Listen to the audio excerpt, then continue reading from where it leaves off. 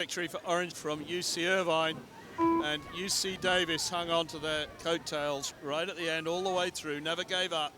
And out on the far side, Vanderbilt still in touch as they crossed the finish line. A ex-varsity program, they were de-varsitied a few years ago.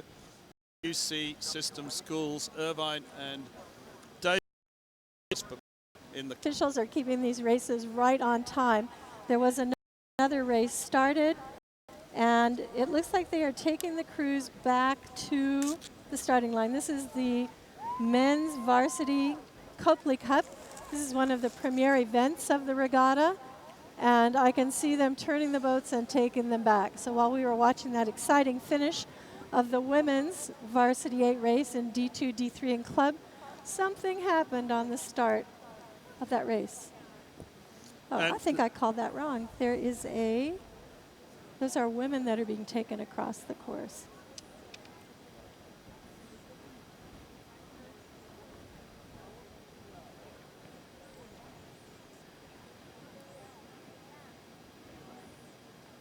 Oh, I see. I'm sorry, looking at the Jumbotron because our monitor isn't working up here in the scissor lift. So what we're doing is we're watching crews coming in after the finish of their race. So well rowed, ladies. Oh, no.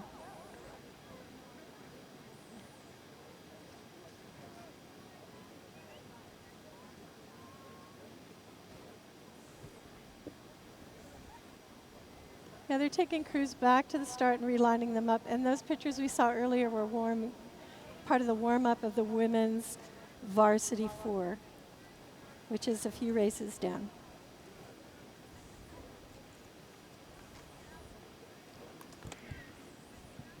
Got it.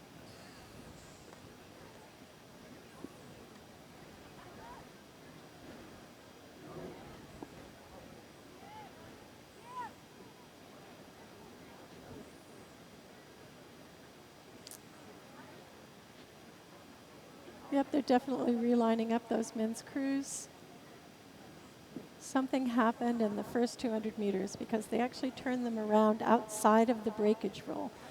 If something happens in the first to your equipment, you have equipment breakage, they'll restart. David C. Copley Foundation.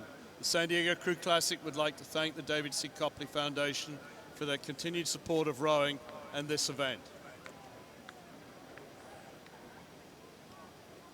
And we'd also like to thank the support of Boathouse Sports. They are a well-known and established vendor of great rowing clothing and other apparel.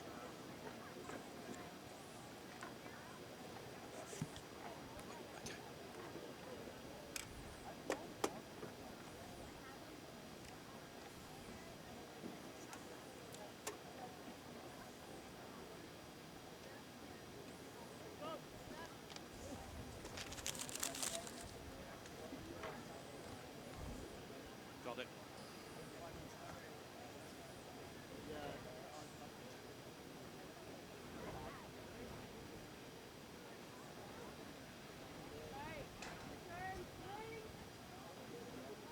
American Specialty Health is a longtime sponsor of the Men's Cal Cup. National Rowing Foundation. Special thanks to the San Diego Crew Classic and all the regatta participants for supporting the National Rowing Foundation's Regatta Grant Program. The National Rowing Foundation exists to support USA rowers. So Sporty is a proud sponsor of the Crew Classic Brunch on the Bay and wishes to thank all the volunteers who make this event possible. So Sporty has been making rowing apparel since 1987. We are committed to quality products at affordable prices. Please come by our tent. We want your feedback. Row 2K, thank you for joining the Crew Classic team.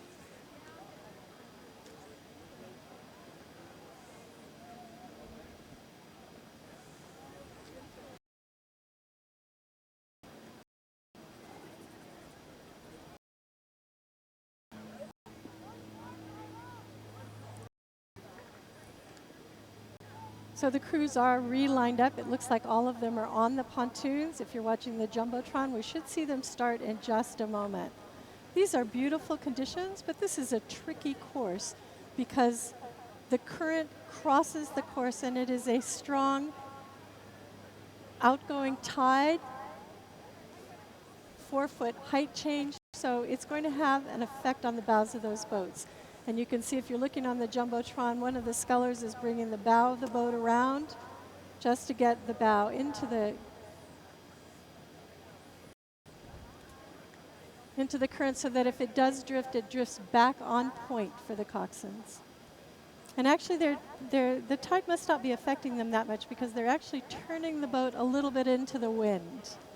If you look at the flags lying the course, it's an offshore wind but pushing onto the area where the spectators are, so it's coming across from lane 8 into lane 1 and pushing the boats over towards the spectator area.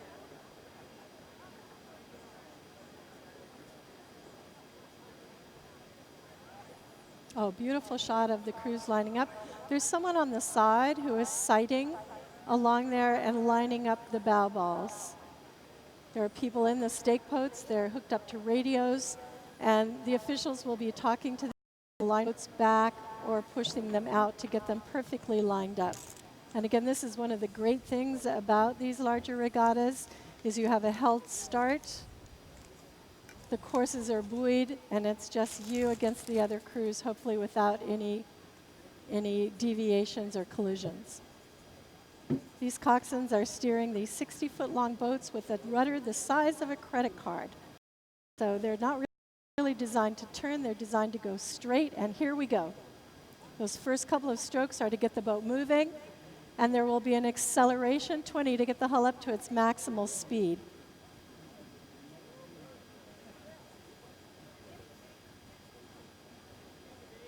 And all crews are away cleanly. Looks like lane 1 and lane 4 got a very good start. And as I said, these crews are going to be accelerating. We got 42.5 with the crew out in the lead. That's an unsustainable rating down the course, so they will shift it down to the mid or high 30s, depending on their race strategy, their rigging, and their training.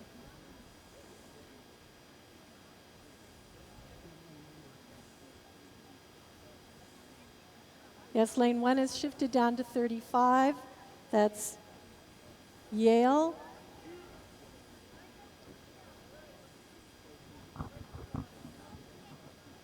Moving very quickly into the 500-meter mark.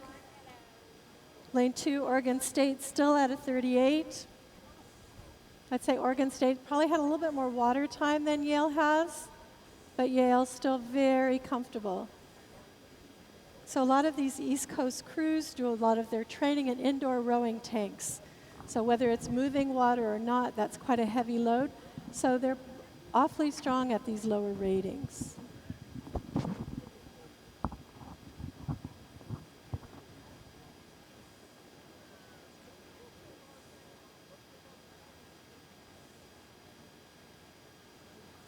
So checking the rating of Yale, they're at 36.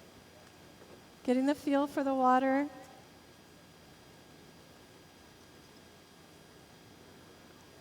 Yale have had one competitive hit-out so far this year in which they beat their Ivy League counterparts, Columbia and Penn. Not in that order. It was Yale first, Penn second, and Columbia third. As they come down towards the 100-meter mark, it's Yale in lane 1 who have picked up a lead of over a length over Oregon State in lane 2. Oregon State appear to have a lead of about a length over Drexel in lane 3, with Brock from Canada overlapping with Drexel in lane 4.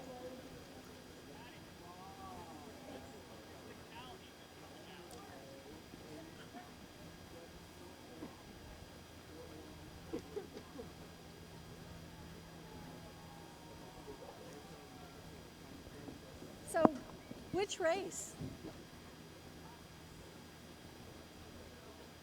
Okay, all right. So apparently they have decided to run race number 11 before race number 10. So cancel that call that we've made on this race completely. In lane 1, we have Cal. All right, so it is Yale rowing, not with Yale blades. So that each of the clubs has their own blades, and something's happened. And so Yale is in this race. They are coming down, but they've apparently borrowed blades because they are not the traditional Yale colors. So we do apologize for that confusion. But yes, so we have Yale in lane 1, putting the pedal down. It looks like they just get stronger and stronger as they go through the race. They've elevated to a 37, so they've just progressively been lifting the ratings with no big dramatic up and down.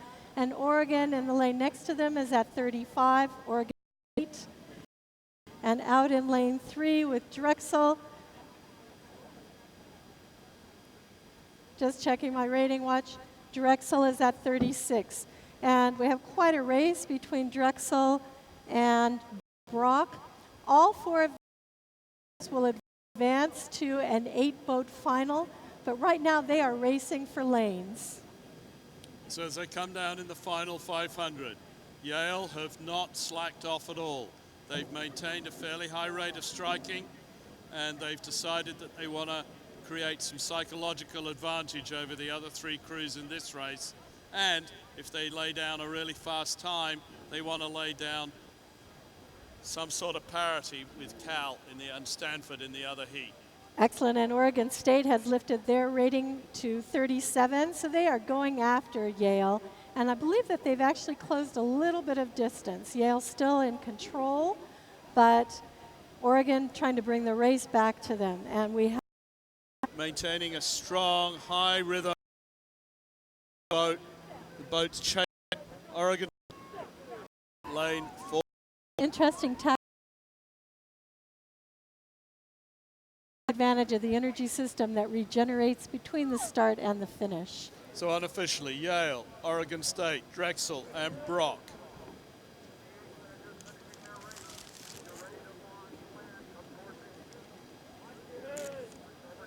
So yes, I'm wondering if something happened to Yale blades.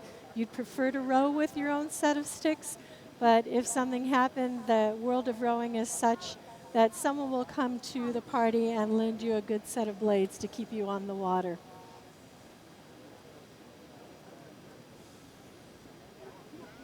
And our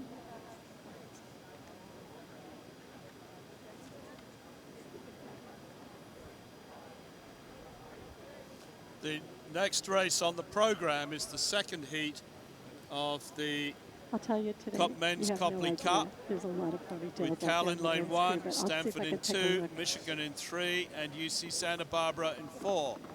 In 3, Michigan, and 4, UC Santa Barbara. These are perennial rivals at the American Collegiate Rowing Association Nationals. That's the Nationals for club programs.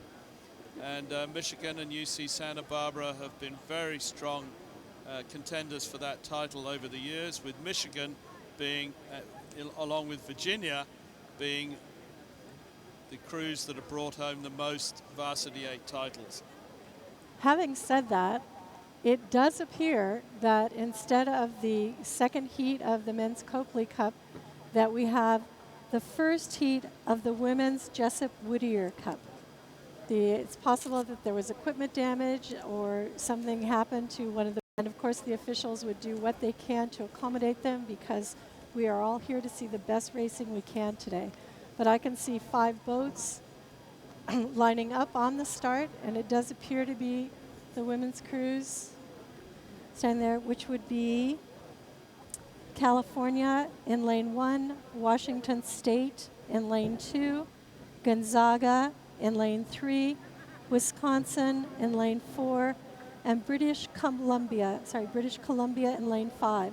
And in this, there is a progression. Lanes 1 and 2, places 1 through 4 will be going to the grand final tomorrow, and places the 5th place finishers will be moving on to the petite final tomorrow.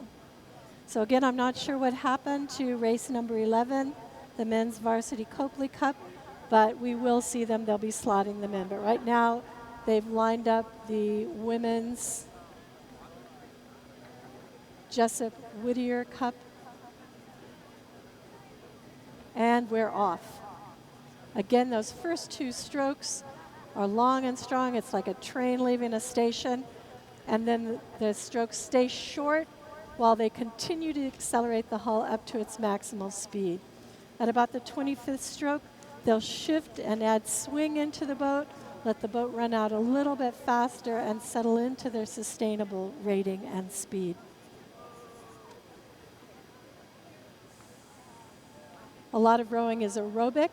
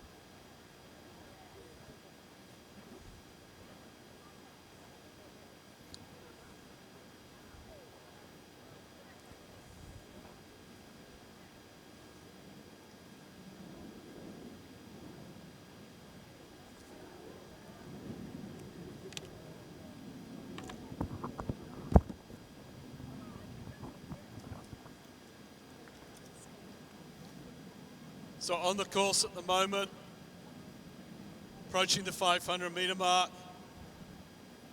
In lane 1, Cal. In lane 2, Washington State. In lane 3, Gonzaga. Lane 4, Wisconsin.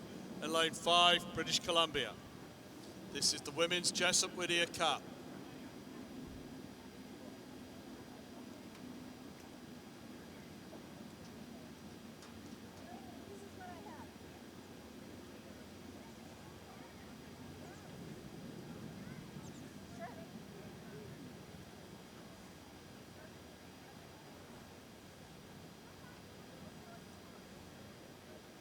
As they approach the 1,000-meter mark, it appears to be very even across the race course.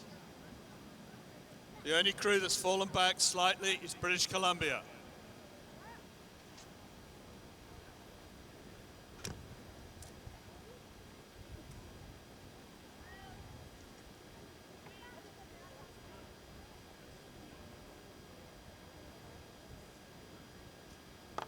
As they approach the 1,000-meter mark, crew in lane 1, Cal, have an advantage over Washington State, with Gonzaga hanging on to Washington State, and the crew in lane 4, Wisconsin, who appears to have a lead, Columbia, in lanes 3 and 5. But it's Cal laying down the marker here. Closely, well, about a length back to Washington State. Washington State being challenged by Wisconsin, and Gonzaga pushing the challenge between the two.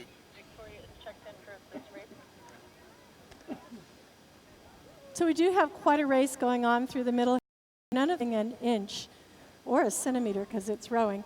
They are keeping their 35 and 37, which speaks to the speed of these crews, that they're able to hold those higher ratings through here. Continuing to try to bring the race back to Cal. And out there on the outside in lane 4, we have Wisconsin putting down the pedal, moving into second place, and then overlapping for that third and fourth qualifying position between Washington State, Gonzaga, and British Columbia.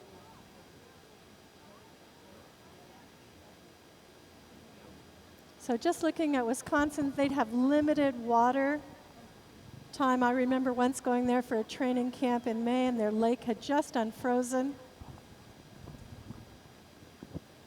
So 33 and a half for Wisconsin, and across the way Cal at 35 and a half. As they come down to the 500 to go, Cal are maintaining that lead, but it's Wisconsin who are really throwing down the challenge out in lane 4. And it's very, very tight for that third and fourth position. And of course, that's the crucial qualifying position for the grand final. So it's between Gonzaga and Washington State for the people who are going to, four go through to the grand final. So it's Gonzaga and Washington State who are have their eyes over to their left and keeping their eyes on the British Columbia crew, who are coming home very strong on the outside. But Wisconsin have really charged hard in the last 750 meters. Wisconsin are at 38, and they look as though they may have just taken it past Cal, who are at 39, over the last 200 meters. It's Wisconsin who just seem to have their bow ball in front, but only by a bow ball, nothing more, as they come down to the finish line, as they come past the set of boys in front of the commentary tower. It is, dead even between Cal and Wisconsin, with Washington State in second and hard pressed by Gonzaga. Gonzaga only half a length down on Washington State, with British Columbia still in touch out in lane 5 as they come down to the line. And I'll tell you, there's quite a race here. Cal pulls out in front, then Wisconsin throws out a challenge and moves out in front, and Cal responds. So the lead has changed 4 times in the last 150 meters here, and it's too close to call. But we still have quite a race here between Gonzaga and Washington State. They're actually rivals out there in eastern Washington, and again, too close to call for that. But those 4 crews will move through, and British Columbia will advance to the petite final. You know, it's good to see Gonzaga. Gonzaga is a small, private university, not the student body to choose from that these larger universities do, but still in there competing. So what a fantastic race. Everyone racing to try to get into those inside lanes in tomorrow's final. Hopefully we'll have fantastic conditions like this for them tomorrow, and the lanes won't matter. It's only when the wind blows, when it comes from the west, and the inside lanes are sheltered, that it becomes problematical. Okay, we have another race on the course, and what I've been told is they're going to run events 12 and 13, and then try to slot in 11. We're still trying to find out what happened to that men's race, but we do have the Women's Jessup Whittier Cup. These are the premier events for the women. Places 1 through 4 will move through to the grand final tomorrow, and 5th place will advance to the petite final. So pretty exciting, 8 lanes across the board tomorrow. And today, the inside lane, Texas Austin, interesting race going on here. California competing in the inside lane here. The Texas coach used to coach at Cal, so there's a little bit of competition there. He's building a new program at Texas, Dave O'Neill, and it looks to me like he has prepared his crew, and they are moving out into the lead of this race. And so far, the race appears to be following the seeding, which is lane 1 is out in front, closely followed by lane 2, which is USC. We have UCLA in lane 3, San Diego, University of San Diego in lane 4, winners of the West Coast Conference last year, and University of Victoria out in lane 5. So settling into the body of the race, and again, pretty close to call. I think that USC is still in touch with Cal, and closely on the heels of USC is UCLA, and of course we know they have an infamous rivalry.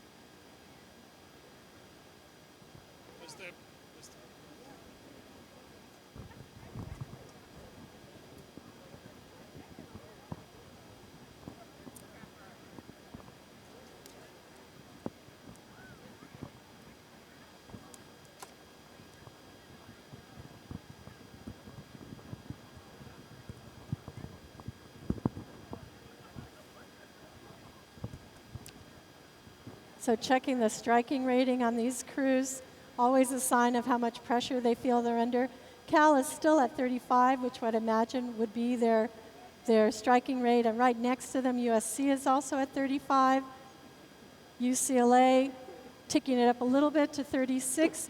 And on the outside, we're getting a move here from University of San Diego in front of their home crowd and desperate to move beyond just being West Coast Conference winners. They want a place in the top final of the NCAAs, and they have lifted their rating to 36. So quite a race here, and they're certainly throwing a challenge out to UCLA. So as they come down into the last 750 meters.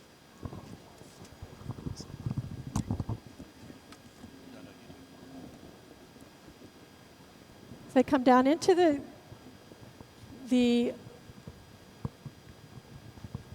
they've gone through the 1,000-meter mark. They have about 750 meters to go. They're just going past that black flag. We have USC has eased up on Cal, and I think if they haven't eased out in front, they're darn close to it. And Cal has responded by lifting their rating. Very clean blade work. Those white blades, easy to keep an eye on as they come through. A little tougher with USC's gold and red, but still both crews digging in because this is where the money is. So USC interesting, dropping their rating just a little bit, going for long and strong. While Cal keeps their rating at 35, 36.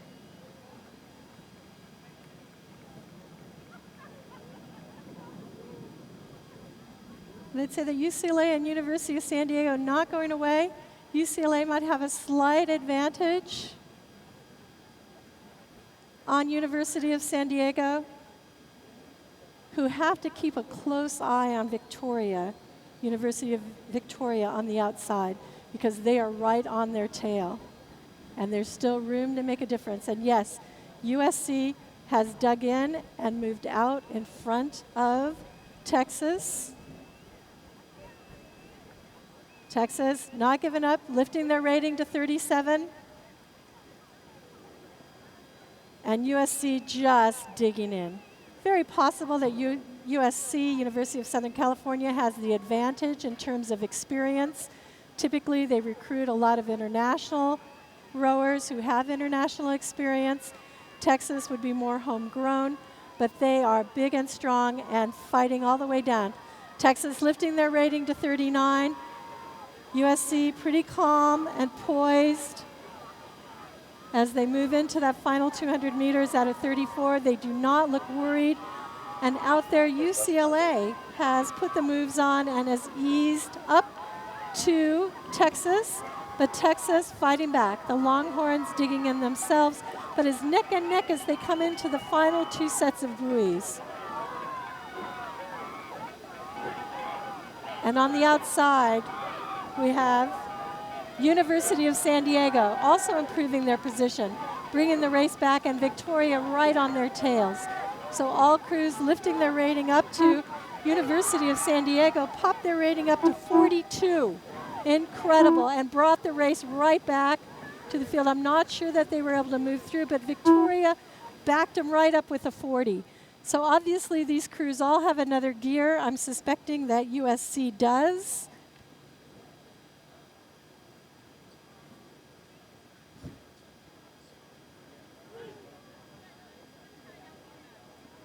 All right, we have another race on the course. That's pretty darn exciting. You can go to here now to get the results. And we have a second race on the course.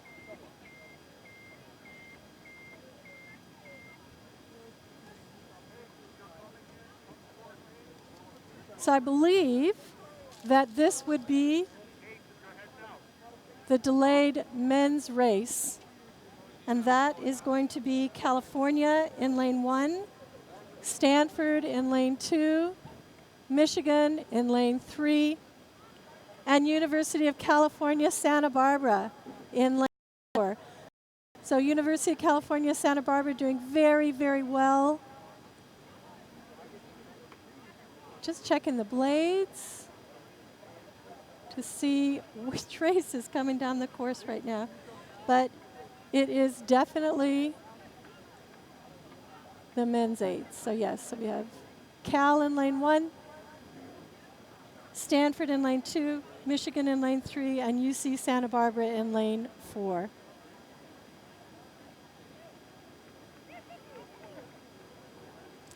Cal's moved into a dominating position. They have open water on the rest of the cruise.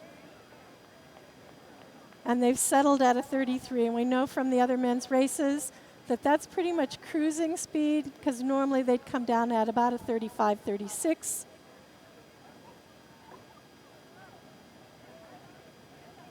And we have Stanford easing out in front of Michigan, rating 34.5. Michigan right on their tail.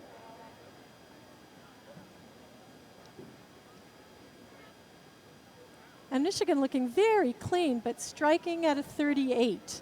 So they definitely want to take the race back to these leaders.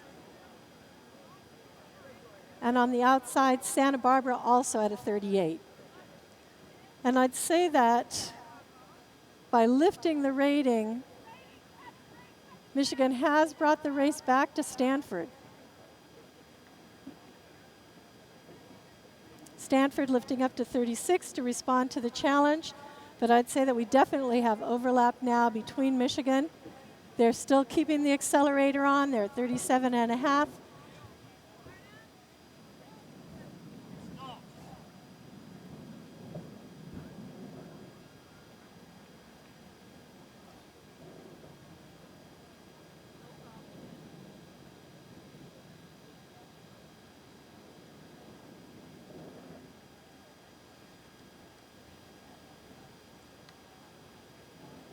It could be.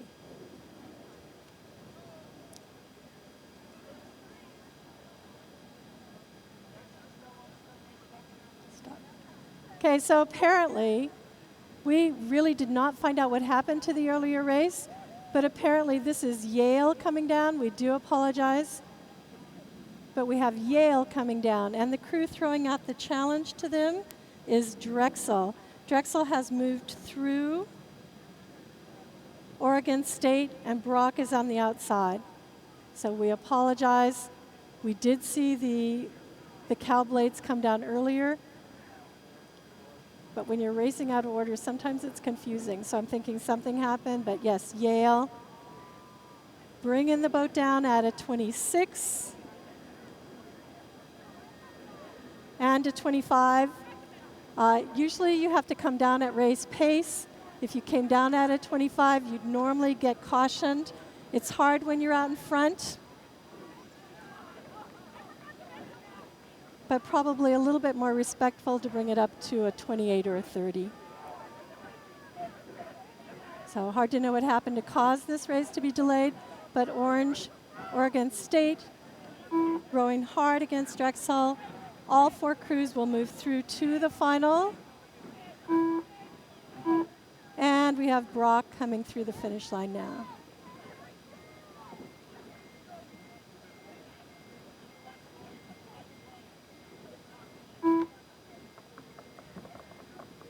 Excellent. So that was race number 10, which was supposed to go off at 8:24. Something happened to it, and it went off just then. We apologize for miscalling it for the first half of the race. But again, hard to tell when everyone's rowing with white blades.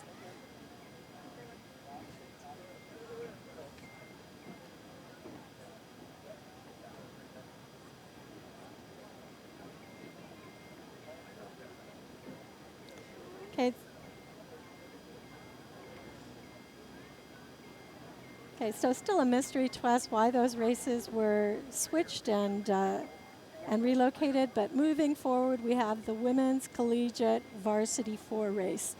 It's on the course. It's coming up to the 500-meter mark. This is the only 4s race in the Crew Classic. Crew Classic has traditionally been an all-8s regatta. They have added that race as a nod to the NCAA. You are ranked as a team, and for the women, that is a first 8, a second 8, and a varsity 4. So the regatta did not count in NCAA rankings because it didn't include an entire team performance. So by adding the 4, this regatta now becomes a key event in NCAA ranking and the national rankings. So we have top teams here with their entire squad of their first 8, their second 8, and their varsity 4. So this race right here in lane 1 is California. We hope, because that's what the program says, University of San Diego in lane 2, Gonzaga in lane 3, Loyola Marymount in lane 4, and lane 5, UC San Diego. So we are relying on the Jumbotron as we don't have a monitor in our tent and looking through the mic through our binoculars.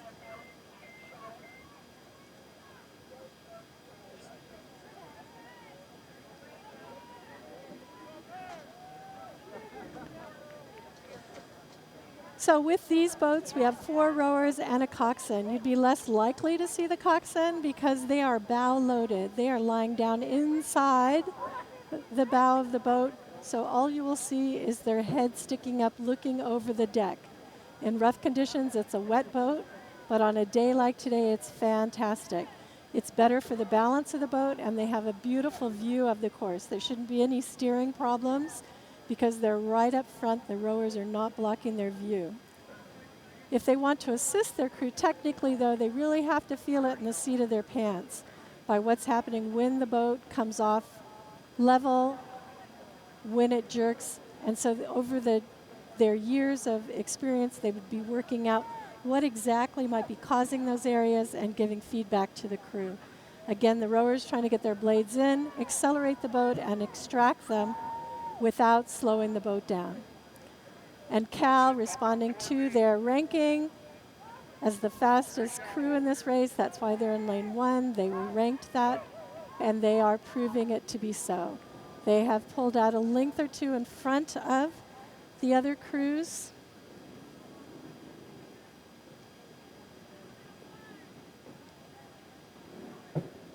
And rating a 31. So lane 2, which is University of San Diego, a local favorite, is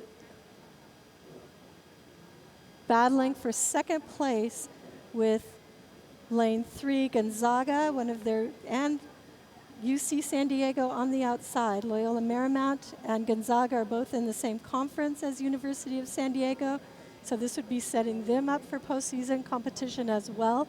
But it looks to me like Cal has a commanding lead. University of San Diego has pulled out to open water in front of Loyola Marymount and Gonzaga.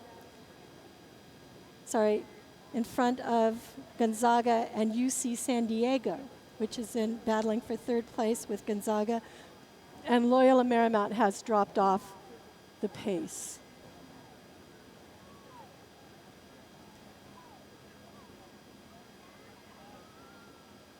So an excellent showing here from Division II, UC San Diego. The rest of the crews are Division I programs. Cal still holding their rating at 31. University of San Diego making sure they keep their lead on top of their West Coast Conference, and they are ranking at a 37. The load on these 4s is much heavier than the 8. You have 4 rowers instead of 8 rowers, and the rowers carry the weight of the coxswain. They divide it up among 4 people rather than 8. So it is a really strong boat to be in. Cal still rating 31. University of San Diego 33.5. Clear commanding lead over Gonzaga. But Gonzaga having to keep the pedal down because UC San Diego is on the outside pushing hard. 36 for Gonzaga. UC San Diego at 34. And we have Loyola Marymount in 5th place. So Cal coming through. Commanding lead. 4 or 5 lengths, and University of San Diego continuing to push out their lead over Gonzaga. Gonzaga's lengthening it out. We have a parade now with Cal moving through the finish line, followed by University of San Diego, followed by Gonzaga, followed by UC San Diego, and Loyola Marymount bringing it back. Loyola Marymount had a dramatic change in coaching staff earlier this winter and are probably in the stages of still rebuilding. But good to know that we've got a full team here from all crews. You must row a first 8, a second 8 in order to race the 4.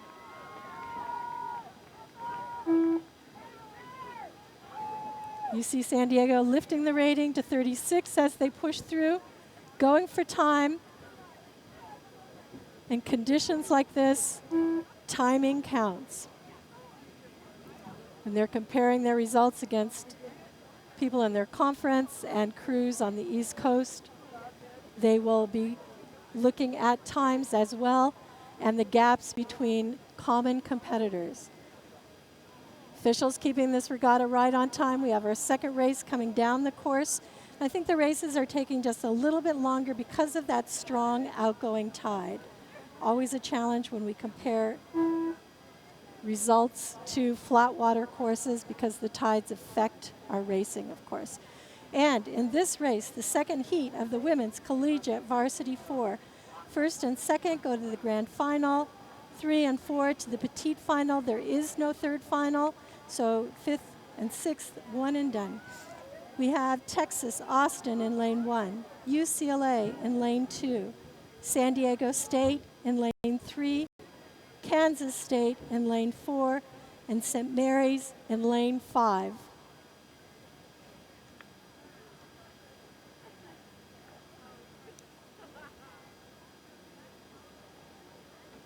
So coming through again, Texas building their program under a new coaching staff.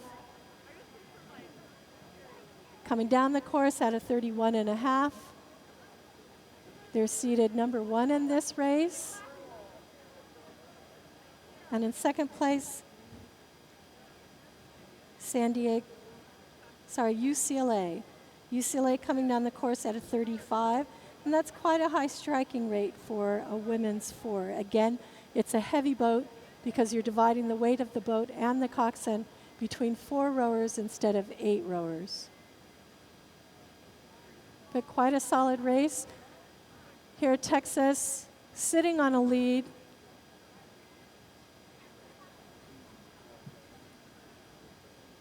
And in second place, UCLA putting the pressure on them, and San Diego State overlapping.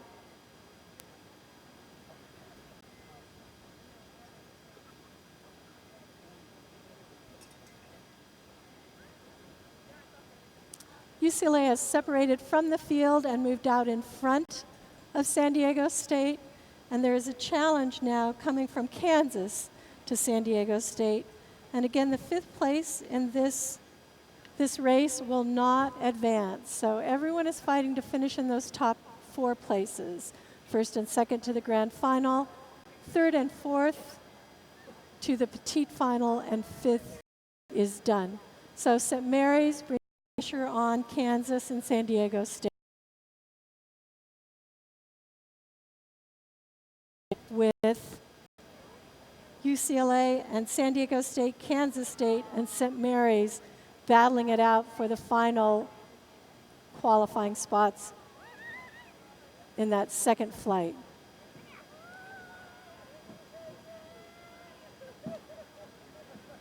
Ooh, Texas just took a little bit of a deviation. As you come into that area where the bridges are by that black flag, about 500 meters to go, the water changes a lot. So if you're not prepared for it, it can take your boat off on a little zigzag. So you will see some of the visiting crews get caught on that. They took a little bit of a jump to get their boat back on track. And they're now settled back down to their 33. But UCLA, again, chasing them down, holding their rating at a 32. And we have San Diego State, Kansas State, and St. Mary's fighting it out for that 3rd and 4th qualifying position.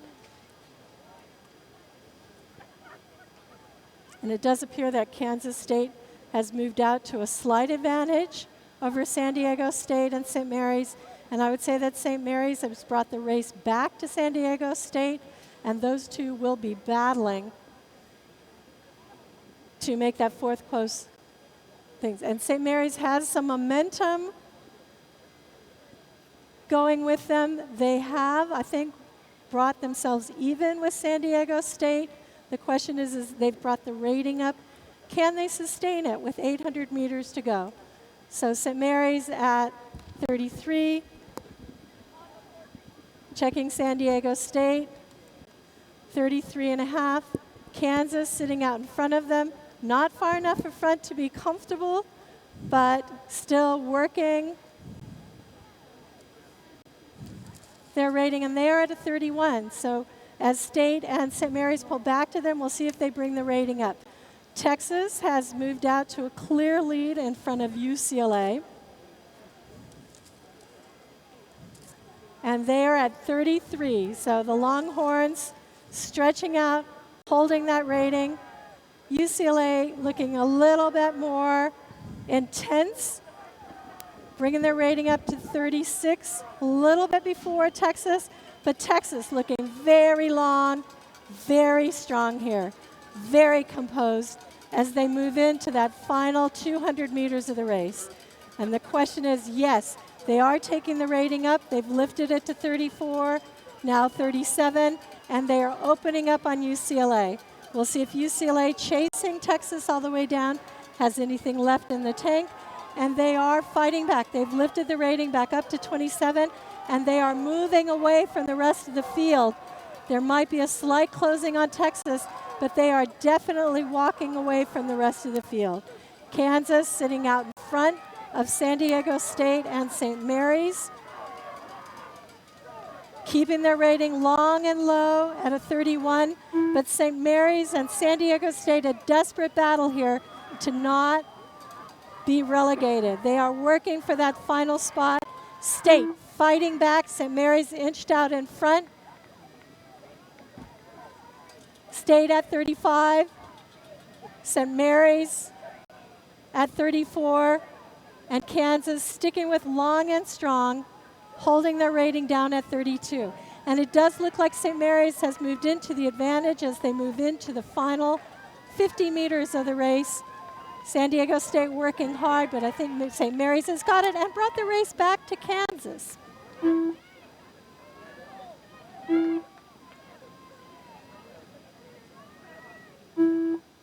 And we have another race on the course, well rowed, all four crews there. Our next race is the third heat of the Women's Collegiate Varsity 4. And again, this is all part. The only reason why there is a fours race and a traditionally a regatta that promotes 8-oared rowing is because of the importance of this regatta to NCAA rankings. And they must compete with a full team. So in lane 1, we have USC. In lane 2, Washington State. In lane 3, Tennessee.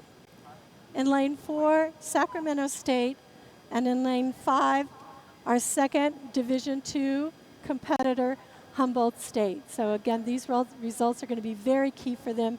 In Division II, it's how your first 8 and your varsity 4 compete for team rankings. So the results between UC San Diego and Humboldt State will carry across these races and be quite critical. So we will be racing the entire way down the course for that crew.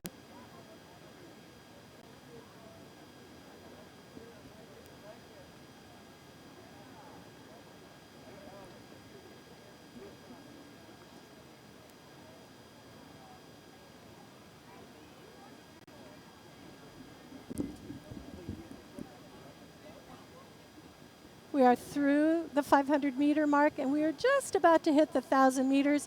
And just after that is when it all gets a little bit dicey with the conditions coming through the bridge and the water movement. So we have 2 bridges on the course. One of them is just after the start, and there's a lot of stream that comes through there when the tide is going in and the tide is going out. And in the third 500, the critical 500 in the race, we have the short bridge just looking down the race course and to our left as the shore recedes round to the right, I should say. And there can be some stream that comes in and out through there as well, but also in the afternoons a very tricky wind coming through that gap. As we come down into the middle of the third 500, we have Southern California in 1, who seem to have established a good lead over the crews in 2 and 3, Washington State and Tennessee.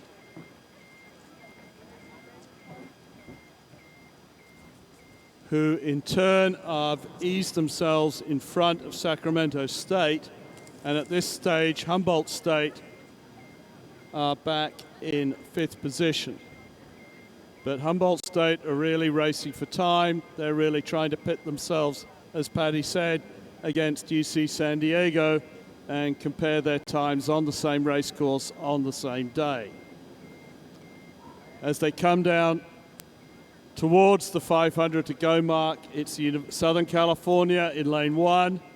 They have got themselves in front. They're sitting in front in a heat at a regatta.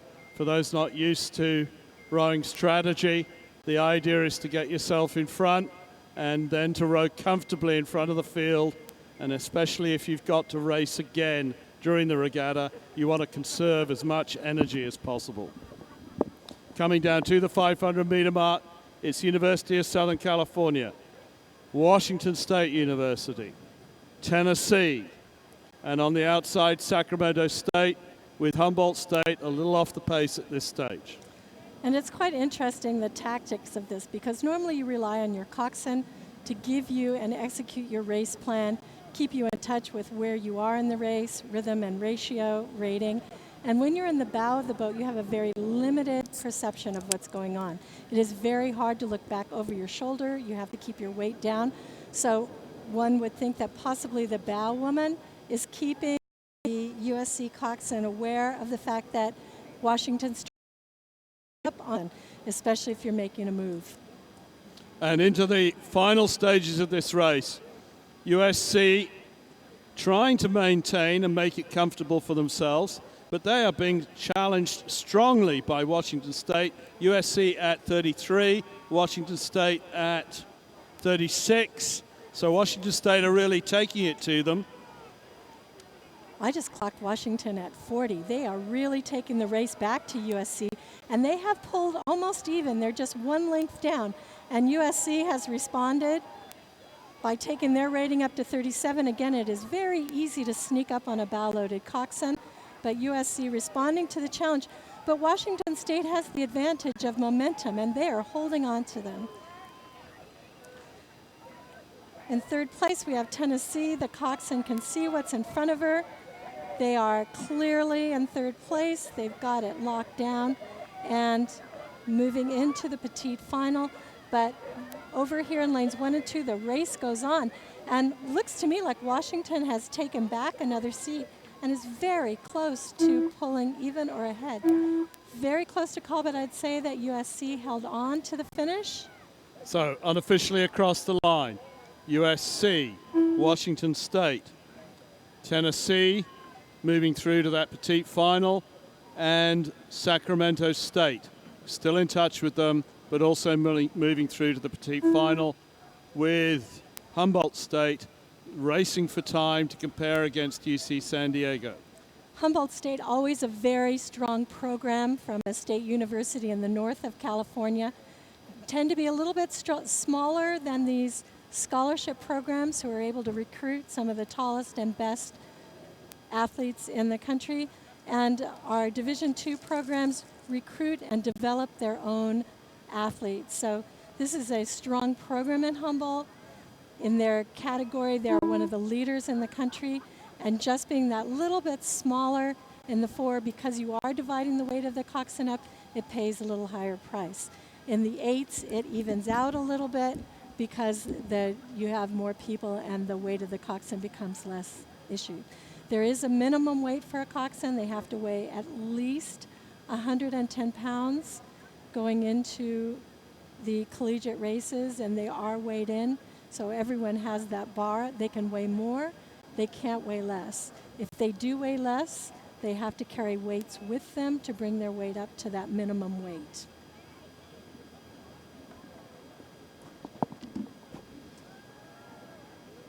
And it is just action, action, action. We have another race coming down the course right now. And that is the Men's Collegiate Second Varsity program, Heat A. So earlier we had the Men's Copley Cup and the Cal Cup. In this race, they are all mixed up.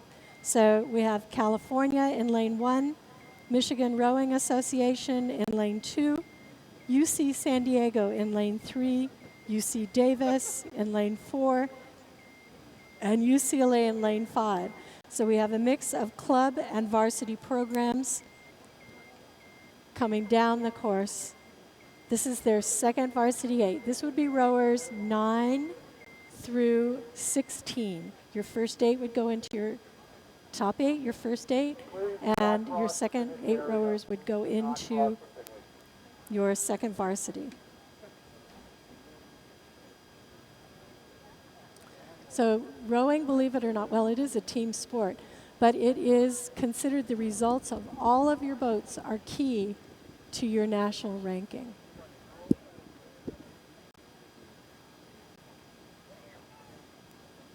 And we have Cal moving out to a lead. On the basis of previous results at previous regattas, sometimes the Cal second varsity has been on a par with their varsity and have left their opposition way behind them in this event. And it appears that we're seeing something similar happening in this race. What we're seeing is Cal in lane 1. They're maintaining a very steady rate of striking. They're in the third 500, but they're clearly trying at this point to put the race away without having to race the fourth 500. So it's Cal in lane 1, and Michigan and UC San Diego, they are very much racing it out for second place. At this stage, Michigan, again, a club program, not a varsity program, very, very strong, who have the advantage over UC San Diego, with UC Davis trailing at this point, and UCLA still in touch with UC San Diego out in lane 5. So as we come down towards the 750 meters to go, very strong performance from Cal second varsity. And the progression for this race is first and second place do move through to tomorrow's grand final. And fifth place and higher, fifth and sixth place would be excused. So at this point, the people in those qualifying positions, Cal and Michigan, look like they have, as they come to the 500, those places. But Michigan would have to be feeling a little nervous at this point, because on their outside, UC San Diego is coming on strong in the final stages of this race. So Cal controlling it at the front, Michigan in second, UC San Diego throwing down the challenge, UCLA not giving up yet, with UC Davis trailing. So UC San Diego did put a push on, and Michigan responded by lifting their rating to 37 to hold on to their spot. UC San Diego continuing to push them also at a 37. They had some momentum that brought them closer, but Michigan responded and I think is now holding them in place, but cannot rest on their laurels. They're having to keep that rating, keep pushing the boat, and meanwhile UC San Diego is inching back at them. You know, whether they'll run out of time, but they are certainly putting the blades in, pushing it through, and working it back inch by inch. Cal keeping the rating nice and low at a 30. Be interesting to compare the times of this Cal boat to the times in the Copley Cup races, which you can check out online. Coming down to the line, Cal are going to be commanding winners of this race. Michigan have met the challenge of UC San Diego. and have just started to inch away again. UC San Diego kept their challenge going. It's not as if it's faltered. They've kept it going. And out on the far side, UCLA maintaining a strong rhythm right the way through the end, with UC Davis in the 5th position at the moment. So unofficially, as they cross the line, it's Cal, it's Michigan, a club program, UC San Diego, Division II, maybe soon to be Division I, UC Davis is a club program, and UCLA is a club program. So we're, to a certain extent, comparing apples and oranges here in this race, but a very commanding performance from the Cal second varsity. Good, and as I mentioned, coming down the course, Cal had a commanding lead, and they held their rating at a 30, which is quite a respectable rating if you don't really need to make your point anymore. They continued to move out at a 30, and you know, when you have that kind of lead, you don't need to lift it up to a 38 or a 40, but rowing at a 30 certainly showed their respect for their competitors as they came down the course.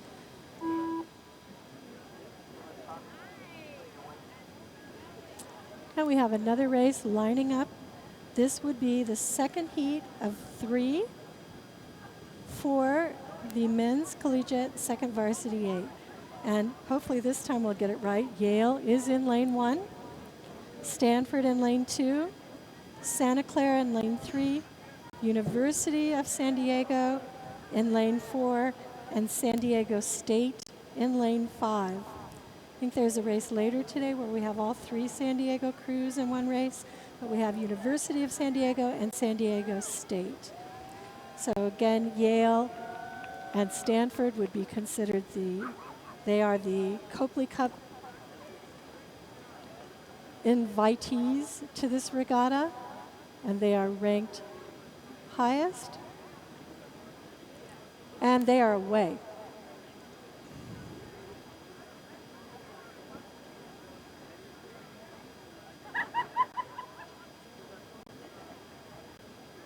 San Diego State rating 37.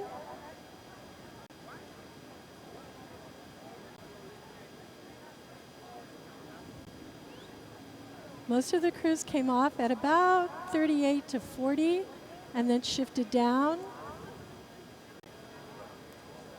to 37, 38, and we'll see if they hold that through the 500. As they close in on the 500, there's an anaerobic shift there where they go from anaerobic power to aerobic power. So it becomes how much oxygen can you take in, how much can you use, and that happens just about the 500, which is why there's a little lengthening there. Still working just as hard through the water, but giving the boat time to accelerate between strokes. It reaches its highest speed during the recovery. As the bodies move forward, it kicks the boat out behind you, so it gives you a little bit more speed, and you want to ride that boat up and pick it up and accelerate it again before the hull speed decays.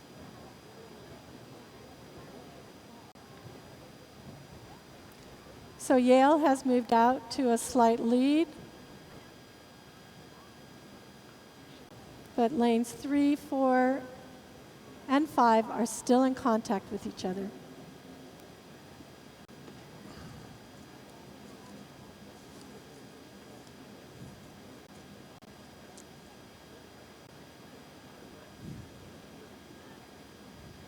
So as they've come through the 500, a lot of the crews have settled down to about a 33.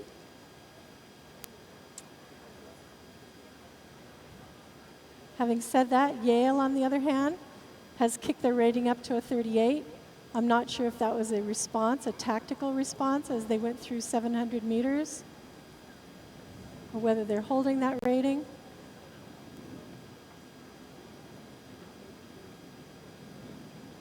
But the other crews have responded. Most of them are around 36 right now, 35.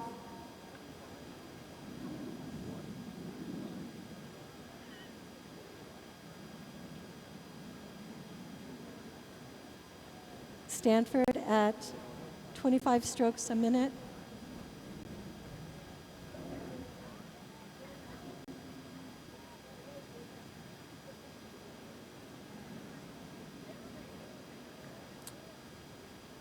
So Yale clearly in front. Stanford has the advantage over lane 3, Santa Clara, followed by University of San Diego and San Diego State. Not quite a parade, but the field is spreading out. Yale keeping the power on at 36. Not sure why their first varsity came down at a 25, but Yale racing all the way down, establishing their dominance over Stanford.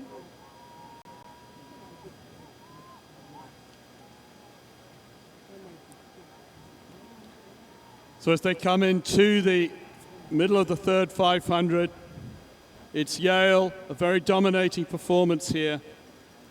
Stanford are being pressed from behind by Santa Clara, who are in turn being pressed by San Diego and then San Diego State. They are in echelon across the course at the moment from lane 1 through lane 5. Yale maintaining a very solid rate of striking. They clearly have this race in the bag. And Paddy in a moment will tell you what rating they've decided they need to finish this race out at. But we have the first two going through, sorry, the first two go through to the grand final. 3 and 4 move to the petite final. And Yale, now having established enough open water that they feel comfortable, have dropped their rating down to a 30. And this is beautiful rowing, ladies and gentlemen. If you look, their blades are all squaring up, going from the flat to the vertical, and dropping in the water at the same time, same height. The rowers themselves are moving in synchronization, and it is lovely as the boats go through. They're getting quite a bit of spacing between the first set of puddles and where the blades go in at the next, and we call that run, the difference between where the blades go in and where the puddles are. And they are pushing their puddles past the stern at this lower rating. And chasing them down is Stanford men. And at the higher rating, you do not get quite as much run anyway because the blades are moving faster, but we are just finishing inside the puddles. So as Charlie mentioned early, that is chaining. We want to try to push those boats past. Coming up behind them, behind the Stanford crew, then is Santa Clara, doing very well for a small college against these larger universities. You don't have the same pool of student athletes, and Yale crossing the line, closely followed by Stanford. Those two will move into the grand final. And we have Santa Clara with a fine showing here for a small school, racing against the larger colleges, finishing in front of University of San Diego, another small university, but both varsity programs in the West Coast Conference. And San Diego State. San Diego State's been involved in this regatta since its very beginning. They have competed in every crew classic since the 70s. And they are finishing off with a 37. Next race on the race course is on the start line. It is race number 19, the men's second varsity heat C. In lane 1 is Oregon State. In lane 2, Drexel. In lane 3, UC Santa Barbara. And in lane 4, Purdue. First and second will go to the grand final, and the third and fourth place crews will go to the petite final. Purdue and UC Santa Barbara are club programs. Oregon State is a varsity program, and Drexel, and someone will correct me if I'm wrong, is also a varsity program on the men's side from Philadelphia. They're on the start line waiting for starters' orders. Looks nice and calm down on the start line. Certainly no wind affecting the start, but what we will see at that point is a stream going across the race course from right to left as they line up. That's because the tide is going out at the moment and therefore streaming through the long bridge. They've gone out off the start. They're away cleanly.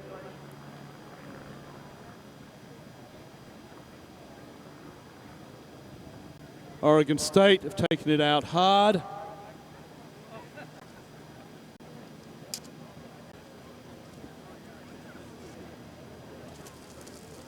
So again, even with the tide and the slight quartering tail, the wind is shifting to more of a tailwind instead of a crosswind. We have fantastic conditions today. The conditions are pretty much fair across the course. And we have Oregon State in lane 1, Drexel in lane 2, UC Santa Barbara in lane 3, and Purdue in lane 4. And as they approach the 500-meter mark, difficult to tell just by looking at the Jumbotron, but it looks as if there's not a lot of distance between these 4 crews. Nobody has broken contact with anybody. They are all in touch with each other. And as they come down to the 500-meter mark, it looks as though Oregon State might have a slight lead over Drexel, but not by much. And UC Santa Barbara and Purdue, who have their own little race going on in here for bragging rights in terms of ACRA rankings leading up to the ACRA Championship. Out in 3 and 4, a mini race within a race between those 2 club programs. But you could throw a blanket over these 4 boats at the moment and it would cover them all. Nobody's broken contact with anybody. Oregon State have a slight lead. Drexel are hanging on to them. Oregon State is a program which is always very competitive, but always its ambition is to break into the top 3 on the west coast of Washington, Cal, and Stanford. Stanford obviously are their most immediate goal to consistently beat them. So most of the crews are rating between 34 and 35. On the outside, Purdue has dropped their rating a little bit to a 33. Again, the conditions are a little bit heavy because of that outgoing tide, but they're helped a little bit by the wind, and they've picked their rating back up to 35. But I'm afraid that when the rating dropped a little bit, the crew next to them, Santa Barbara, took advantage of that and got a little bit on them. And it does look, in fact, like Santa Barbara has moved out a little bit on Drexel. That's correct. As they come through the 1,000-meter mark, Oregon State by 3/4 of a length. And then Drexel have actually clawed it back. Santa Barbara did move on them, but Drexel actually moved through the 1,000-meter mark ahead of UC Santa Barbara. And Purdue are staying in touch out on the outside.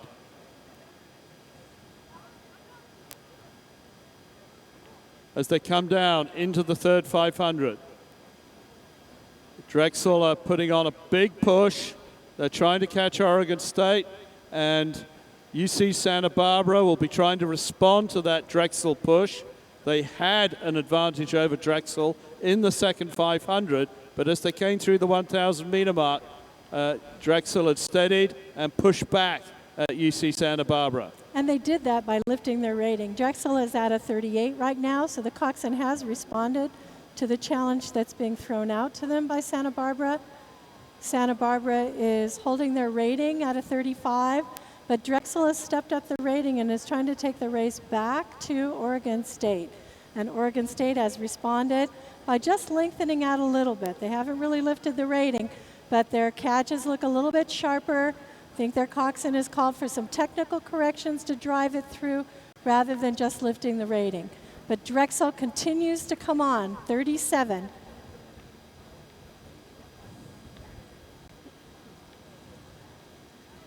And Santa Barbara trying to lift the rating, but I think lengthening a little bit too much. Their blades are moving away from the water, and that just wastes time getting that rating up.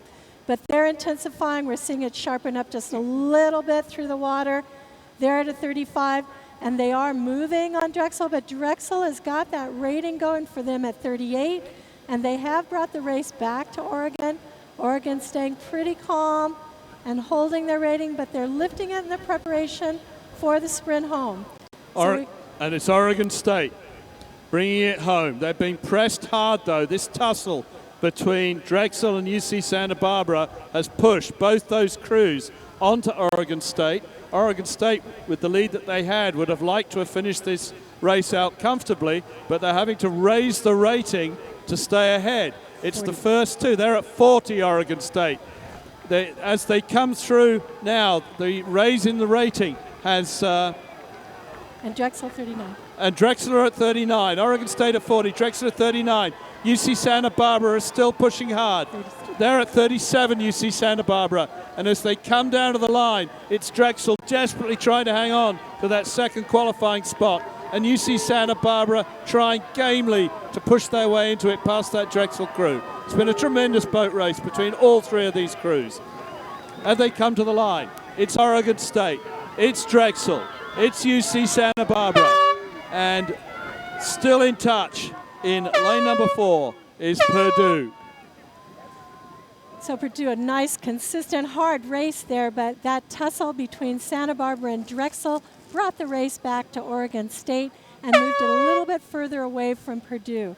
But outstanding race. So the first two crews will move into the grand final tomorrow, and it appeared to me that Santa Barbara and Purdue will face each other again tomorrow. The officials raised their right flag. That means that the race is official. There are no protests, and we will move on to our next race, which is the first heat of the women's collegiate second varsity. In lane 1, Cal. In lane 2, Wisconsin. In lane 3, San Diego. In lane 4, San Diego State. In lane 5, Sacramento State. In lane 6, Portland. And in lane 7, UC San Diego. And this is a brutal race because out of these 8 crews, 6 or 7 of them would have a legitimate opportunity to be considered for the NCAAs. So how they finish in this race, whether it's their conference, West Coast Conference, whether it's the Pac-12, whatever conference they're in, the results of this race count. Tomorrow's race counts across the board. So we have several conferences represented and 2 divisions. So it will be, everyone has to lay everything down on the table as they come down this course. And it's that brutal that the first and second will go to the grand final because we have 3 heats of this race, combining the Cal Cup and the Jessup Whittier Cup. 3rd and 4th place will go to the petite final, 5 and 6 to the 3rd final, and the 7th place crew will be excluded. They will not advance. And they have started. Everybody's got away cleanly. These crews are going through their first few strokes to get that dead weight of the boat up to race pace. They're going to go for an acceleration, and then on about the 20th to the 25th stroke, they're going to want to do a shift down to a pace that's sustainable over the rest of the race course. They're laying the base at that point, a base race pace, which they can then use to make moves from, to do accelerations from, to race a tactical race. Good, and when we talk about shift, there is no shift in power. In rowing, there is no shift in power. What it is, it's a lengthening. It's allowing more time on the recovery for the boat to accelerate and a longer stroke from the catch to the release and more prying. The legs are the prime movers of the rowing shell. It starts the boat when it's heaviest at the catch and slowest at the catch, and then the hips and back contract to accelerate the handle over the hips, and then the arms and back finish it out. So it is a total body sport. And if you hang around for the Masters races this afternoon, you will see how it keeps them young because it is a power endurance sport. Good for the heart, good for the bones, good for the muscles.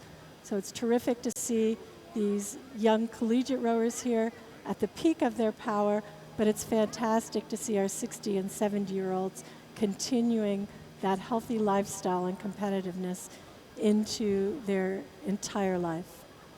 And as they come down past the 500-meter mark,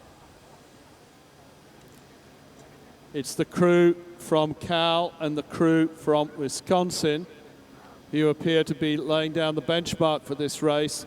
They're closely being tracked by San Diego. And then on the outside, San Diego State, Sacramento State, Portland, and UC San Diego seem to be in what is becoming a mini race of their own. So the top three, that is lanes 1 through 3, Cal, Wisconsin, and San Diego, who seem to have broken away slightly from the other crews in the race. But that being said, San Diego State are still in touch with their crosstown rivals from San Diego. And Sacramento State is putting on a push as well. Portland is in the same conference as University of San Diego, and UC San Diego, planning a move up into Division I, is in there and in touch with their Division I rivals. But Sacramento State right now appears to have a slight lead on San Diego State and is putting some pressure on University of San Diego. University of San Diego working to stay in contact with Wisconsin. That would be quite a coup for them when they go to the NCAA bargaining table, if they can stay in touch with some of the top crews in the country. And as they come through the 1,000 meter mark, it is overlapping each crew with the other. Cal, Wisconsin, and San Diego in that order. It's about a length further back to San Diego State, with Sacramento State, Portland, and UC San Diego mostly in echelon across the course, except that UC San Diego and Portland are having a rare tussle out there in lane 6 and 7. You know, and Cal looking like they've got something to prove. They're coming down the course at a 38. Wisconsin is at a 34, and a 38 through the body of the race is pretty darn impressive. And then we have University of San Diego back there in touch with Wisconsin and putting the moves on them. They're stretching out at a 33, but working hard to hold on to them, rowing their race within themselves, lifting to a 34, and just checking on Cal to see if that was a move. Yes, they've stretched back out to a 34, so it could be that as they came through the 1,000 meters, they just put on a sprint to try to break the hearts of their competitors, and they certainly have broken away from Wisconsin. And as they come down towards the 500 to go mark, one of the features of this race course is that as the tide goes out, it seems like crews in the final 500 really sort of struggle to make any major moves on each other. I think that's partly due to the fact that the race course is becoming shallower, and obviously shallower water produces more of a resistance from a bow wave bouncing back off the bottom of the body of water. But as we come through now towards the 250 meters to go mark, Cal have steadied. Cal have this race under control. In second place, Wisconsin realize that they've got second place locked up as long as they don't panic. They have steadied out. They don't seem to be racing Cal for that first position. Right, and I'm going to break in here because we have quite a race developing here between San Diego State and Sacramento. San Diego State has pulled even. They've lifted the rating to 37, and they have edged out in front of Sacramento. But Sacramento is responding. They don't seem to be able to lift their rating to match San Diego State. San Diego State sending their hands up high so the blades are close to the water. Sacramento is working to lift the rating, but not quite as effective. And San Diego State has some momentum now. Sacramento is fighting their way back. And there's also a rare tussle going on out in the outside lanes between Portland and UC San Diego. But as we come down to the line, it's Cal powering away at the end of the race. Wisconsin pick it up right at the end. They want to make sure that they stay away from University of San Diego. University of San Diego have lifted their rating as well. So it'll be Cal and Wisconsin through to the grand final. University of San Diego. And we have an incredible race here between San Diego State and Sacramento State. One of these crews will move into the petite final, the 7th through 12th place, and it all depends depends on which one crosses the line. Sacramento, Miami, they did a bit of a up, and I means University of San Diego is going to advance. It's the loser in that tussle, San Diego State, as they cross the line. Fantastic. So all three San Diego crews, if I can be a little bit local, are going to move through to either the petite final or the third final. And Portland, in the process of building an outstanding program in the West Coast Conference, has finished their race out today. Great race against UC San Diego. And the next race is on the line. It's event number 21 in your program. It's the Women's Collegiate Second Varsity, Heat B. And in lane 1 is Texas. In lane 2 is UCLA. In lane 3, Gonzaga. In lane 4, Kansas State. In lane 5, Miami. In lane 6, St. Mary's. And in lane 7, Humboldt State. And they are away. So again, interestingly, here's strong showings from West Coast Conference and the Division I programs, the Pac-12. Humboldt State, like I said, perennial and very successful competitor at the NCAAs. They've won it a couple of times and certainly medaled and been a top team at the NCAAs, racing up their Division II and competing against all of these Division I programs. So as they come down the course, they are just approaching that 500-meter mark where they shift down into their sustainable ratings. And these are, as I mentioned earlier, brutal races because they count for everyone. And Cal's team,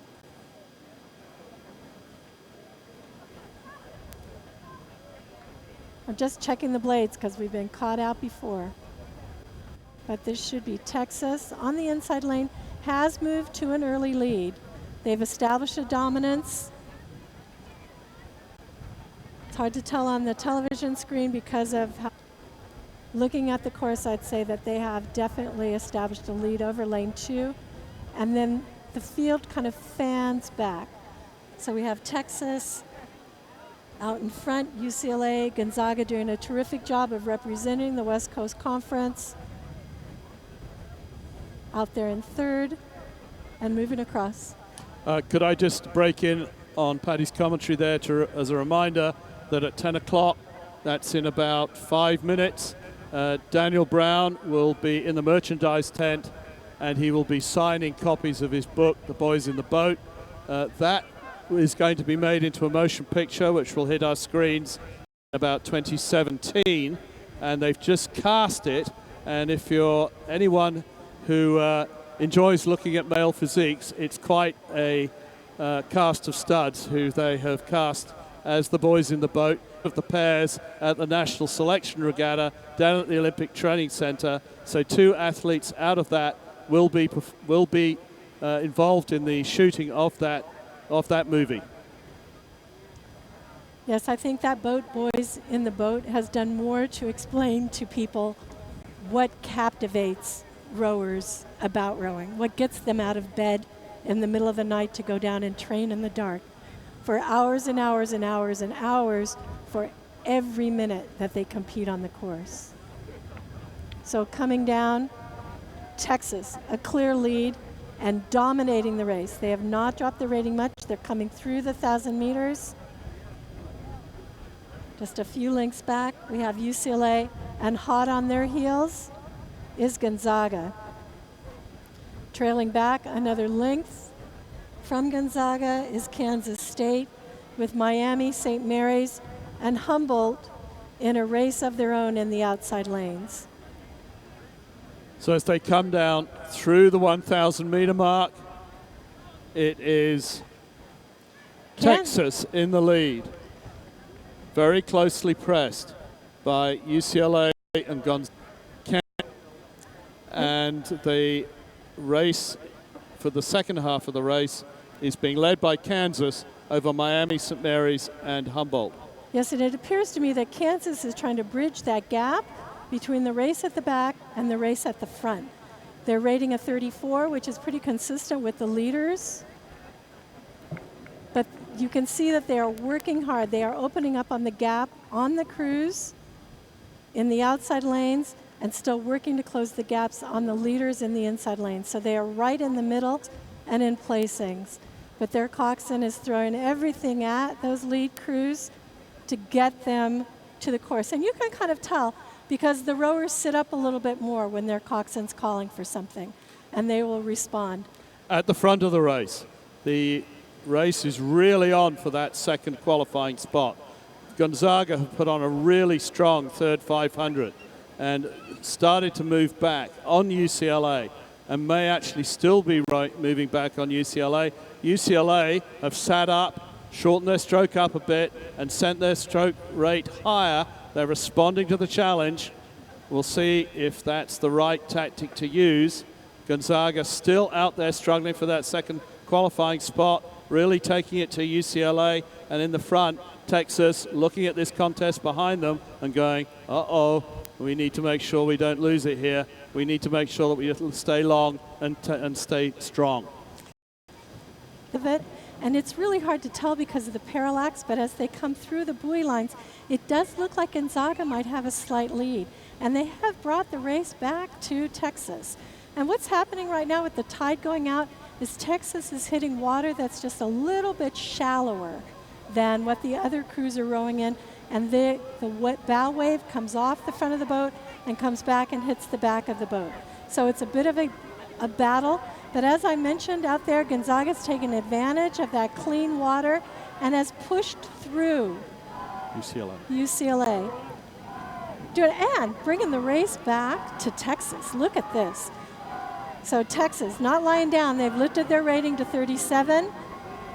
And Gonzaga, I think, has really thrown it out to them. They've pulled back, but unable to lift much beyond a 36 or choosing not to lift it above a 36.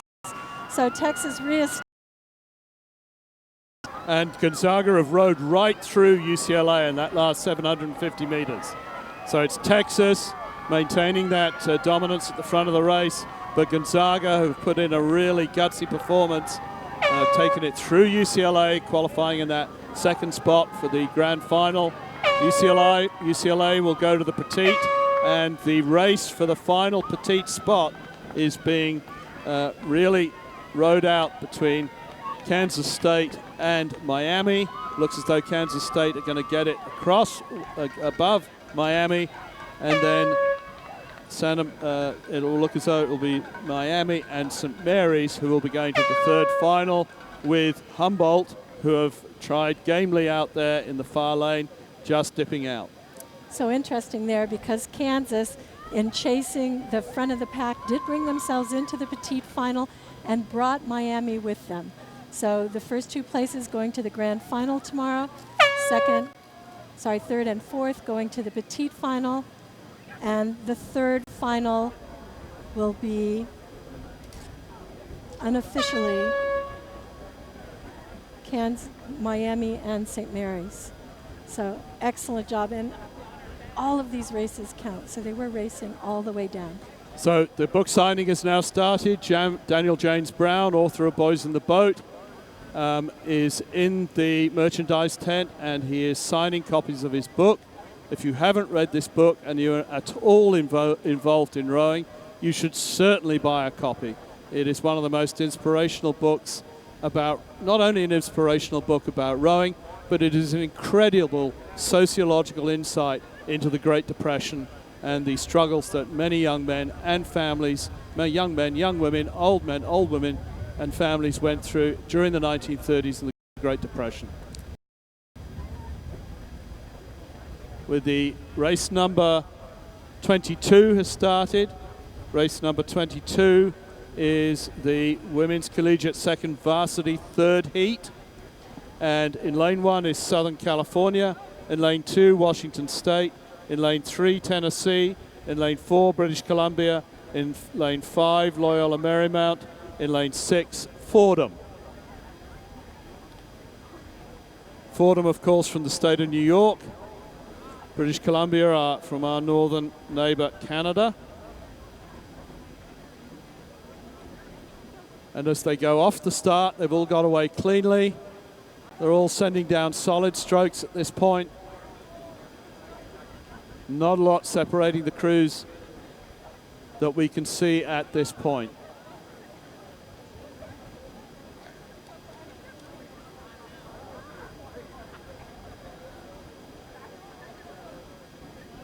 So among the actors who will be starring in Boys in the Boat when the movie hits the big screen, Bradley Cooper, who of course rode at Georgetown, and also Liam Hemsworth, who will be starring in the 7th seat, I understand, and a number of other big-name, big box office actors. It is quite an ensemble, a power ensemble of young male actors who will be starring in that movie.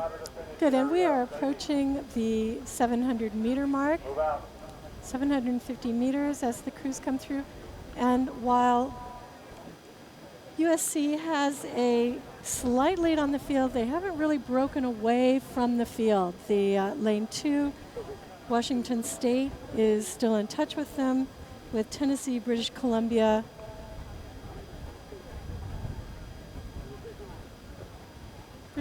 dropping back just a little bit with the outside lanes. But those top 3 lanes still in touch with each other. Lanes 1, 2, and 3, USC, Washington State, Tennessee, breaking away from the rest of the field. And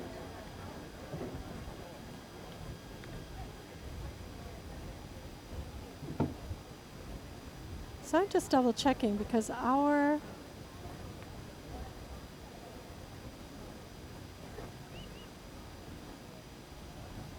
so there should be 7 crews in this race, 6 crews in this race. Got it. Okay, so USC, Washington State, and Tennessee, lanes 1, 2, and 3 pulling out a bit on the outside lanes, British Columbia, Loyola Marymount, and Fordham. Of those 3, British Columbia has the best chance of breaking back into the race at the front.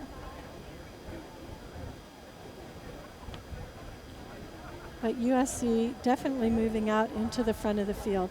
And as they approach their 1,000-meter mark, they've gone through the 1,000-meter mark. They're striking, USC is striking 35 and hot on their heels. We have Washington State at 34.5. So pretty much matching stroke for stroke, trying to get just a little bit more run with each stroke, make the boat travel a little bit further between strokes, taking advantage of the acceleration of coming up together.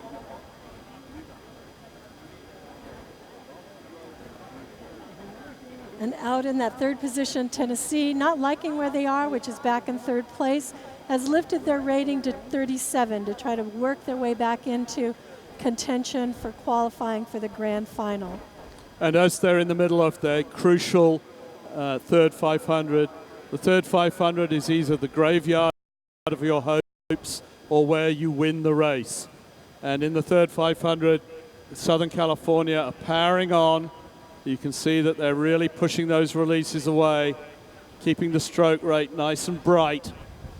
And they are maintaining their lead over Washington State and Tennessee. Tennessee are trying to claw back into this race, claw back at Washington State. Washington State trying desperately to maintain the distance away from them. Yes, but and Washington State had to actually deviate on their course. They were on the buoy line, and their coxswain is trying to bring them back off the buoy line. And I think that has given Tennessee a bit of hope that they've brought them in. They've certainly been able to take advantage of that steering and bring it back. And don't forget British Columbia out on the outside. They're still in touch with Tennessee and being dragged up by them. And out on the far side, Fordham are locked in a private battle with the Loyola Marymount and seem to have the advantage at the moment. Although Loyola Marymount are trying to push back at them and are, I think, succeeding in doing so. But as they come down into the final meters, they are really going at them. Columbia are pulled a lot. And as they come down into the final 200 meters of the race, it's Washington State who are inch by inch, foot by foot, clawing back at University of Southern California. Sometimes is a proud sponsor of the San Diego Crew Classic and offers you deserve more. American Specialty Health. National Health Services Company American Specialty Health is a longtime sponsor of the men's Cal Cup.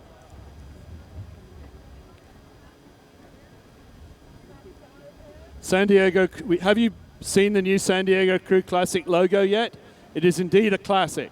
Come to the merchandise tent and see.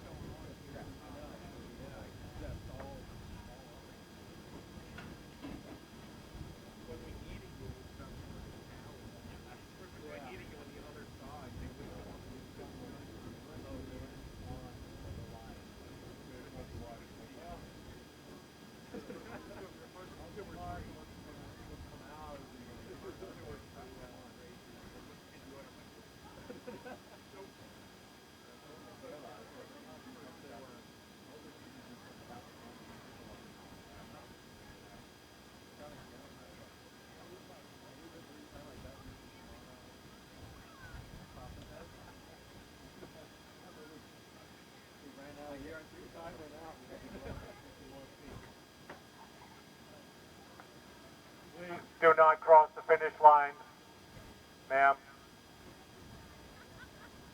Don't stop there. Go, please.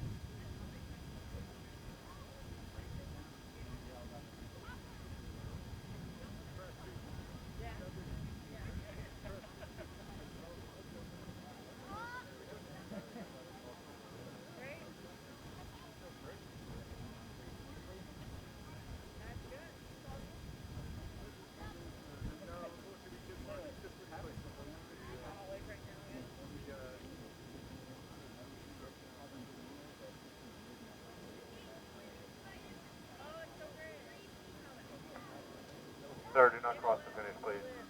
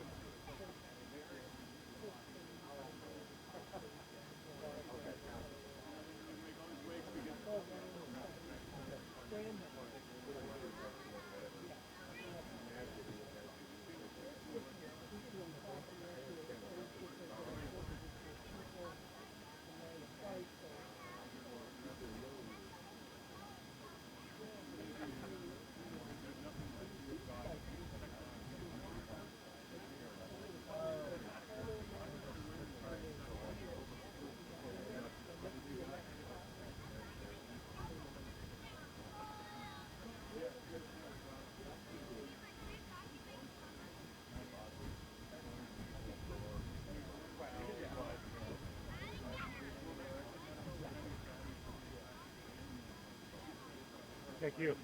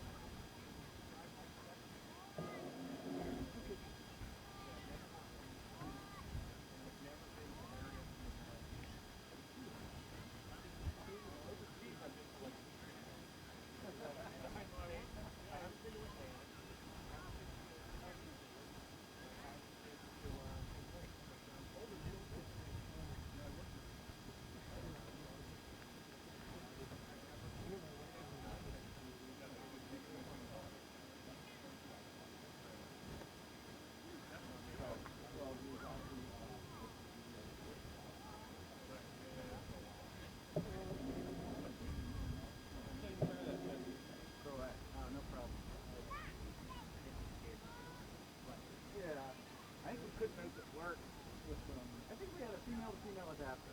Yeah, yeah, but basically that's all we needed. Another like a daisy chain that just two females for. That only has the one. Yep. Pretty obscure problem in that. Although when you're trying to run multiple, like if you guys do a lot of multiple.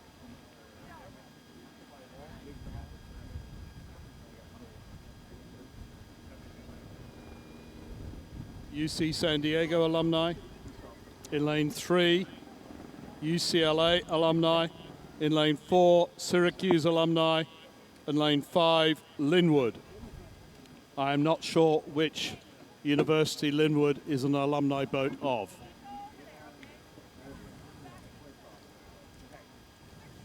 Going up.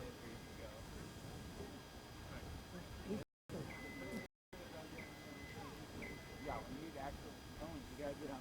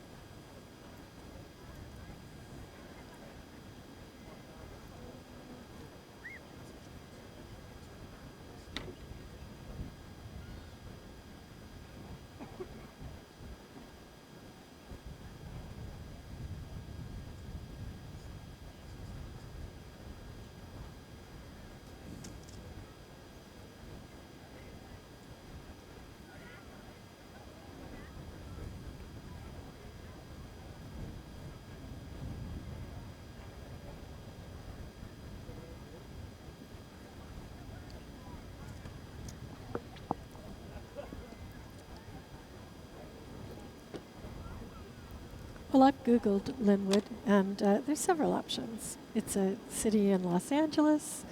It's a city up in Sonoma, Washington. It could be any one of those alumni crews.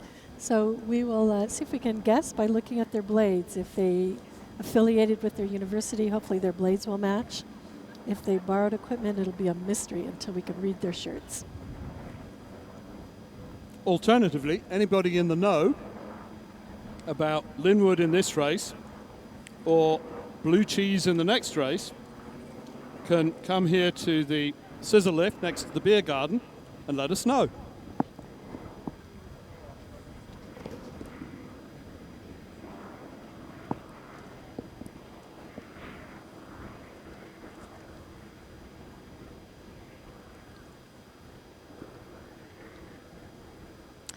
Beautiful conditions. The tide is still going out. You'll see that we have more and more beach until about 1:30 when we have the slack tide occurs sometime between 1 and 2. And then it will come rushing back into the bay, which will be a helpful to the crews coming down. Until then, the conditions are going to be a little heavy. The wind is pushing them down the course, but the tide is resisting the hull coming through. And they're off in this first heat of the men's alumni 8s. Just a reminder, UC Santa Barbara alumni in lane 1, UC San Diego alumni in lane 2, UCLA alumni in lane 3, Syracuse alumni in lane 4, and Linwood in 5. And if you look at the flags out on the course, and you look at the flags on the top of the tents, you'll see that the nor'wester has started to come in. This is going to mean that there's going to be wind moving across the course from the rowers' left to the rowers' right. Vacation Island provides some protection in the second 500, and Crown Point Shores provides some protection in the final 500. But the first 500 and the second 500 and the third 500 can get a little bit of. Yes, if you look down the course, you can see that the water actually changes color. And that's because it's a little more ruffled there where the wind picks it up. So you have the two forces of tide and wind which is why you can see a sudden and dramatic course correction as they come into that third 500.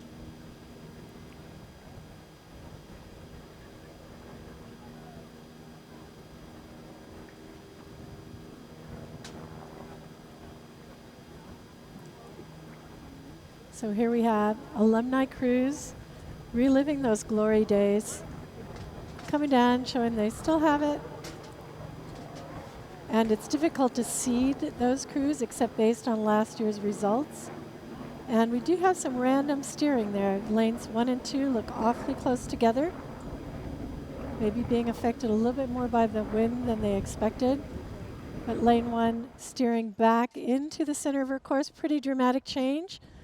Now aiming directly at us instead of down the course, but being followed across the lane by lane 2. So we'll see who straightens out first. Looks like lane 1 still aiming towards us. That would be UC Santa Barbara, still coming down the course towards us. And she's got them straight now. So hard to tell if the wind pushed her over or whether the other crew got a little too friendly, but they've separated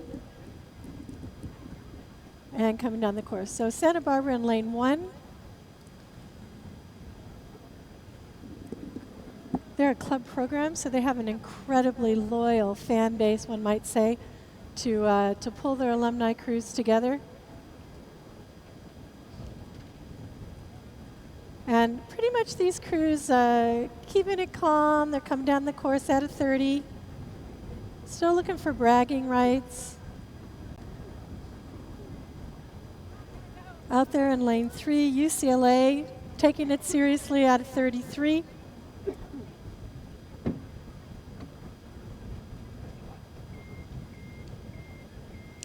And the mystery crew, Linwood, in that lime green.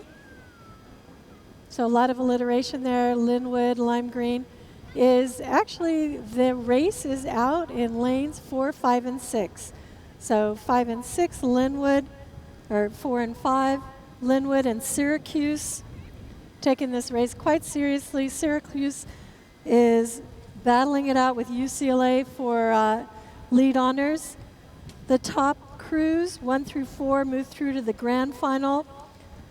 The 5th place finisher is relegated to the petite.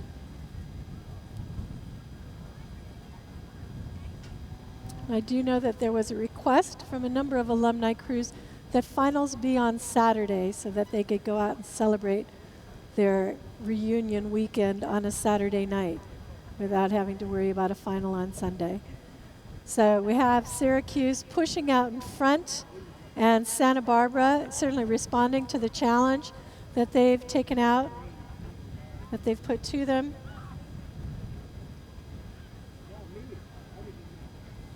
And Santa Barbara is still keeping it sane at 31.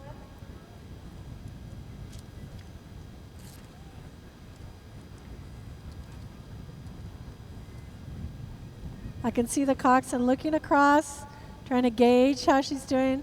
They're at a 32. We'll see if Syracuse makes a change. Pretty much holding it at 32. So right now the race leaders are UC Santa Barbara and Syracuse. Syracuse not so much taking it up, is just swinging a little bit longer, keeping their rating going, trying to push the boat along through that wobbly water. It's a little, you can't see it from here, but it is a little unsettled in that third 500 because of the effect of the tide and the wind. And both these lead crews holding it at a 30.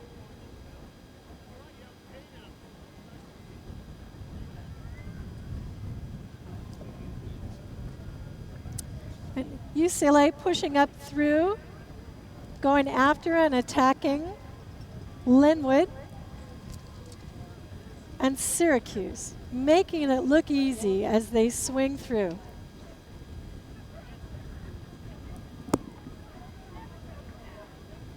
Beautiful rowing. They've kept their touch. Rating of 31.5. Santa Barbara squeezing the rating up a little bit from their earlier 30 to a 32. moving into second place. 4 crews will advance from this to the grand final. So at the moment, it looks like Linwood, UCLA, UC Santa Barbara, and Syracuse taking the lead. And coming through, pushing the rest of the field ahead of them, UC San Diego. Again, holding the rating at a very sedate 33 as they sprint into the finish. So places 1, 2, 3, and 4 will advance to the grand final. UC San Diego will move on to the petite final.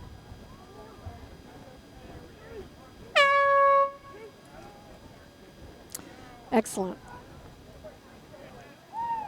So excellent racing, and we have the second heat of the Alumni 8 lining up and on the stake boats. Coxswains will be working to hold their lines. It's going to be a little bit more complicated now with the wind pushing against the tide.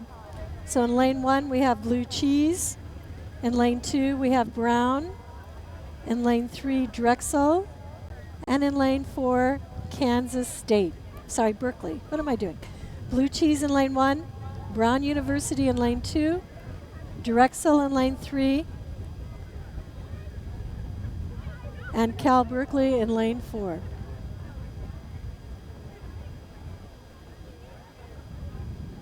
And they're away. Oh, no, looking at the screen, that looks like those fluoro shirts are very, very popular, coming back in again. So in lane 1, Blue Cheese,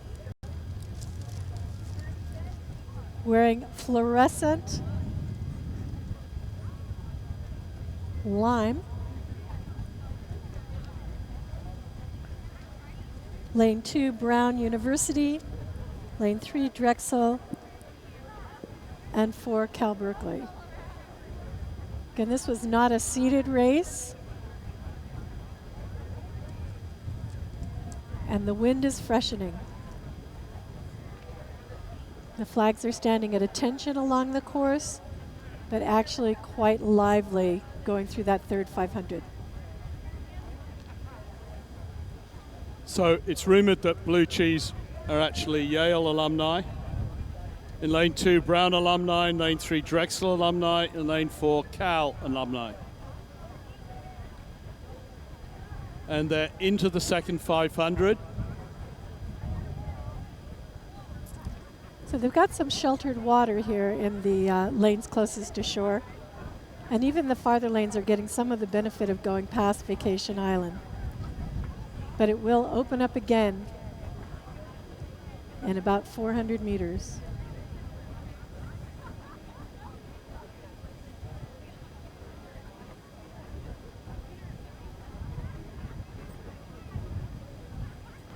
Seeing some interesting steering out there.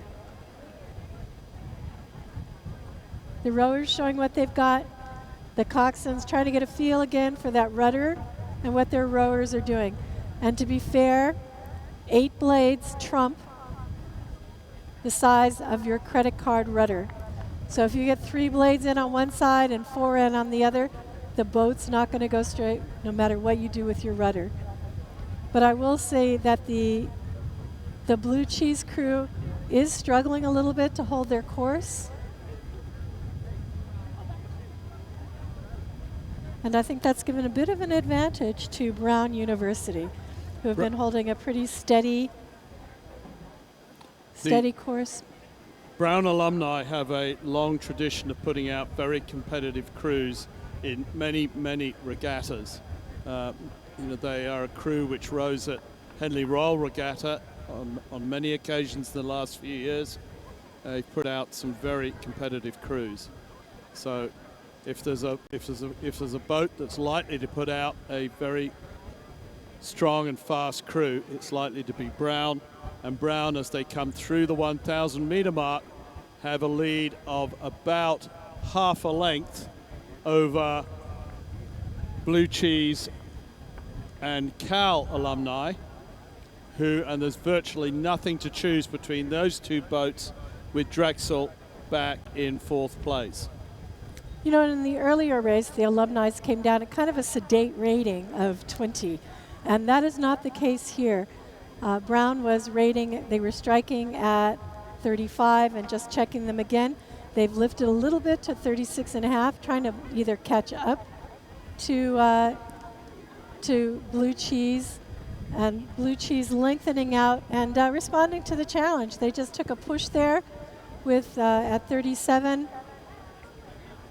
and then lengthened out to 33. So we're seeing a little Ivy competition from the Ivy League raising its head again after their collegiate days, not necessarily behind them, but definitely Blue Cheese at 37, so holding that rating, and Brown responding by lifting to 36. They're starting to move away from the outside lane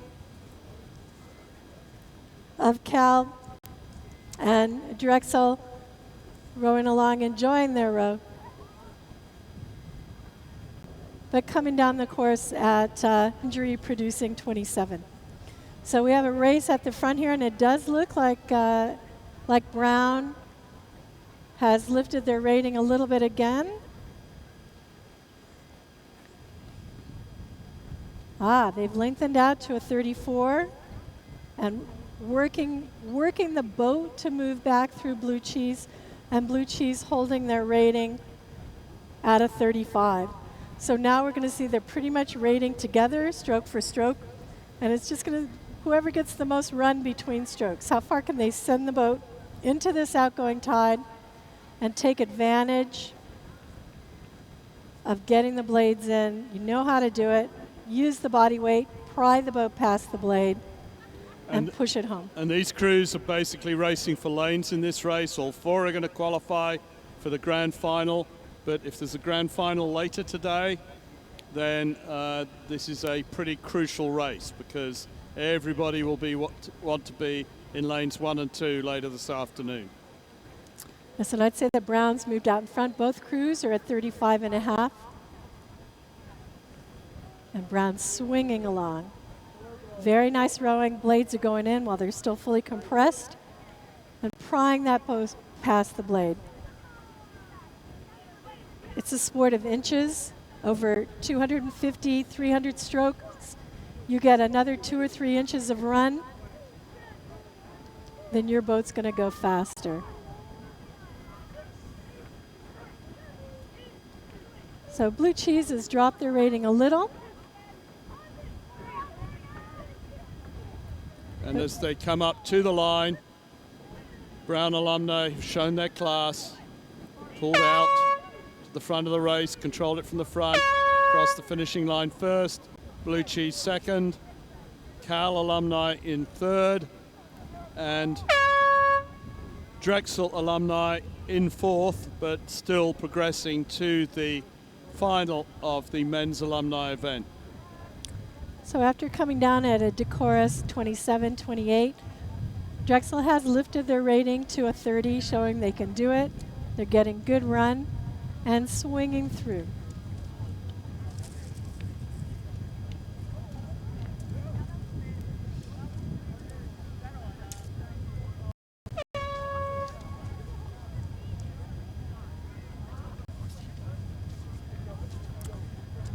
So moving from age and experience, the next races on the course are going to be the men's collegiate novice 8s.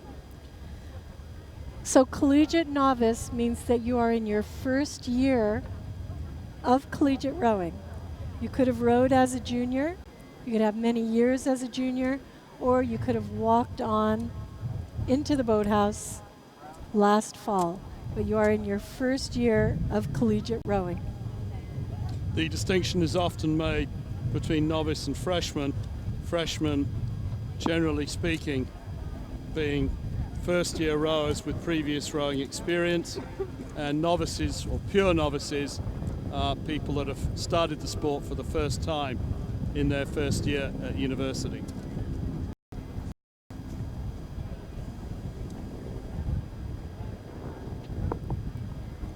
Okay, and we have a start. This is the novice heat number 1, or heat A. You see State. And in lane 5, less likely for Long Beach. Washington State would have, looks like the meter mark of about 3 or 4 lengths over the rest of the crews. You're going to see a little bit more water coming up, a little bit.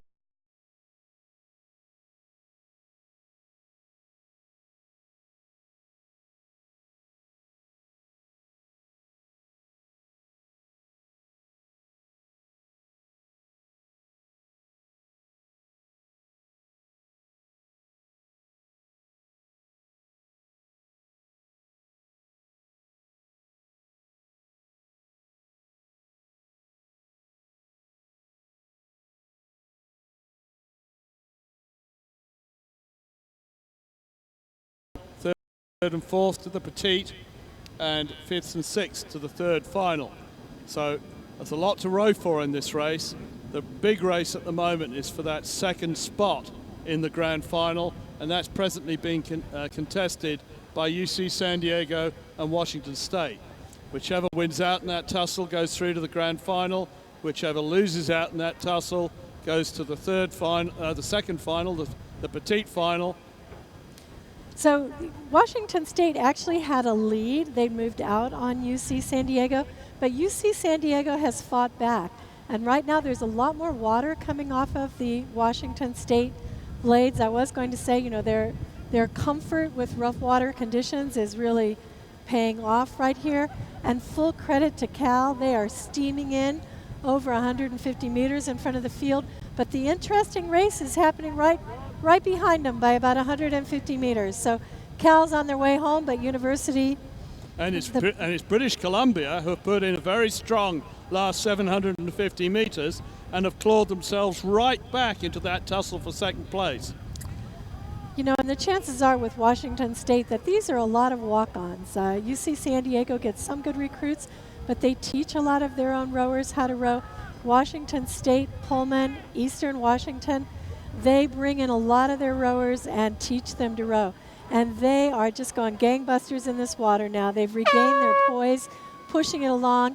And now we have a race between University of British Columbia and UC San Diego. So Washington State seem to have won that tussle for second spot and a place in the grand final. British Columbia are going, hey, you're going to have to reckon with us in that petite final, UC San Diego, because we're right on your tail. And they are, coming right up to the line, very tight.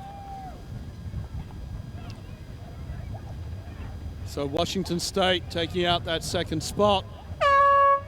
And too close to call for that second spot between University of British Columbia and UC San Diego. And still in contact, but in fifth place is Long Beach State. A very creditable row by Long Beach State. So Long Beach State will be advancing to the third final, while it appears from our unofficial results that UC San Diego and University of British Columbia will be facing each other again in the petite final. And if we check the, I think in the Jumbotron, they're just about to show us the finish. Here we go. So what a fantastic race this is. Yes. British Columbia. And it looks like British Columbia moved through UC San Diego right at the end. So they got their momentum going and they pulled it through. So first place Cal in a commanding performance in the inside. Second place Washington State overcoming those conditions in the outside lane, and University of California, San Diego in fourth place, just behind University of British Columbia. So there are 3 heats of this race. That's why the first 2 are moving through the final. The second 2, third and fourth, are going to a petite final, and 5th through 6th up through the third final. In this next race, we have Oregon State in lane 1, Santa Clara in lane 2, UC Santa Barbara in lane 3, Notre Dame in lane 4, and San Diego State in lane 5. of the crews in this race. San Diego are a varsity program, Notre Dame is a club program, UC Santa Barbara is a club program, Santa Clara is a varsity program, and Oregon State is a varsity program.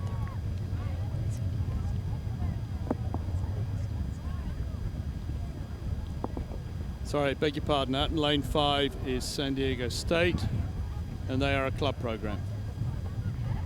So the difference between club and varsity programs is in club programs, you pay to play. You have to raise money to run your program. You have to raise money to pay your coaches for travel. You might get a stipend from your student council, but if you're a club program, you pay to play. Every rowing program has to raise money because the equipment is so expensive, but the burden is a little bit more on the club programs. Varsity programs means you're part of the athletic department and you get the benefits that come from that. So our race is on the course. We're away. Oregon State in lane 1 has a slight lead on the field, but they are not in control of this race. Santa Clara, very small university, has boated some outstanding crews at this regatta, and they are hot on the heels and being challenged by Santa Barbara and Notre Dame.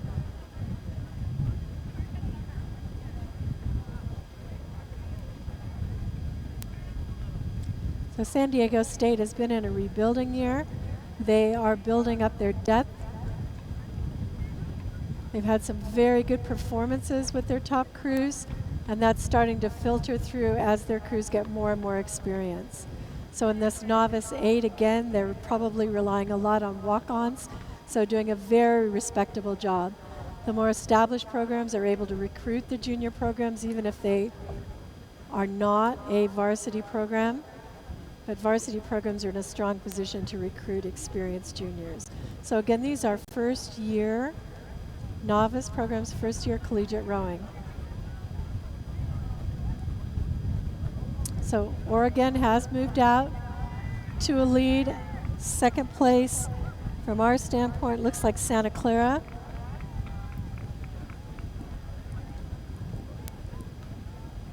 Two varsity programs, as you would expect, out in front with Notre Dame and UC Santa Barbara battling it out for club honors here. And Notre Dame and UC Santa Barbara, and indeed San Diego State, might expect to see each other at the ACRA Championships at the end of the year. So particularly Notre Dame, particularly UC Santa Barbara, there's real bragging rights hinging on which one gets over the top of the other in this heat. And the thing about the Crew Classic is you can start your season off really well here. If you start off here with a great performance, it sets you up for a great season. And ACRA is the American Collegiate Rowing Association Championships. And that's a championship for all of the club programs, the non-varsity programs. And at this stage, we have Oregon State really powering away in lane 1. They've broken contact with the rest of the field. Santa Clara would be wondering where they've gone, but also keeping a weather eye out on Notre Dame out in lane 4, who are putting on a real charge in this third 500 and seem to have broken the back of the opposition, club opposition from UC Santa Barbara. They've really powered away in this third 500 Notre Dame. They've engaged in their race with UC Santa Barbara, used it as a springboard to take them up to challenge Santa Clara in second place. And as they come down past the 500-meter mark, it is Oregon State powering away. They have about a 2 boat length lead over Santa Clara.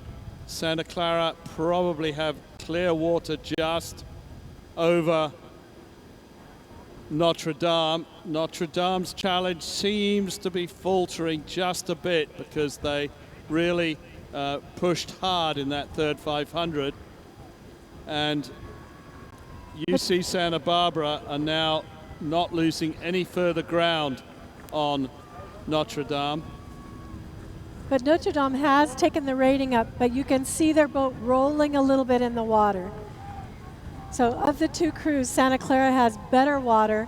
Notre Dame is taking the race back to Santa Clara, but every now and then you'll see the boat corkscrew through the wakes a little bit, through this wind. And as they come into sheltered water, their coxswain's going to call it up. She has about 150 meters left, and her crews are overlapping. So it's coming up to the line. Oregon State, powerful but comfortable victory. Santa Clara have met the potential challenge from Notre Dame. They're saying, hang on here, guys. That's close enough. We're going to maintain our distance now. Notre Dame have moved away from UC Santa Barbara. Looked as though UC Santa Barbara might be moving back on them, but that hasn't happened. So first and second through to the grand final. That's Oregon State and Santa Clara. UC Santa Barbara and Notre Dame will go head-to-head again in the petite final. And San Diego State will be progressing to the third final. So Notre Dame still had some momentum going there. They just ran out of course. Both crews were at a 37, and Notre Dame was actually getting a little bit more run between strokes. If you looked at where their puddles went in where their blades went in compared to the puddles of the stroke before, Notre Dame was getting about a foot run at their 37, so very effective, but they just ran out of time. San Diego State. So this regatta, hugely emotional for a lot of crews, hugely important, is still at the very beginning of the season. There's still another month or so of racing to go before the conference championships and 2 months from the national championships. But as I mentioned, hugely important emotionally and can be a great springboard for success as you move down into your season. So on the start line at the moment is the third heat of the men's collegiate novice. In lane 1, Orange Coast. In lane 2, Michigan. In lane 3, UCLA. In lane 4, UC Davis. And in lane 5, Arizona State. All of them club programs except Orange Coast, which is of course a California Community College, is a varsity program but a 2-year school, and it is a terrific incubator of athletes transitioning from high school to a 4-year school who perhaps aren't ready to go straight to a 4-year school. Okay, Arizona State doesn't have any water. They row on Tempe Town Lake, and there were some problems with the dam, so they had to drain the lake. They started draining it in March. So they have been doing a lot of land training. I'm not sure if they did a spring break row, but they certainly, coming in here, have a disadvantage in that they have not been able to train on their home water. So I know they've been working hard on the rowing machines, the ergometers. They're not like the East Coast schools that have rowing tanks to simulate the rowing motion. So this would be, they've really been hampered in their water preparation. And the race is away. In fact, that problem goes for not only Arizona State, but our rowing schools which have traditionally taken part of this regatta, Brophy Prep and Xavier, and junior rowing programs like Tempe Town Lake and Tempe Junior Rowing. You know, all of those are suffering the same problem because of the dam replacement in Tempe, Arizona, and also the master's programs from Rio Salado and the other master's programs in Tempe. So it's terrific to see them here. It's not a race that you want to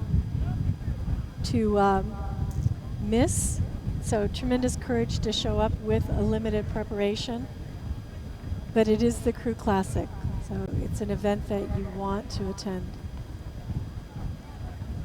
So lanes 1 and 2 are pulling out in front of the crowd. That's Orange Coast and Michigan. Again, most of these, well, Orange Coast is a varsity program within their junior college, but Davis, UCLA, Arizona State, and Michigan, all club programs, and relying heavily on walk-ons.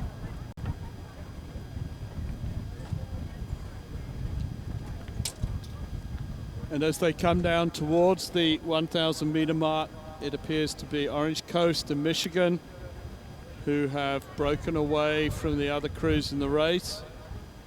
UCLA and Davis seem to be engaged in a private UC system battle of their own, with Arizona State, perhaps not surprisingly, but gamely trying to stay in touch with the race out in lane 5. So as they come up to the 1,000 meter mark, it is Michigan who have just a 1 length lead over Orange Coast, who have about a further half length back to UCLA, who are overlapping with UC Davis. So they have about a half length lead over UCLA, have a half length lead over UC Davis, and then Clearwater back to Arizona State.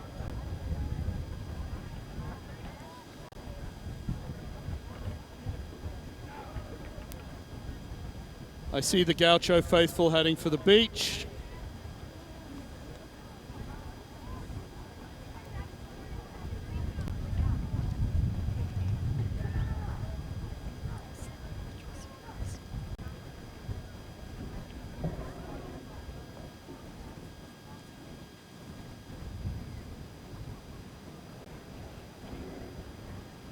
And also the UC Davis faithful. So Orange Coast striking at 34.5 strokes per minute, and Michigan 35.5. They build them tough up in the Midwest. They're ignoring the conditions and just punching it through.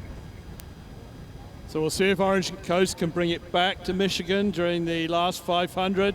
But at this stage, Michigan have used that for, they had grabbed a lead of about a length. You know, there was overlap with the tail of the Michigan boat and the bow ball of the Orange Coast boat at the 1,000 meter mark. But it now looks as though the Michigan crew may have just pushed out to clear water. But it looks like Orange Coast have raised their rating and are really going for that Michigan crew ahead of them in the lane outside them. So we've got UCLA and UC Davis having quite a battle here.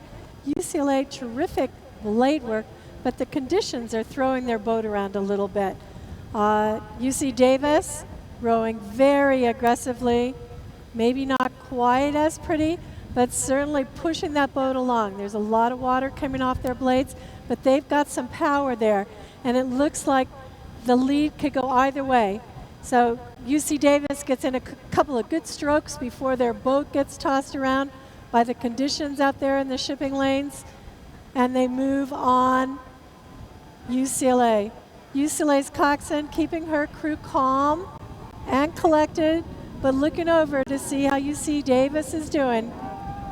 And Michigan are taking command of this race. They've eased out to about a length and a half over Orange Coast, and they're just sitting there covering, chaining. They're making sure that none of their blades are going down in the previous set. Each catch is going down in clear, clean water. Good, and UCLA digging in and opening up a seat every 10 strokes.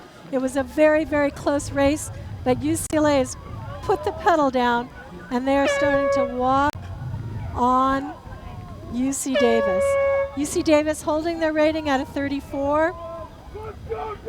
UCLA taking the rating up, not getting as much run, but getting more strokes in, so the boat's moving just a little bit quicker.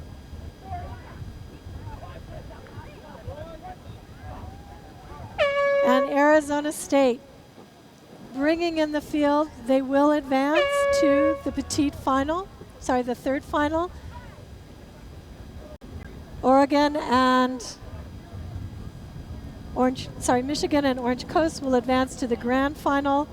UCLA and UC Davis to the petite final, and Arizona State taking advantage of rowing on water when they can. Their lake at home has been drained. It won't be filled back up until sometime late in the summer, but taking advantage on the first regatta of the season. So well rowed, Arizona.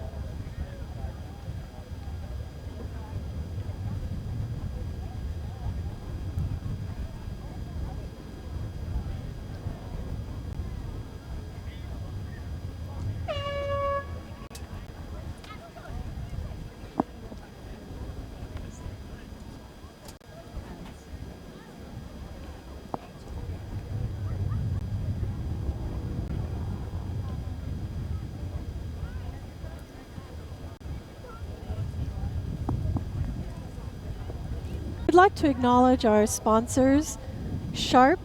Prevent disease and stay healthy. Get a complete health exam in one day.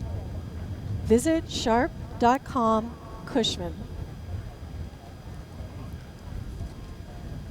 The Zenith, a Fairfax company, again a proud sponsor of the San Diego Crew Classic. Not possible to run this regatta without your assistance. Thank you very much. American Specialty Health. They've been a long-time supporter of the regatta. National Health Services Company, American Specialty Health, is a long-time sponsor of the Men's Cal Cup.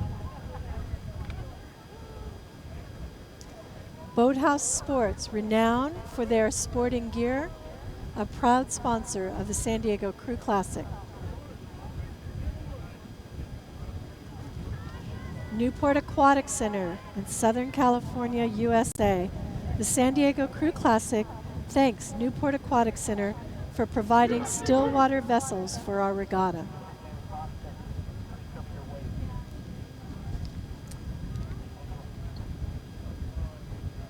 Myrmidon Expeditions. San Diego Crew Classic Military, San Diego Crew Classic 2006.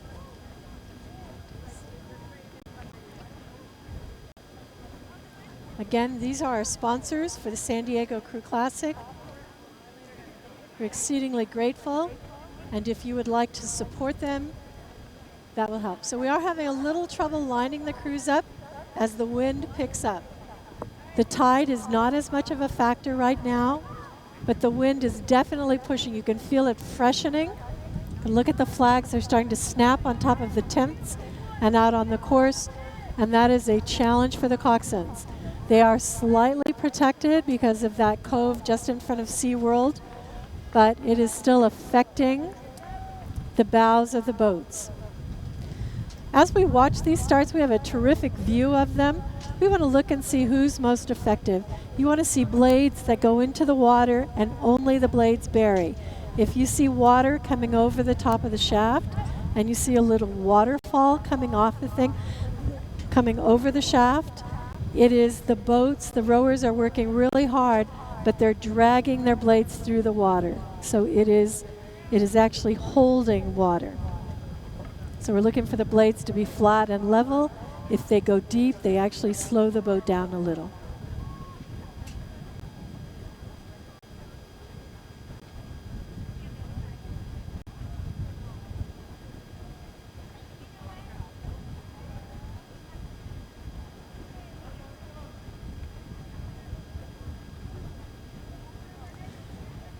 So we have the start of the next race.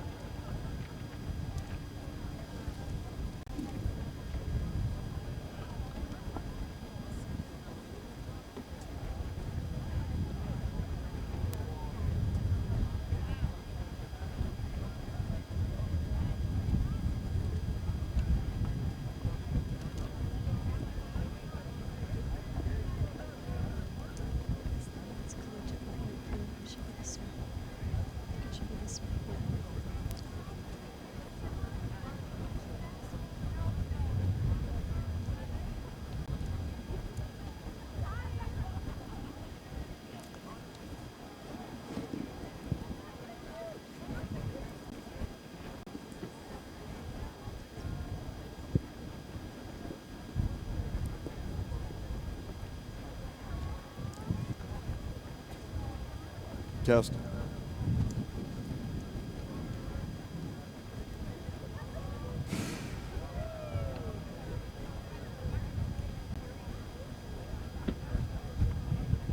Okay, we're looking at the screen. They stopped the race. It could be that there's breakage. The officials are talking to the crew.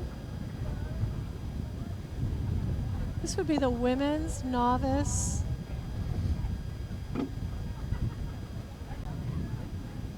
Novice 8s racing. Okay, we're going to see what's happening on the Jumbotron. They're going to replay that.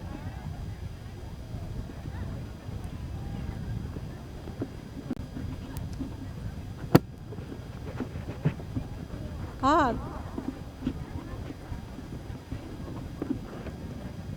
Okay, so looking at the screen, it looks like that crew stopped, her coxswain stopped the crew. So there was either a problem with their point or they had equipment damage. So if the officials cannot find equipment damage, they will assess the crew a false start.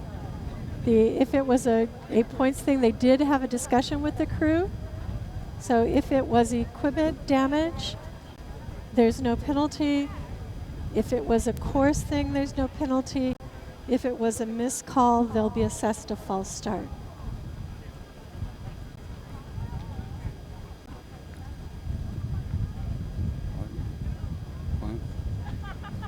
While we're waiting to get a restart here on what we understand to be race number 29,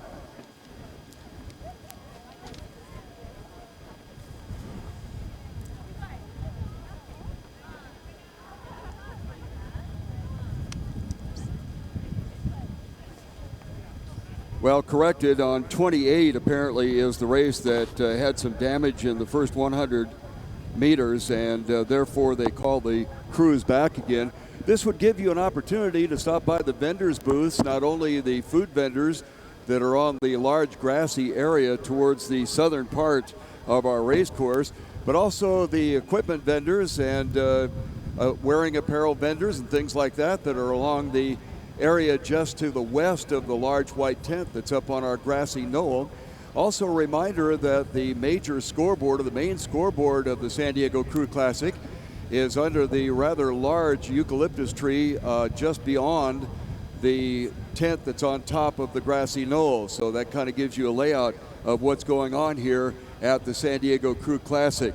Right now we're waiting on a restart for the Women's Collegiate Novice, and this is a prelim race, and all will advance as the number of boats in this particular category is limited, and so they will be racing right now for lane positions on the way down the course.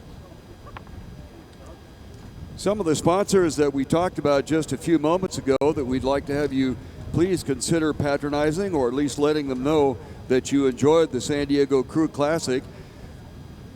And included in that list would be the Newport Aquatic Center. The San Diego Crew Classic would like to thank the Newport Aquatic Center for providing still water vessels for our regatta this year. Also, the Boathouse Sports, they have a booth over in the vendor booth area.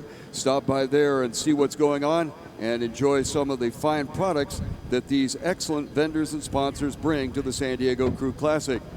Also, I'd like to thank the American Specialty Health. They are services of the longtime sponsors of the Men's Cal Cup.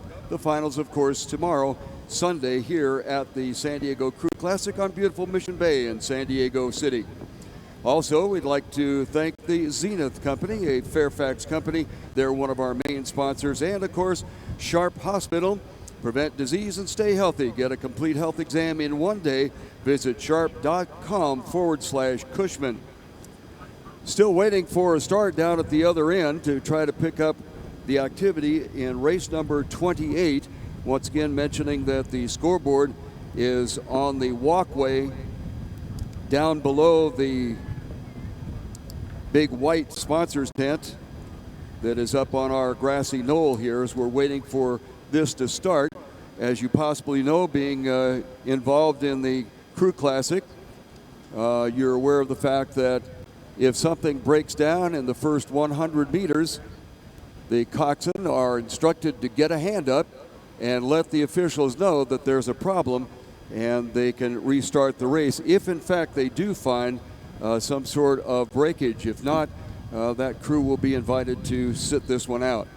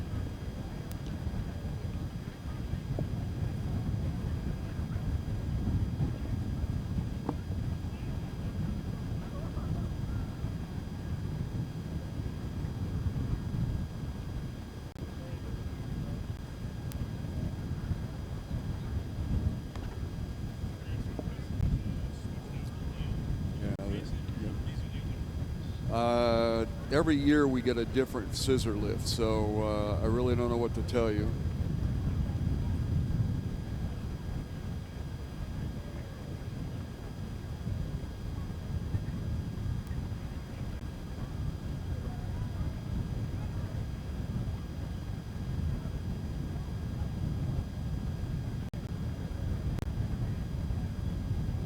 Washington State is in lane number 2. The UCLA A crew is in lane 3. Moving out of lane 4 is San Diego's A crew. Minnesota's A crew is in lane number 5. In lane 6, University of California, San Diego, and Santa Clara is out in lane number 7. And as they approach the 1,000 meter mark here, we'll try to pick up some information about their locations. It looks as though the crew in lane number 3, that's going to be UCLA, is moving along rather smartly as they come through the wind tunnel area just inside the 1,000 meters to go in this 2,000 meter course on beautiful Mission Bay in San Diego. Second crew looks to be along the shoreline, and that is Austin. Washington State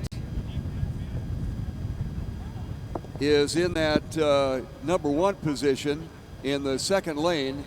On the shore side, Texas of Austin, main campus of the University of Texas, is staying with them stroke for stroke. And then looking outside to San Diego A crew, and then UCLA, after an early lead, has fallen back.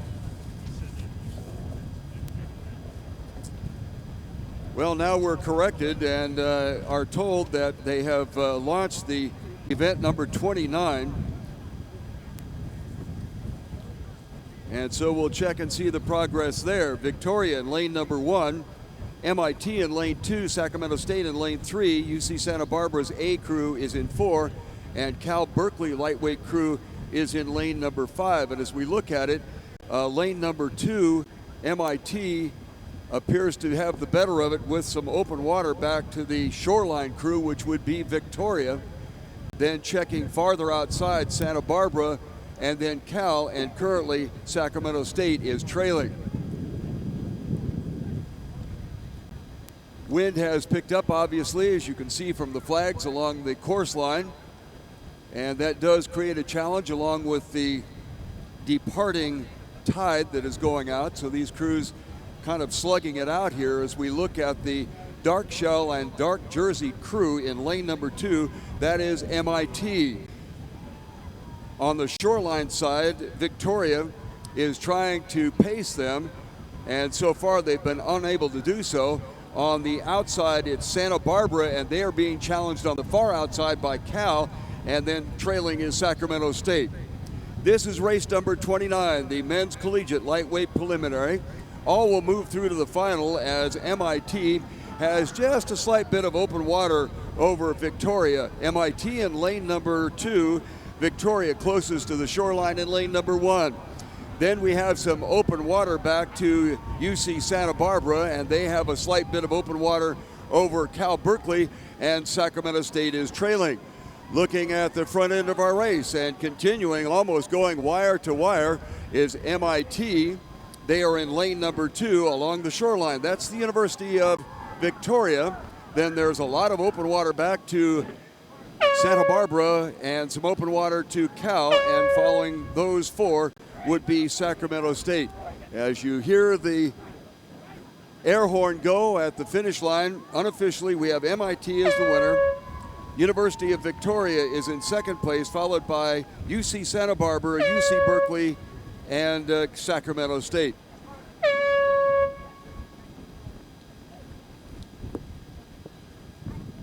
And we do want to remind you folks that on herenow.com, you can find all of the results of today's races. Herenow.com will also show a list of each upcoming race. It is the electronic and social media age, and certainly the San Diego Crew Classic, this edition 2016, has stepped into that arena. There is not a large scoreboard north of the main tent on the grassy knoll. This year it is all done with social media, so if you don't have something that relates to that in your possession, look to somebody to your right or left and say, hey, buddy, and get the information there. We're getting ready for the Men's Masters Club 8 width. This is the first heat of 2. So 1 through 4 will go to the grand final, and 5 through 8 will be competing in the petite final. And just quickly giving the lane assignments as the boats are trying to get squared away in the little stronger wind down by SeaWorld's area down there. It is Marin, their boat A, in lane number 1. Potomac, their A boat, is in lane number 2. Willamette Rowing Club is in lane number 3, and SACA in lane number 4, and that's Sammamish Rowing Association on the far outside in lane number 5. 5 crews set to go, and they are underway at this time.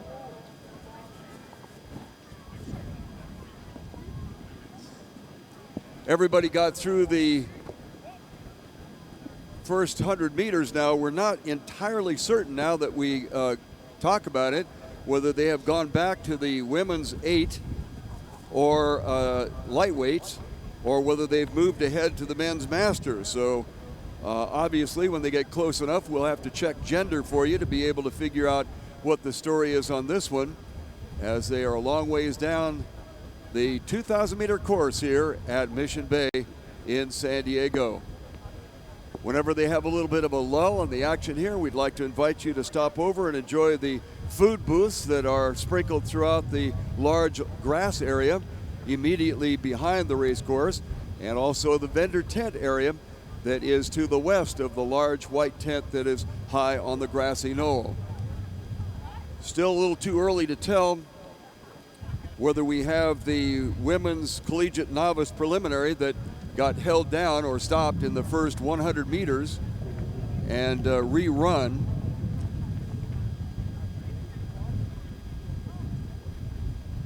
So the only thing that we do know for sure at this time is that the boats are headed down this way, and lane number 2, Potomac, seems to be in the lead. However, they've just taken a hard left turn and headed towards the shoreline, and now they're almost appearing to interfere with Marin on the shoreline. So whoever the coxswain is there is having a terrible time getting things squared away in the receding tide and also in the crosswind that comes under the Ingraham Street Bridge. So right now we will call it that, well, it looks like Willamette out there in lane number 3 might be in the lead. On the far outside, Sammamish Rowing Association, if this is in fact race number 30, the Men's Masters Club 8 first heat. But right now we are only counting 5 crews out there. Well, that's the designated number. On the far outside, Sammamish is putting on a little bit of a rush towards the front end of the race right now. Marin along the shoreline. However, Potomac seems to have a slight lead on this one. Then there's some open water back to SACA, and then back to Willamette in lane number 3, and then SACA is struggling way open water back in the back of the pack.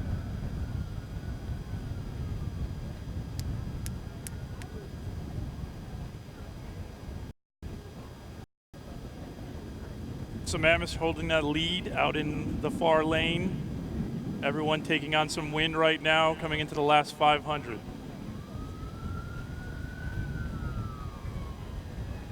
Potomac has reinserted themselves into the situation. They got themselves squared away at about just before they got to the 1,000 meters left to go. It was Potomac struggling and coming across lane. That gave up a lot of water. Sammamish on the far outside. Let's look at the lane assignments quickly. Marin closest to the shoreline. Potomac is in lane 2. In lane 3 and trailing is Willamette. SACA, trailing even more, is in lane 4. And on the far outside, Sammamish in control of this one right now, but the 2 along the shoreline, Marin and Potomac, are making a run at it. Sammamish with just a slight bit of open water, but the race for second place is shaping up now between Marin on the shoreline and Potomac on the outside. It is Marin along the shore, about a 3-seat lead as they hit about 100 meters left to go. Sammamish beginning to fade on the outside. So it looks like we have a 3-boat race here along the shoreline. Marin has stepped it up. They are challenging Sammamish on the outside, and Potomac in lane number 2 is falling back, followed by Willamette and SACA on the far trailing end.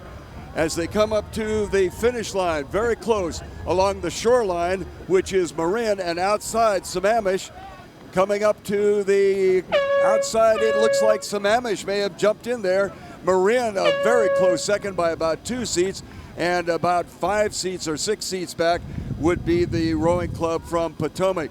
So a very sharp, nice finish with a charge at the end by Marin, but they were unable to overtake Sammamish, who had controlled a commanding lead around the 1,000-meter mark.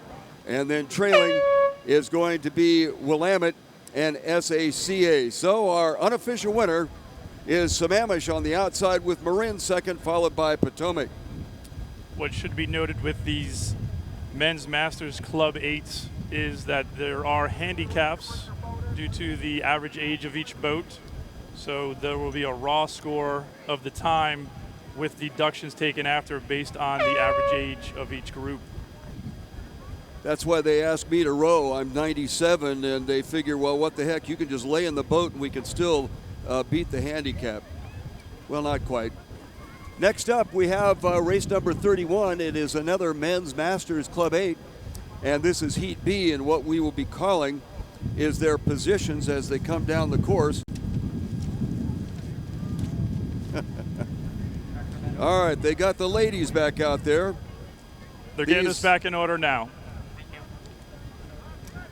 Who's out of order? Me, I guess. Okay. Race number 28 is on the water and working our way. This is the Women's Collegiate Novice Preliminary. All will go to the finals. We've got Texas in lane 1, Washington State in lane 2. An A boat from UCLA is in lane number 3. Lane 4 is going to be San Diego State. Lane 5, Minnesota.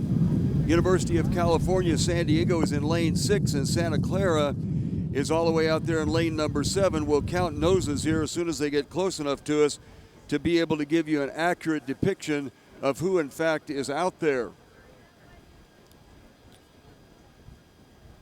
At least in counting noses, it appears that all 7 crew are on the water and moving. As a very preliminary call, we're going to indicate that lane number 2, Washington State, has a slight edge over Texas on the shoreline, and then to their outside shoulder is UCLA, followed in order by San Diego State, Minnesota, UC San Diego, and the crew from Santa Clara. They are approaching the 1,000-meter mark. And here is where they will encounter the wind from underneath the Ingram Street Bridge, and they will also encounter a little bit more tide action there than they would at some other location along our race course.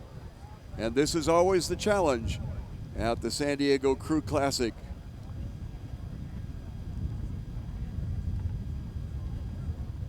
Appears to be a 2-boat race at the moment. Texas and Washington, Texas in lane number 1 and Washington State in lane number 2, and it looks like the Texans have edged out ahead. And then basically across the board, we're going to UCLA, Minnesota challenging San Diego State, and then to the far outside it's UC San Diego and Santa Clara. Oftentimes the halfway point, 1,000-meter mark, you'll see crews take a move. You may see an increase in the stroke rating. For those of you on the main lawn, you can watch the Jumbotron and see the first half of the race, and then walk over to the beach and see the last 1,000. We also want to state that if you happen to leave the course today, we are streaming live on US Rowing's YouTube channel. More of that social media and technological advances we are keeping up here at the San Diego Crew Classic.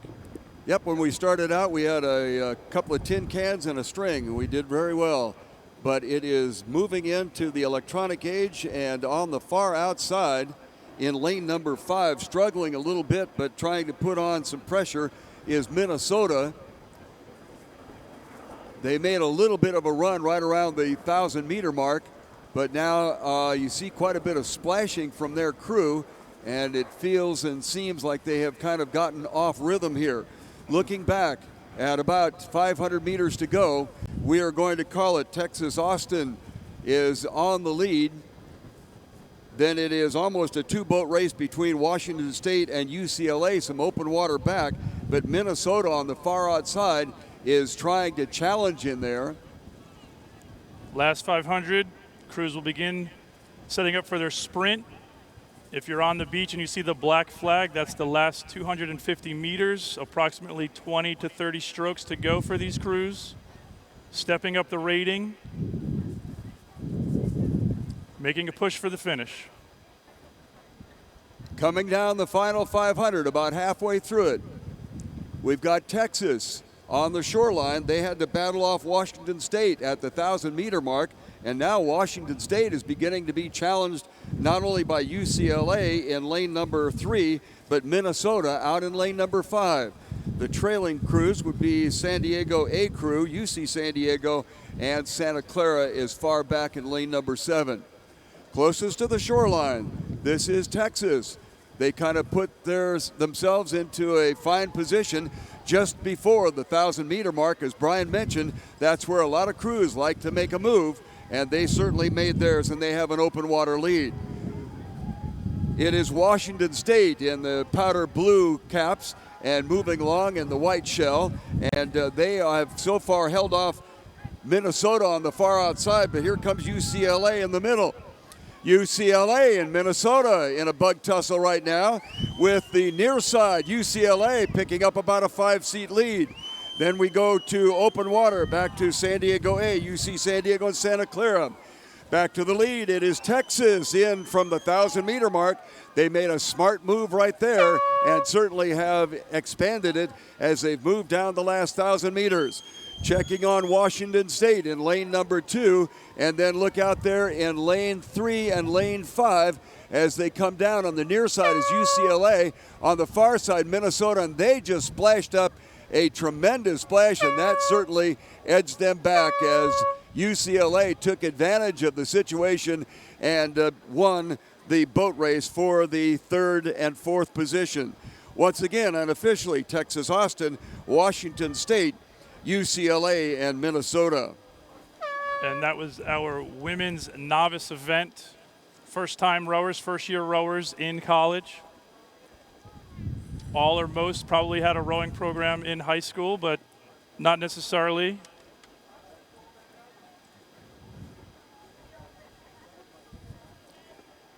Now it appears that we will be going to the second Men's Masters Club heat. This is the second of 2. The top 4 will go to the grand final, and the 5 through 8 positions will pick up their positions in the petite final. This, according to Hoyle here, is the 31st race in the 2016 edition of the San Diego Crew Classic. And Brian, once again, if you wouldn't mind giving our electronic scoreboard information, please. So we have, again, on herenow.com, on your phones or computers if you're home, all live race results are updated. And also US Rowing YouTube channel, live streaming of races today, if you happen to leave the course and want to know what's going on.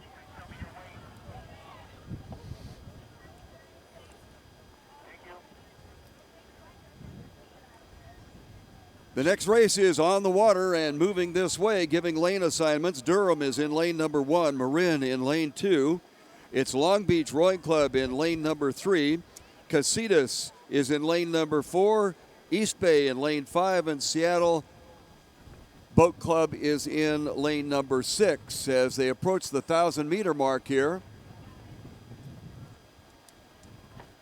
And as it looks like lane 1 and 3 are after each other, and in lane number 1 is Durham. and lane 3 is Long Beach. Long Beach putting together a strong crew in this club event every year.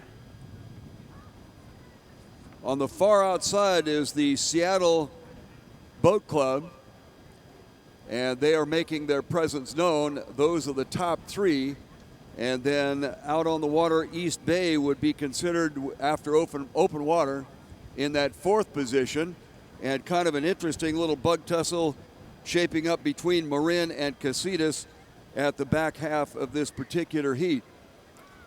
As Brian mentioned earlier, they do have a handicapping system on this, and so all we're going to be calling is the actual physical race finish, and then they put the computers to it and get all the weights involved and the ages involved and probably 6 or 7 other factors and come up with the winner. So we'll just be talking about the crew that actually finishes first. And right now, Durham is on the lead. They are on the shoreline, and they have some open water to Long Beach. Seattle is challenging on the far outside. And then comes East Bay back towards the shoreline. Marin in lane number 2, and Casitas is out there in lane number 4. Casitas, as you might remember, the site of the West Coast Olympics in Los Angeles. Those Olympics stretched from Fairbanks Ranch here in San Diego County all the way up to north of Santa Barbara as the crews come down. 250 to go. Stroking easily along the shoreline, this is Durham. And lots of open water back. Looks like Seattle may have snuck up into that 2nd position with Long Beach trailing, but there's a pretty good race going on right there if you'd like to turn your attention to that. Seattle on the outside and Long Beach in the gold shell on the near side as they approach about 100 meters left to go, and it looks like Long Beach may have snuck back in there. Long Beach and Seattle with the lead already established with Durham, and then we have a lot of open water back to Marin. Marin has eclipsed East Bay, and Casitas is trailing. So for interest's sake, with Durham apparent winner, we'll take a look at the near side, which is Long Beach, and the far outside, which is Seattle, to see who comes up on that 2nd position. It is very, very close. Long Beach on the near side and Seattle on the outside, and they are bow marker to bow marker as they come down to the finish line, but it looks like Long Beach in the gold shell will just barely get across ahead of the Seattle Boat Club on the far outside, followed by a game row by Marin, East Bay, and Casitas. Average ages in that race range from an average boat age of 28 on up to 58. Essentially racing the clock, allowing for that handicap to get calculated after. Durham, as one of the younger boats in the event, would have to have a substantial lead on everyone in order to take first place due to the handicapping structure.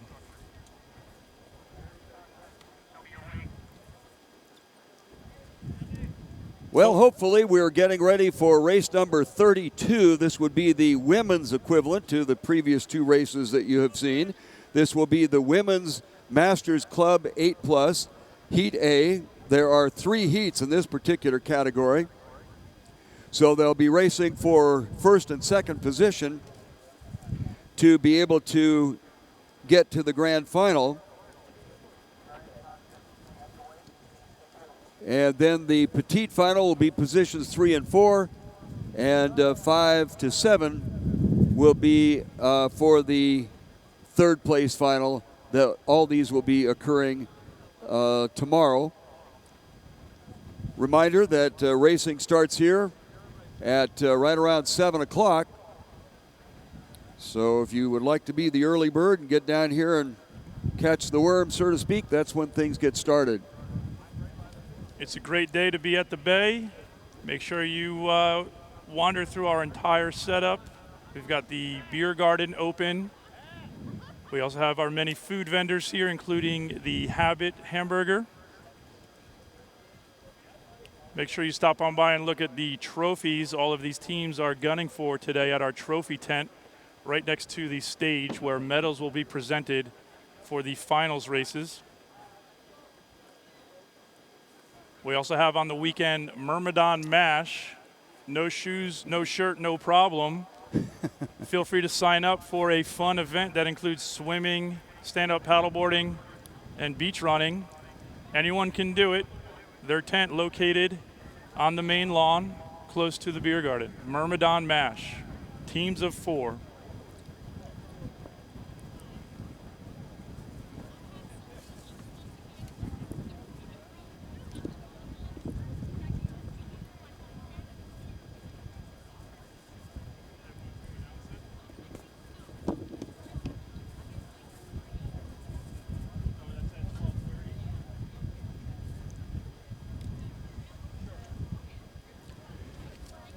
If you're in communication with anybody that might give us a hint on how to get this thing up higher, we'd sure like the help.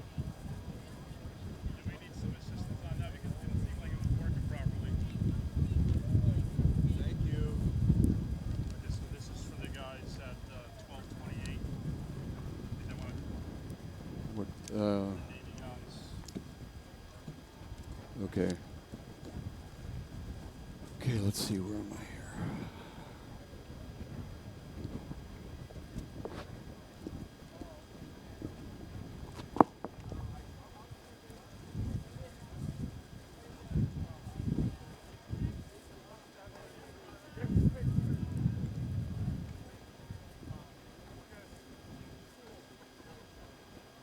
The next race, number 32, is on the water and headed this way.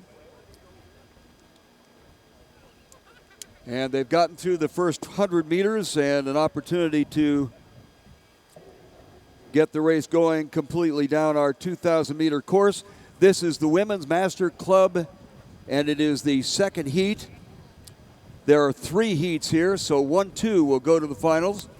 Looking at lane assignments, it's Long Beach Rowing Association in lane number 1, SACA in lane 2, Casitas Rowing in lane 3, College Club of Seattle in lane number 4, Alexandria in lane number 5, Vancouver in lane 6, and we have a full house with Marin, their B-boat, in lane number 7.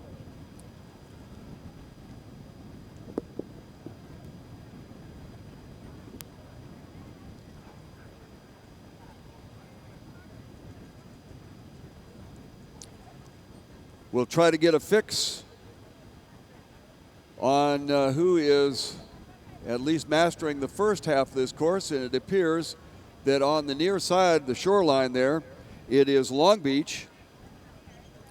So Long Beach actually has opened up some open water, so the rest of the field is going to have to kick the electric motor in to be able to move on down and get into the second position, which will put them into the grand final. Now lanes 4, 5, 6, and 7 certainly do not appear to be out of it. In lane number 4, it would be College Club Seattle. Lane number 5, Alexandria. Vancouver in lane number 6, and Marin in lane number 7. Right now, the only 2 crews that have lost touch are in lane number 3, that is Casitas, and then SACA is trailing back there in lane number 2. And they're approaching the last 500 crews getting set up, possibly trying to make that last push in order to jump in front of the next crew. These race times for the Masters events usually between 6:30 and 7 minutes 30 seconds. And we've got rowers of all ages. One great thing about the sport, it is available to anyone that wants to give it a try. On the shoreline, it continues to be Long Beach having their way in this one. And then outside, you're going to look at the nearest of the 4 outside. It appears that College Club of Seattle is being challenged by Alexandria. And then on the far outside, Marin appears to have slipped in front of Vancouver. And then the Casitas and SACA trailing. Once again, we're just going to give you the physical finishes. And as Brian has mentioned a couple of times, these are handicap races, and they do, in fact, take into a factor weight, age, and a variety of other things here.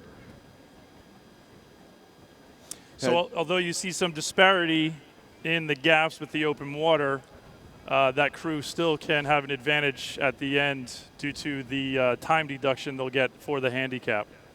Long Beach on the lead. They're on the shoreline here. And it looks like Alexandria has gotten past College Club of Seattle. Then on the outside, it is Marin.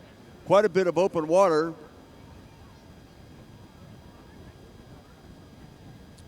Vancouver now inserting themselves into the situation. And it looks like they've gotten past Marin on the far outside.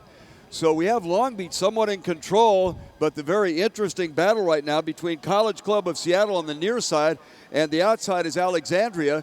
Alexandria made a run at him at the 500-meter mark, and now it appears that College Club of Seattle has held him off.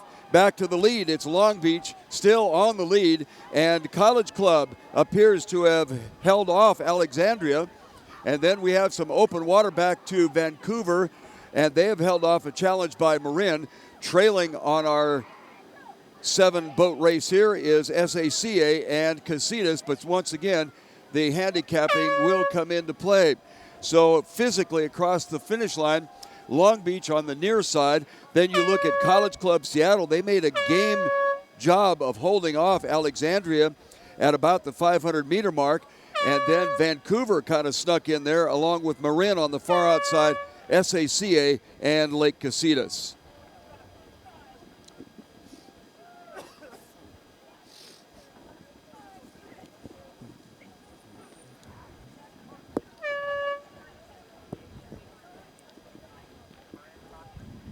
Getting tied up at the far end and ready to go is the second heat in this Women's Masters Club 8.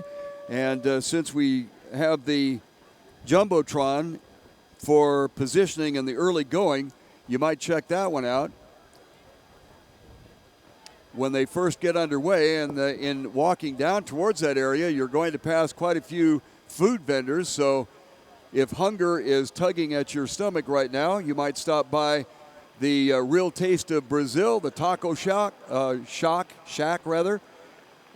got the farmers market over there. We see a lemonade stand and a variety of other stands. Jumbo Juice has a stand over there as well. And on the far outside, we have something called Make a Habit, which is habithamburger.com. Also the beer garden that is along the shoreline at about the 250-meter mark to go in the race. All of those people are standing by, ready to serve you with outstanding food and beverage here at the San Diego Crew Classic. Also, whenever we have a lull, we'd invite you to stop by the vendors' booths that are on the west side of the big white tent that is up on our grassy knoll. And if you'd like to watch some of the activity that happens in what might be referred to as the pit area, all of the boats and all of the activity that goes on with the launching of these craft and the crews getting set and ready to go are all happening at the northern end of our race course, about 250 to 300 meters past the finish line. The finish line is not actually that last set of buoys there, maybe about 25 meters, 20 meters to the right of that is a white, black, and then white placard out on the small island that's out there. And that is, in fact, the finish line. So if you hear the horn going, that's what they've gone across, that finish line. We have a start on race number 33. And let's check and see what our lane assignment's on. Bear Republic is in lane number 1. BIAC is in lane 2. Newport Aquatic Center in lane number 3. Mile High is in lane number 4. Conibear in lane 5. And Willamette is in lane number 6 as they come down approaching the 1,000-meter mark. So coming off of the start, getting into the middle of the race, crews have their base rate going, possibly setting up for that move. A lot of crews will be right before the 1,000. Other crews may decide to wait, see what happens, make a move, a push, raise the stroke rating up, really push into those crews next to them.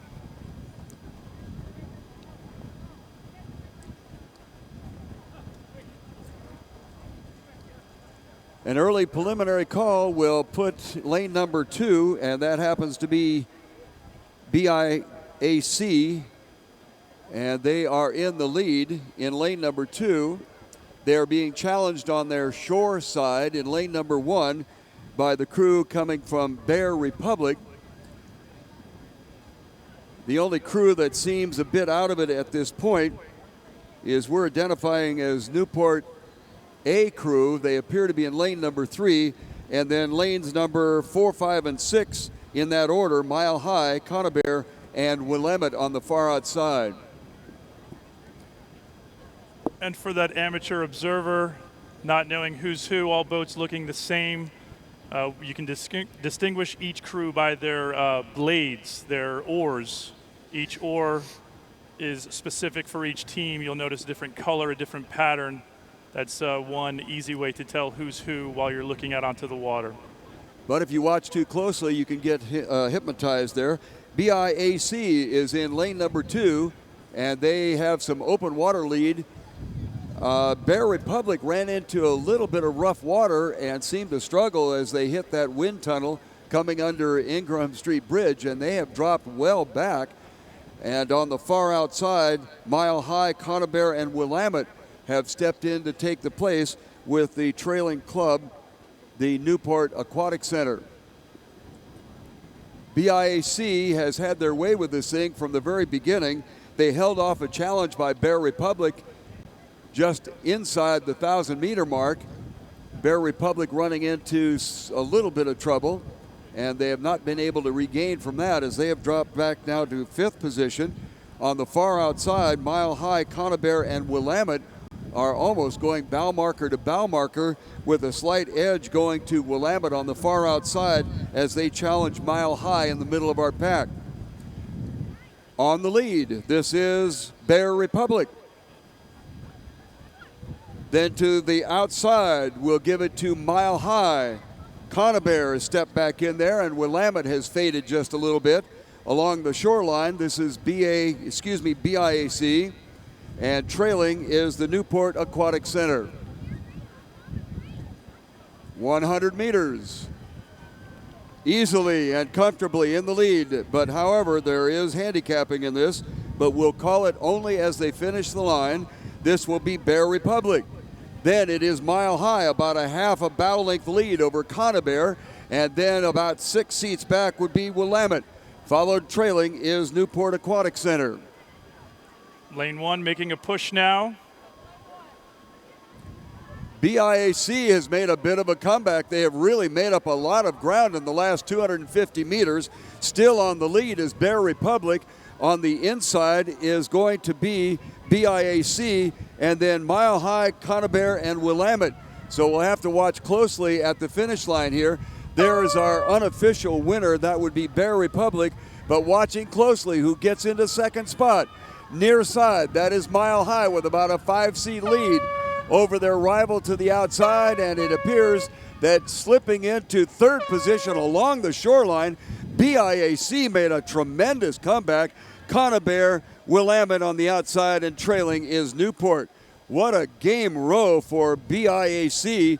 They were pretty much out of it, and all of a sudden found their stroke as they came inside the 1,000-meter mark, trailing substantially, and made up a tremendous amount of ground over the last 750 meters.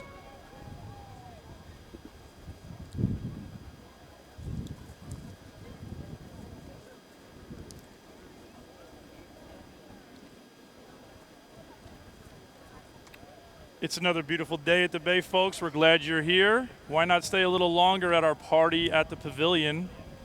The main tent on top of the hill is where you can have a good time, 4:30 and on.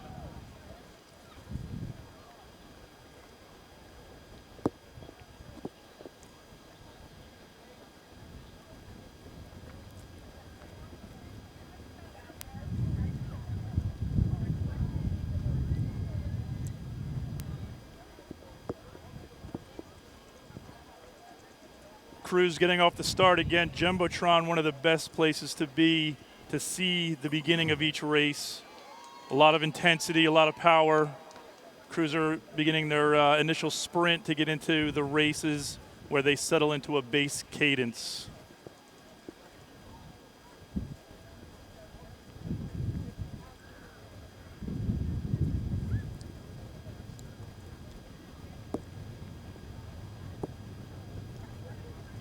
Checking our lane assignments for this, the third and final heat in this particular category. This is the Women's Masters Club 8. As I've mentioned before, we will give you the actual order of finish, but that may not be the order in which the handicapping is taken care of. In lane number 1, it is Pocock. Lane 2 is Marin. Los Gatos is in lane 3. Zlack Rowing Club is in lane number 4. Dawn Rowing Association is in lane number 5. And Los Angeles Aquatic Center is in lane number 6.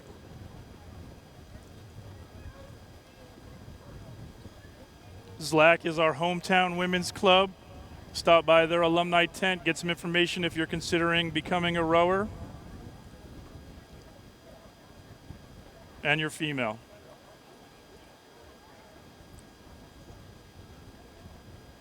And quite frankly, there have been some very, very positive studies about the effect, a lifetime effect, on young women who are involved in rowing programs.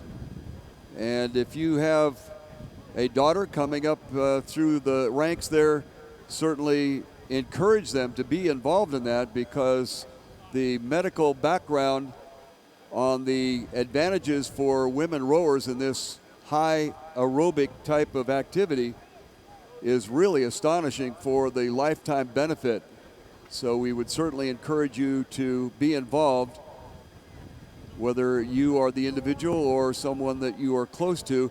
It looks like in lane number 1, Pocock does have the advantage in the early going here. And then look to their outside. It looks like a 2-boat race at the moment. Marin and Pocock in lanes number 1 and lane number 2. And then checking farther outside,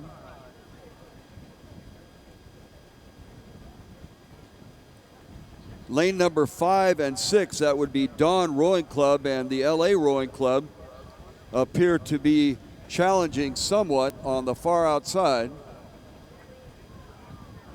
And then trailing at this point, Los Gatos and finally Zlack. Pocock, Marin, Dawn, Los Angeles, Los Gatos, and Zlack in that order as they approach the 1,000 meter mark. And this is probably the most challenging part of the race.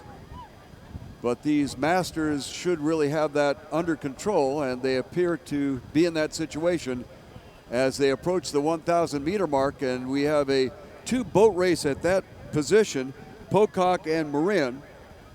Then some open water to the far outside, Dawn and Los Angeles, and then Los Gatos and Zlack.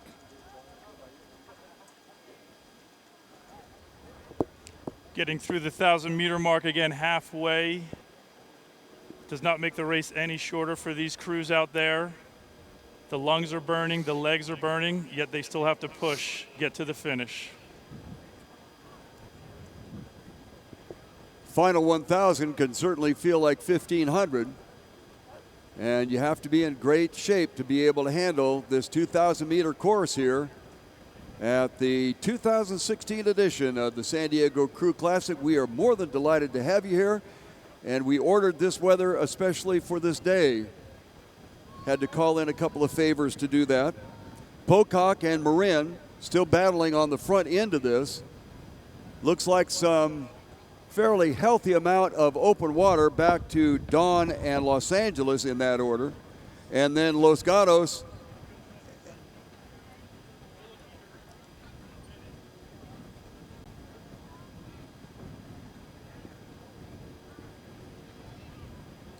This is the third and final heat for this particular category, which is the Women's Master Club 8.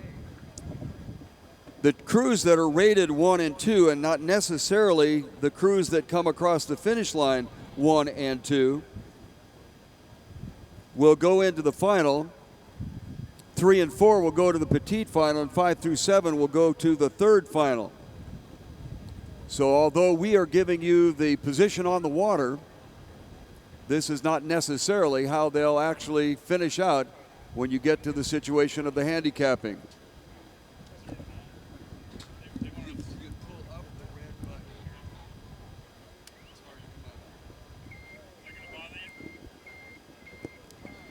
Still on the lead is Pocock there along the shoreline.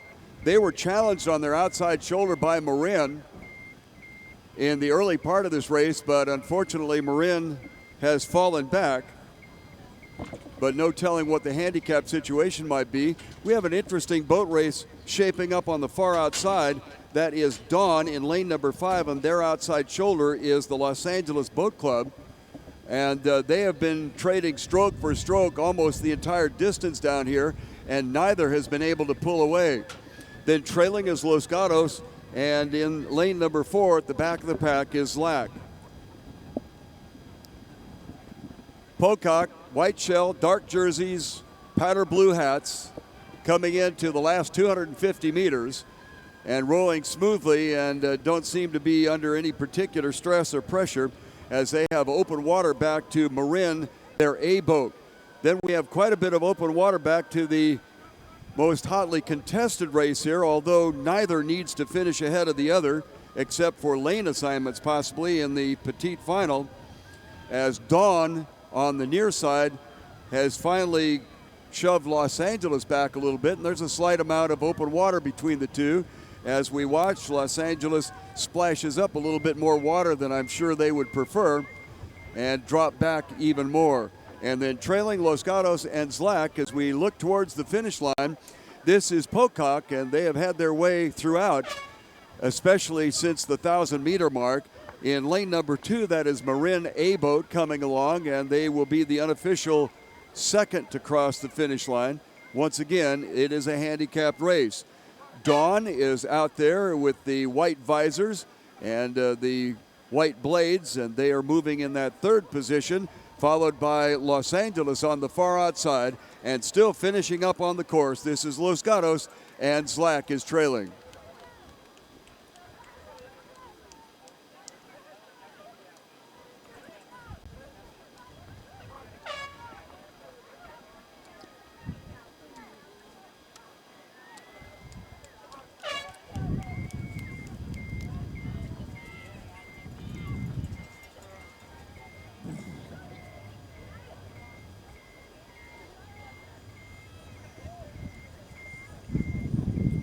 As the last seat of this Women's Masters Club 8 finishes up, we do want to remind you of all our opportunities in the main lawn and elsewhere throughout the Crew Classic venue.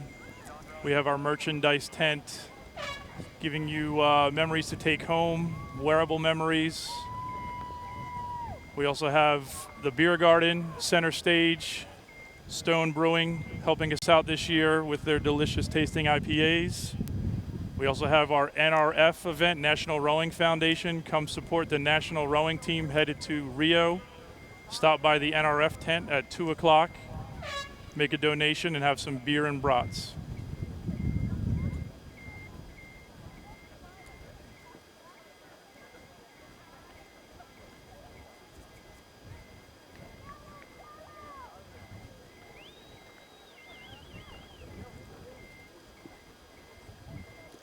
Looking forward to race number 35. This is, and there will be final. Looking at lane assignments, we're going to talk about California in lane number 1. The University of California, San Diego, or check that, Santa Barbara, the Gauchos in lane number 2. Chapman College in lane 3. University of San Diego in lane 4. And SK CrossFit, their A boat is in lane number 5. And those boats are trying to get aligned down at the far end of our race course, and they are in fact underway and outside the 100-meter mark, so there will be no breakage or restart on this particular one. And in the early going along the near shore, it's Cal, and on the far outside trying to stay with them stroke for stroke is going to be SK CrossFit.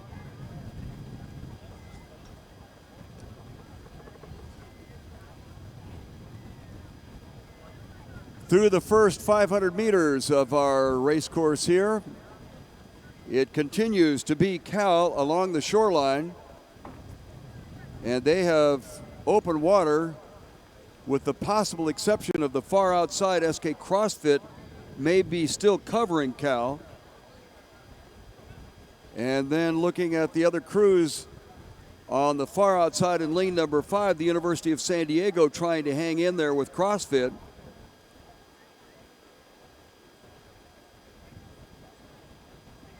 And then in lane number 2, it's going to be UC Santa Barbara, and Chapman is trailing.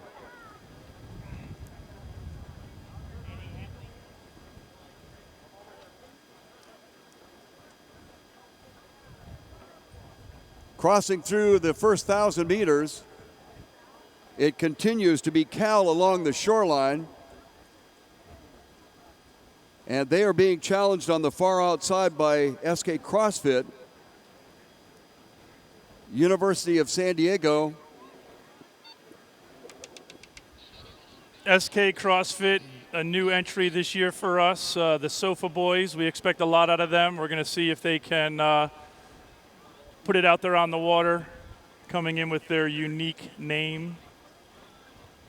Well, right now, unique or not, they're splashing up a little bit of water here where they're in that wind tunnel, so to speak, and they have dropped back just a bit. Fortunately for Cal, they negotiated that rather strong crosswind area of our race course and continue to hold the lead. University of San Diego is trying to hang on the outside, but they are open water back. And then even farther back, UC Santa Barbara and Chapman College. The men's open event is just that. It's open to all participants, all entries in this category. There may be college crews in the event. There may be clubs. There may be alumni boats put together, all competing to win the men's open. This is the first of 2 heats. The top 4 will move forward. And this is Cal along the shoreline. And they have led throughout from almost the first dip of the oars in the water down by SeaWorld's Sky Ride. Not the tower, the Sky Ride. And they continue to hang in there tough. They've now opened up water over SK CrossFit. CrossFit did challenge them through the first 500 meters of this race, but were unable to hang on. Then we have 3 boat lengths of open water back to the University of San Diego. Then UC Santa Barbara in their gold jerseys with heads not quite sticking together, and that's probably one of the reasons that they have struggled here. And then far back is Chapman. Good smart row here by Cal on the shoreline, and they will be, unless a catastrophe happens, the apparent winner to this one. California still even considering it maybe practice putting that sprint on, even though it's not necessary having such a lead. Very impressive finish for the boys. So Cal across first, SK CrossFit will be the apparent second place boat, and out in the middle, that is the University of San Diego in the dark blue. And along the shoreline, the University of California, Santa Barbara, white shell and gold jerseys. And then trailing far back is Chapman, and this certainly would be considered practice row for them as you watch the heads bobbing at different times. And that is generally the death knell of any kind of crew. They've got to be able to have those heads move at exactly the same pace, and they have been struggling with that throughout. So as we stated earlier, the open event for all different types of competitors, some faster than others. Let's give these boys a round of applause, get them through the finish line.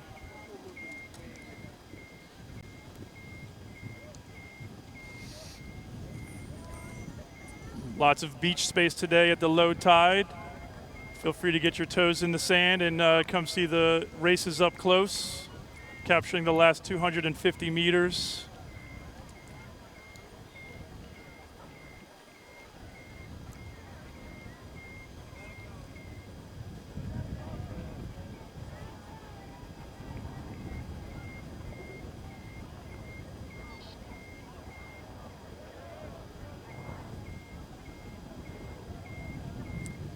Our crews getting on the sake boats for race number 36. This is the men's open heat B.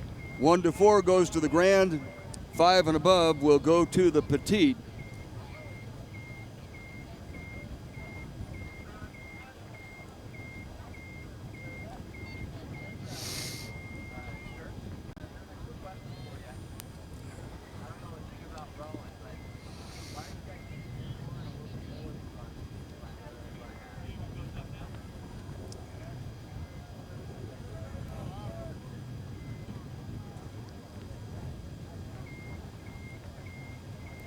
Slight delay at the start of this race, waiting on UC San Diego to get into their lane at the stake boats up at the start.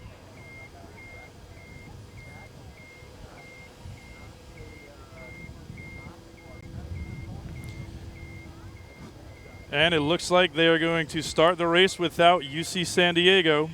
Men's Open Heat B, Event 36, underway. It's kind of fascinating to know the behind-the-scenes situation here, and the fact that this is a very, very coordinated movement from the time that the boats get down into the water and the far northern end of our race course until they are able to get on the stake boats and move all the way around the other side of the island out there.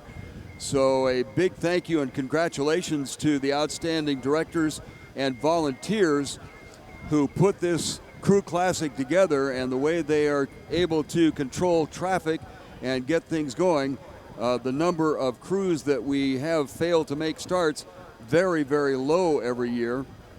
And so they do a really spectacular job of being able to get everybody squared away, launched, and at the stake boats in an appropriate period of time.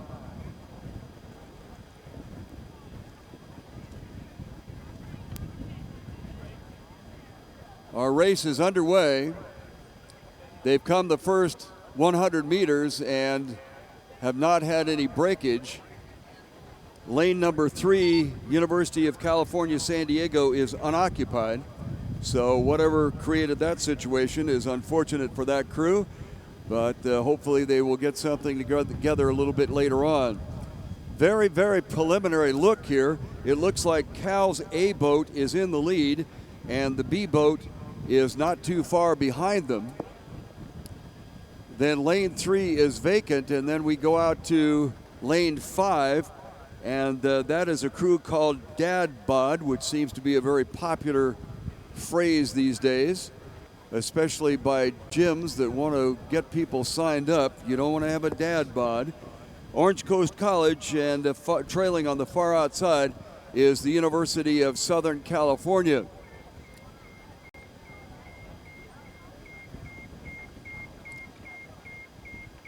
Outside 750 meters and on their way to 1,000 meters into this race, a very close race, and I would imagine this is not only for boat positions in a boat, but also bragging rights in the boathouse. Cal A crew, which is along the shoreline, is really fighting it out with Cal B, and it looks like the B crew may have gotten in there. If you are somewhat new to the sport of rowing, one of the big challenges for coaches is to find out what combination works. And that is an ongoing situation, and that's why so many coaches appreciate the San Diego Crew Classic, the first major event of the rowing season, so that they can have a better look at their crew combinations and try to fine-tune it before they get into some of the real strong conference championships and things like that.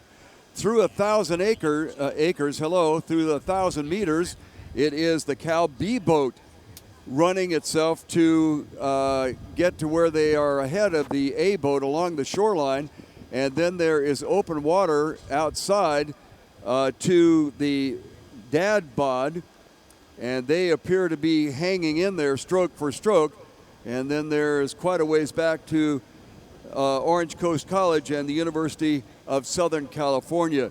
Orange Coast, of course, a 2-year community college, probably, if not the only, one of the only that has a rowing program, and right now they are really struggling.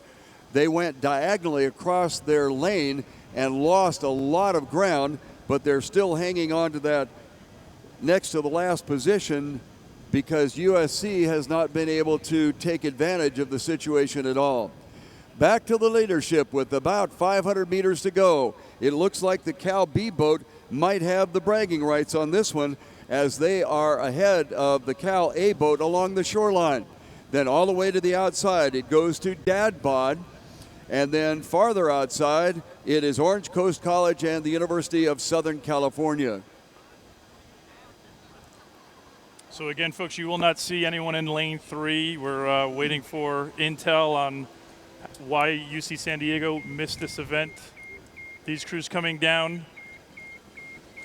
The previous heat, the first place boat was a 6-minute, 20-second finish. We'll have to compare times, see how these boats look up against the initial heat to shape up the final tomorrow. In lane number 2, our current leader, Cal B boat, as the Cal A boat is along the shoreline, and now there's a slight bit of open water between the two, with the B's being the busy B's and on the front of this thing. Then there's open water back to Dad Bod, Orange Coast College about 6 boat lengths behind, and all the way on the rear of the pack here is USC. This is the Cal B boat. They have about a half boat length of open water over the Cal A boat. So I suspect that there are going to be some position changes in this crew as the season goes along.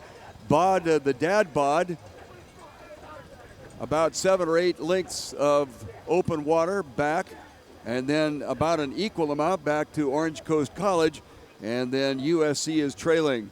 On the finish, almost wire to wire, although the Cal A crew had it in the early going, Cal B overtook them in the length between 250 and 500 meters into this race, and they come down the 2,000-meter race course as the apparent winner, followed by Cal A. And still on the race course is the Dad Bod crew, Orange Coast College, and the University of Southern California.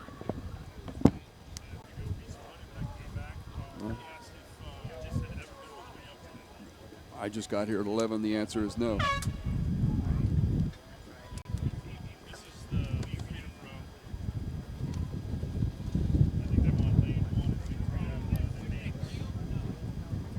We'll fake it. So the legs are all pushing. Are we off the tires? Are the tires off the ground?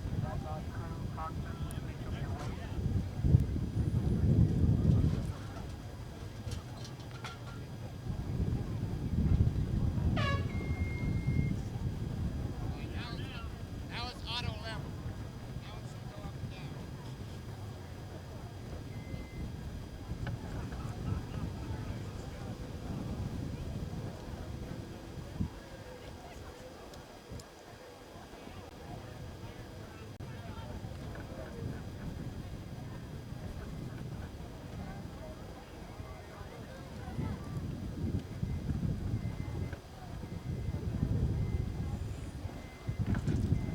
Next up will be race number 37. It is the Women's Open Heat A. And there are only 2 heats in this particular activity. 1 through 4 will go to the Grand, and 5 through 8, or 5 and above, will go to the Petite final.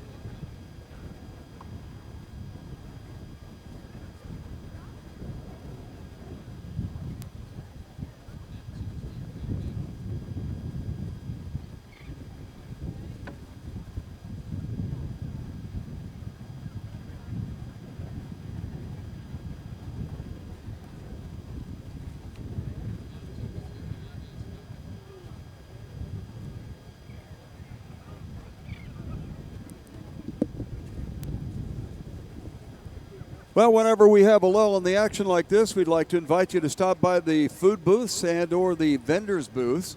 The food booths are in the largest open lawn area that we have, and they are at the opposite end of the lawn area from the Jumbotron.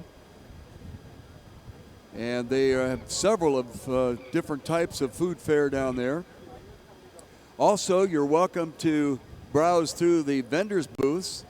They are on the west side of the large white tent that is on the grassy knoll that is part and parcel of our finish line. Also, we'd like to invite you to stop by the beer garden. They also have some food stuffs there. Zlack has something set up as well.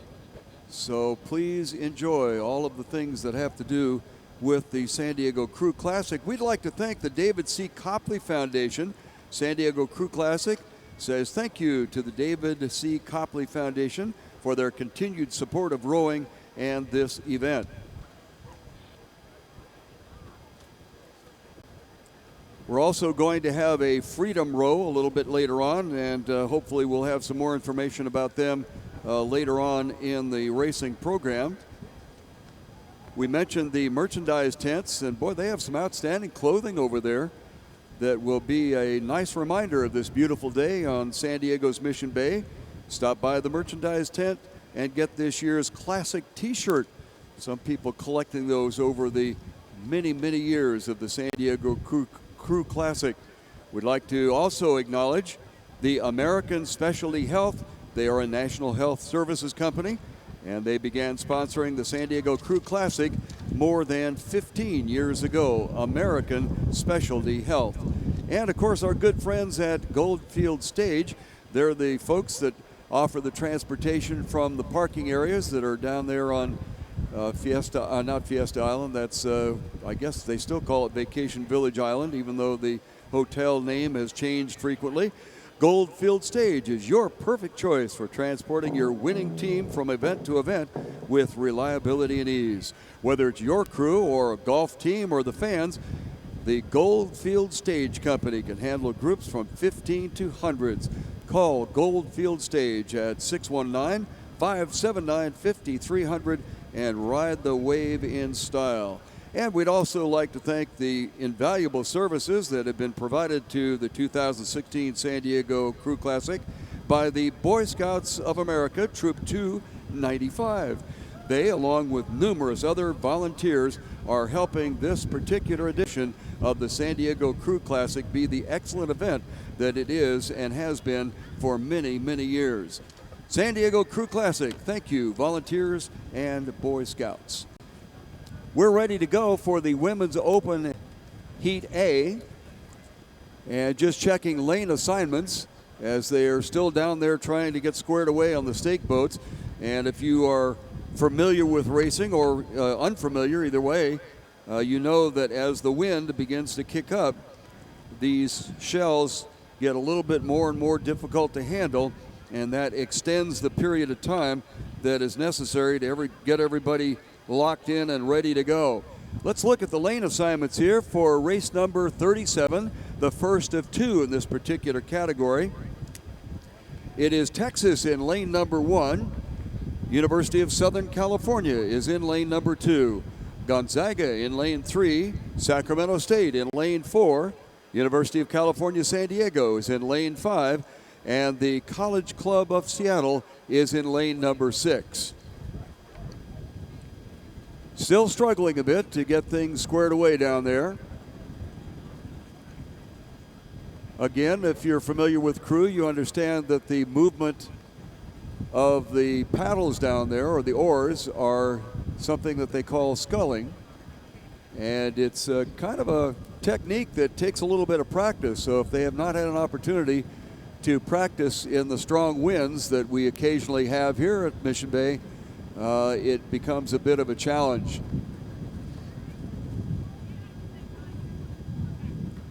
The start of our course, as you possibly know, is down by the SeaWorld Sky Ride, not the Sky Tower, but the Sky Ride. And it progresses 2,000 meters down the course. Not being a rower myself, I have the utmost respect for these athletes. They come out at the crack of dawn and practice.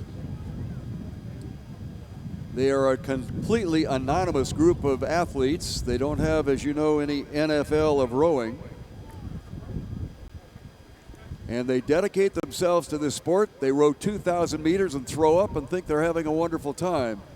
So we thank you for being out here and supporting this long-running San Diego Crew Classic.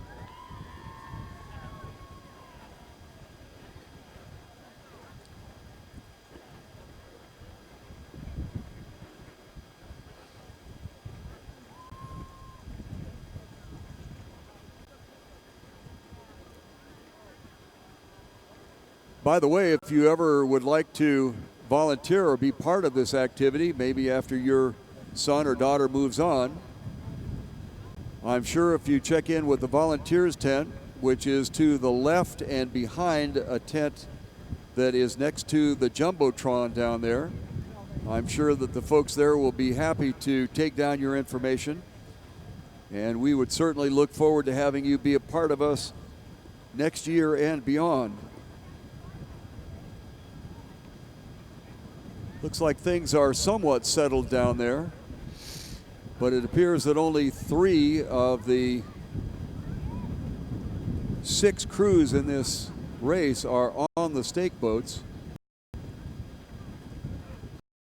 These stake boat holders are volunteers as well, and they hang on. It's up to the squared away is on, and the we're still working. Appears to be to move in there.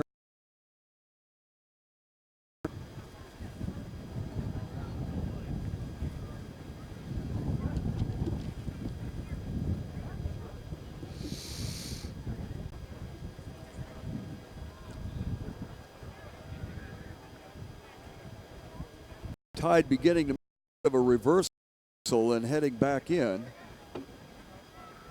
So hopefully for the crews, when they come through that tidal wash area, that not only they get the wash, but the hit from the wind under the, hopefully that will make things a little bit easier for our crews as they move down the rest of the day.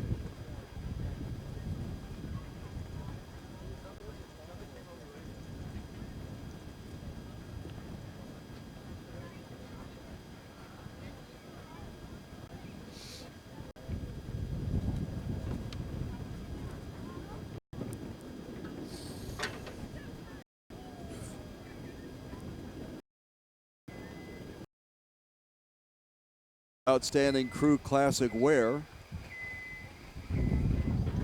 And if you wouldn't mind, pick up a program, help support the San Diego Crew Classic.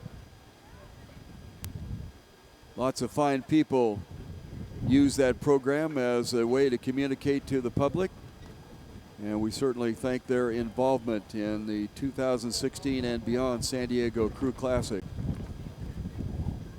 Apparently we're still a ways off as boats are very quietly crossing the race course at the 750 meter mark, or 1750 meter mark.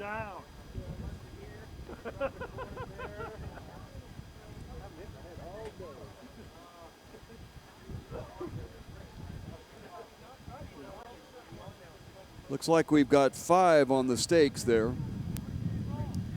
So College Club Seattle will be the 6th one to back on. And it looks like we're fairly close to the start of this one. Looks like number 5, UC San Diego, lost a hold there.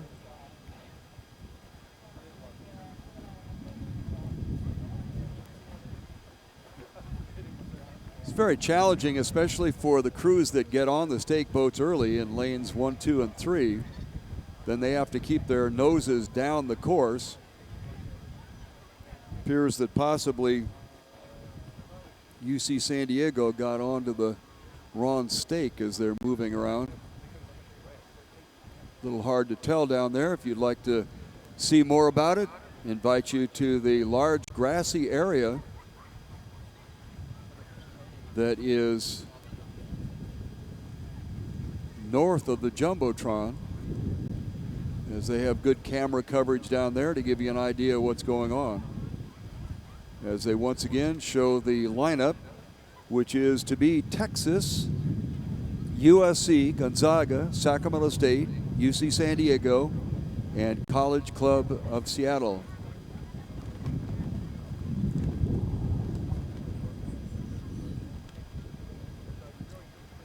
Still discussing on the walkie-talkie something going on in lane number 5. Can't quite pick that out. This is the first of 2 women's open heat. Anybody that wants to can get into this. And the top 4 will go to the grand final tomorrow. And the petite will be contested on the crews that finish 5 and above. Also, if you're down towards the Jumbotron, you can take a look at the trophies that are set up for our winners in numerous categories here.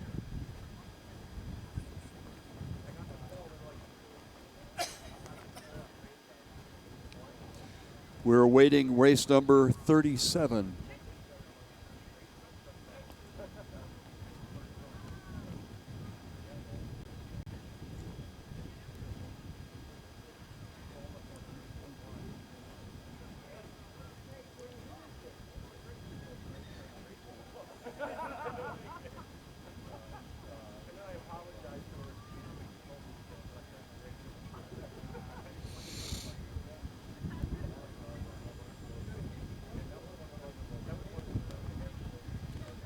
As I mentioned, they were having a little bit of a discussion about lane number 5, and if you're in the Jumbotron area, you can see that UC San Diego is beginning to back into that position.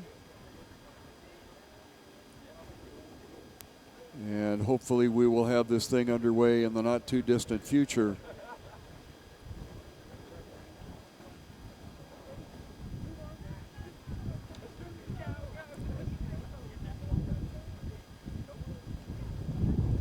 They appear to be on the stake boat now. And the beginning to tense up a little bit, getting ready to splash in, as it were, and ratchet that opening cadence up to as high as 38, 36. And if you've never been in the boat, try sometime waving your arms up and down 36 times in a minute, and you'll get the idea of the athletic ability of these athletes that we see out here.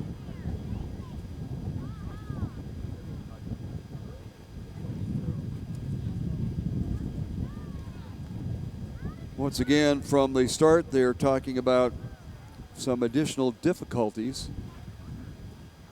And not exactly sure what difficulties they're talking about now, but they mentioned it.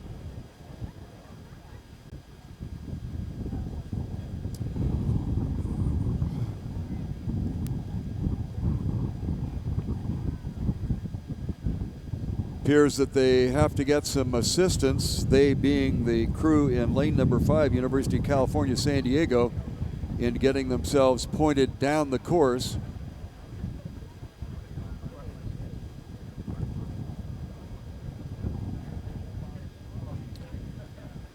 As the other crews work desperately to scull, that means move the oar around a little bit to keep themselves down the course. And dare I speak too soon, it looks like we might have a start in a short time here.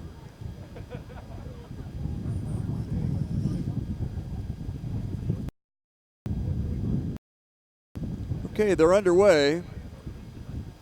And it appears that they have gotten through the first 100 meters without incident. 4 early lead USC. Long way to go, 2,000 meters. About a mile and a half.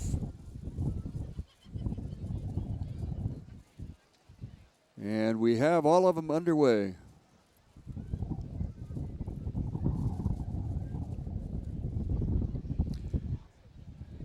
SC jumped off pretty well, followed by Texas, and then outside to Gonzaga.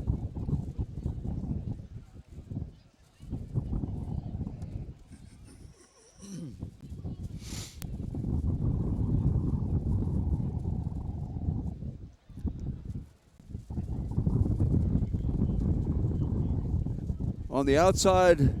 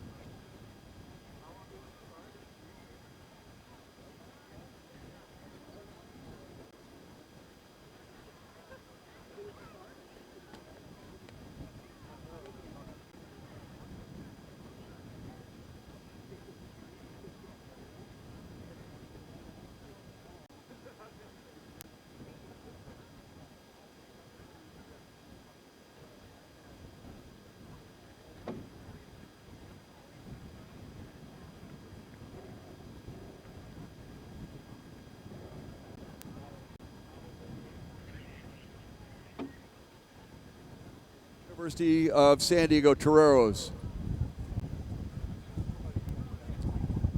7:50 to go. Texas, USC, Sacramento State, Gonzaga, Open Water back to College Club Seattle, and the University of California, San Diego.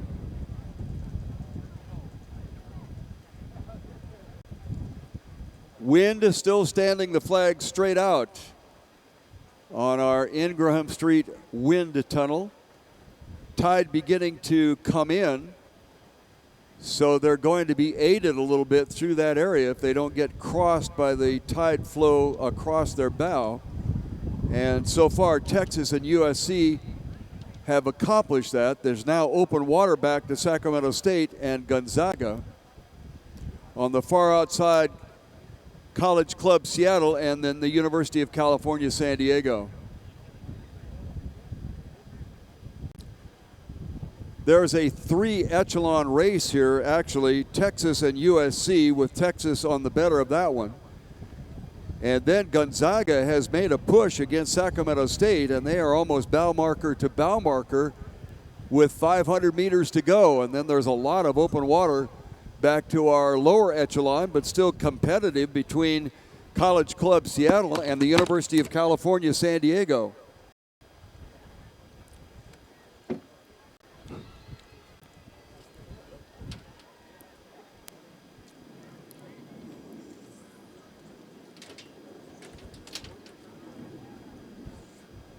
On the shoreline and racing comfortably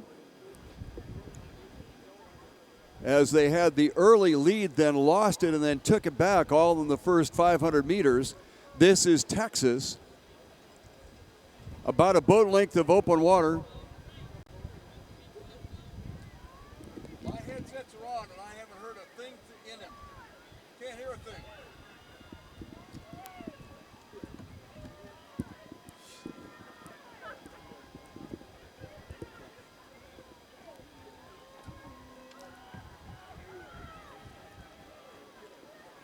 On the shoreline, somebody that we've identified as the University of Texas. However, we are informed that there's something else going on. So Texas, then lane number 2 is in second spot. Lane number 3 is in third. Lane number 4 is in fourth.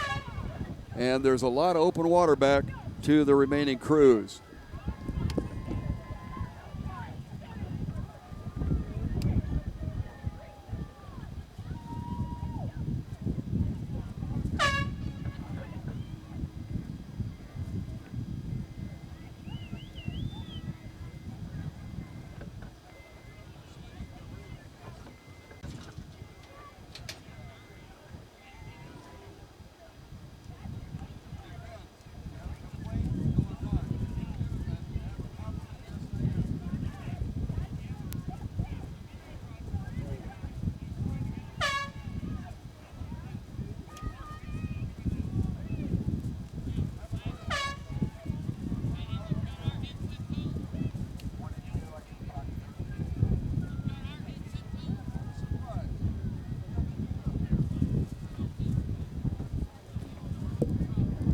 This headset on from the very get-go. Haven't heard a word from anybody. Also,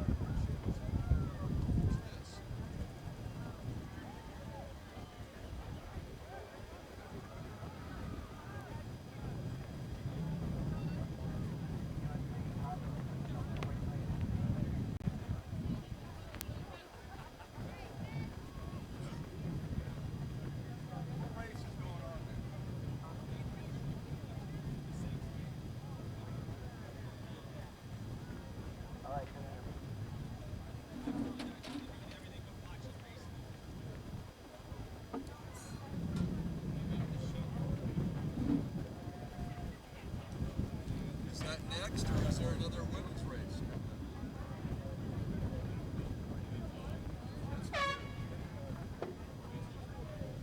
I was told that I had the wrong race.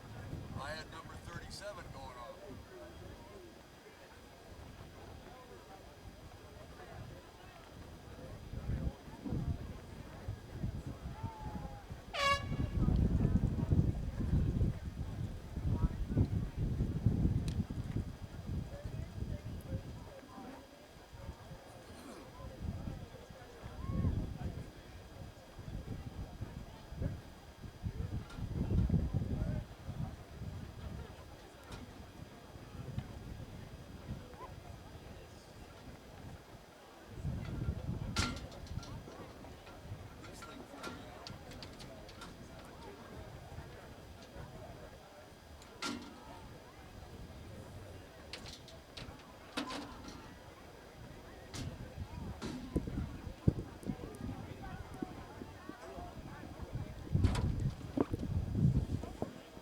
No?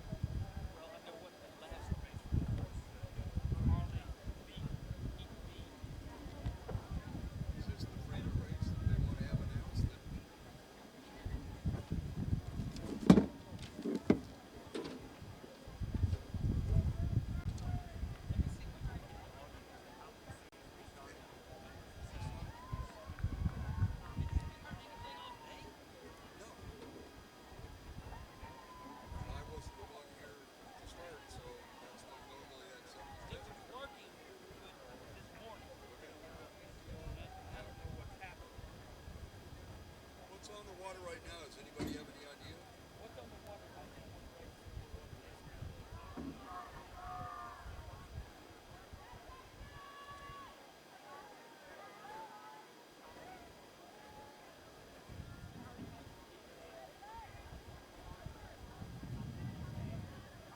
The women's open heat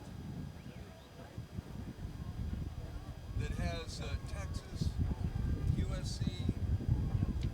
That's the one that's on the water now.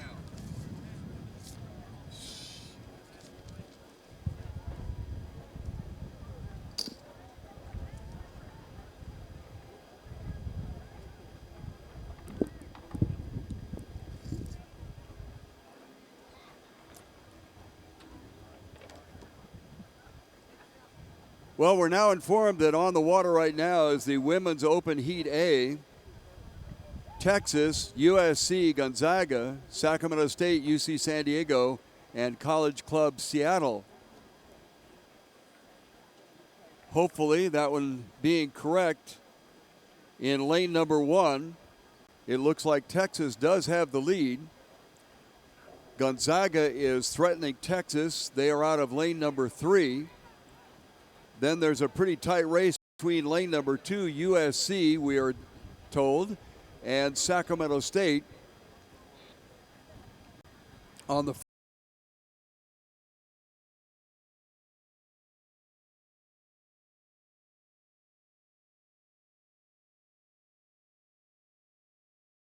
is the University of California, San Diego. 1 through 4, so the attention more likely will be on the second echelon here, which there's open water. It goes Texas, Gonzaga, then open water to USC, Sacramento State, and College Club Seattle. And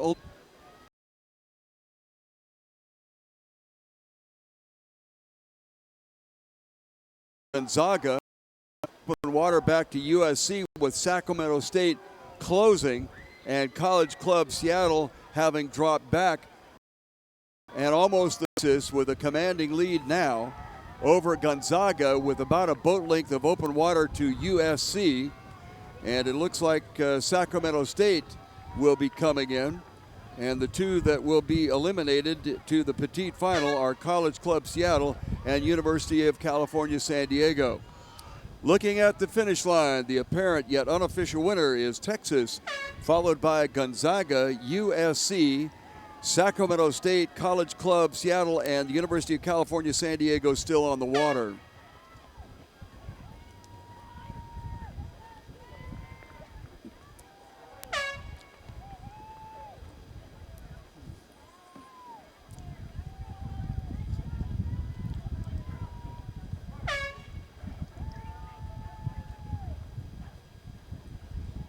Okay, God willing, and the creek not having risen, we are hopefully looking at number 38, the women's open heat B. Once again, the top 4 will move on to the grand final, with 5 and above going to the petite final. In this heat, we have 6 crews listed. California is in lane number 1. Stanford's lightweight crew is in lane number 2. British Columbia in lane 3. San Diego State University is in lane number 4. University of California, Santa Barbara is in lane 5, and Chapman College is in lane 6.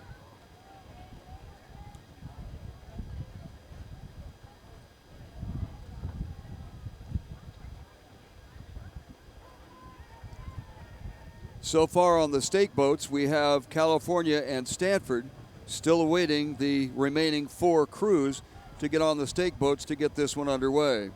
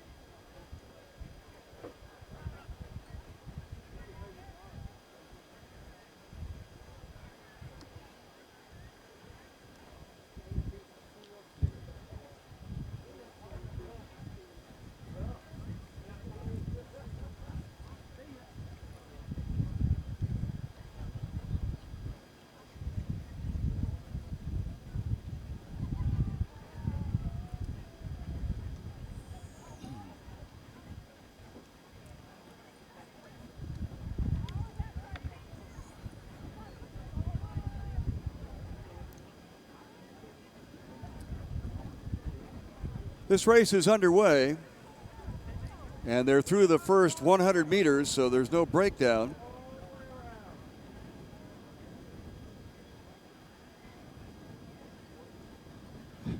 There are only 2 boats in this race.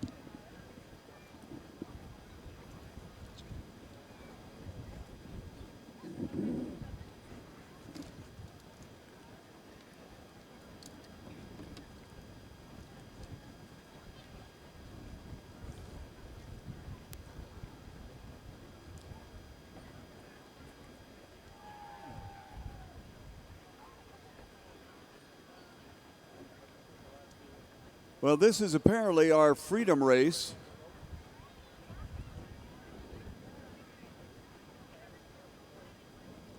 And this is military personnel in the lanes here. Along the shoreline, the coxswain is Daniel R., U.S. Navy Service Welfare Officer.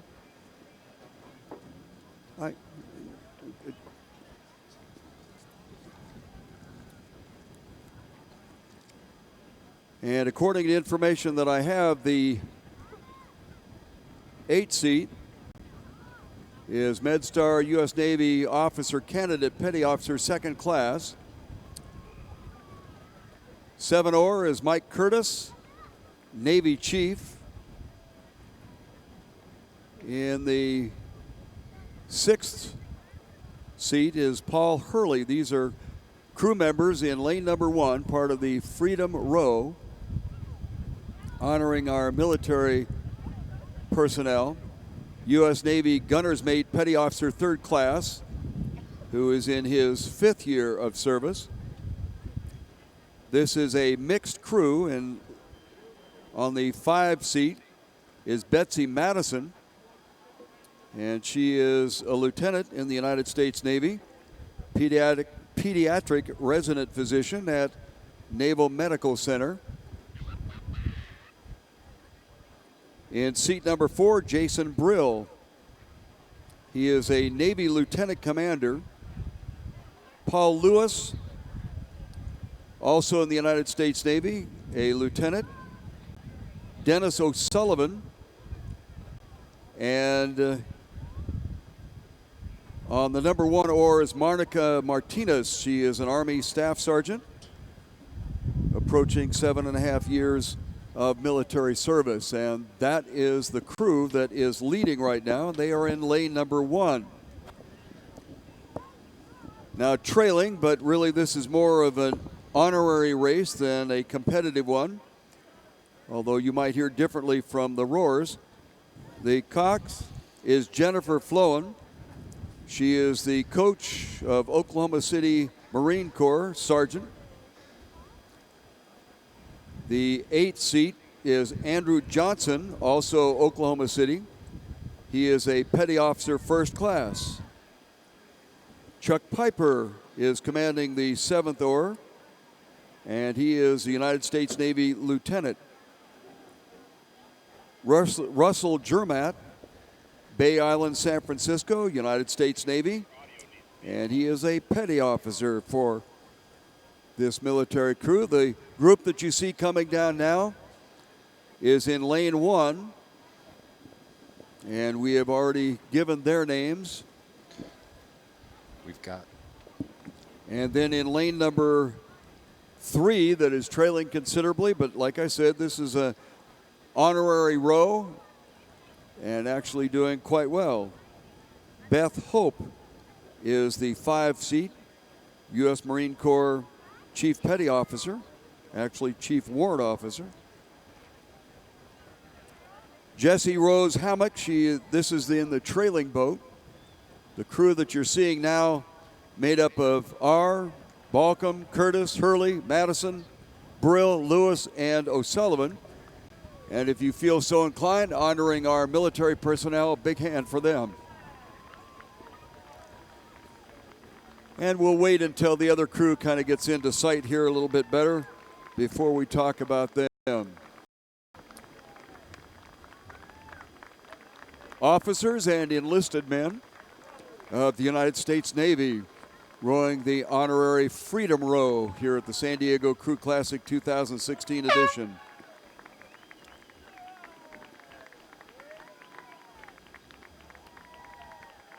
Two women rowing in that crew that just crossed the finish line there, and 7 male members of that crew. Still working their way on our Freedom Row down the San Diego Crew Classic course is Coxswain Jennifer Flowen, United States Marine Corps Sergeant. In the number 8 seat, Andrew Johnson, United States Navy Petty Officer First Class. Chuck Piper, United States Navy Lieutenant, is occupying the 7th. And in the 6th seat, Russell Germat. He is from Bay Island, San Francisco. United States Petty Officer Beth Hope has the 5 seat. Ms. Hope is officer and has served her country for 20 years. The 4-0, Jessica Rose Hammock, United States Marine Corps Corporal. In the 3rd seat is Tammy Bethany, U.S. Army Sergeant, serving since 1994. Wayne Sadowski, Oklahoma City Air Force Security Police, and he is out of the service now, but served from 1971 to 1991. And Tim Fitzmon, United States Navy 2nd Class Petty Officer, is in the number 1 spot. Big hand for our Freedom Rowers today. Thank you.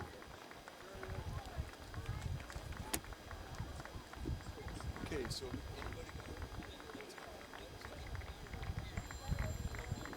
We fixed the communication path. On both of them? Yeah, let me just double check your headset real quick.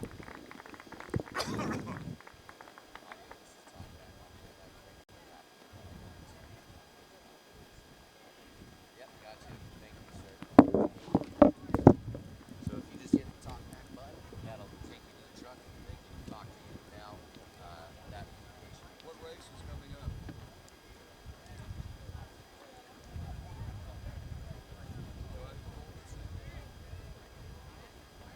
He just pushes that button to talk to you. Correct. And then they talk back to you. okay. Do I hold the talk back button down Holding to the the talk. whole personnel? Just to talk. Just you key up and then let go. Okay. Do you know what race is coming down next?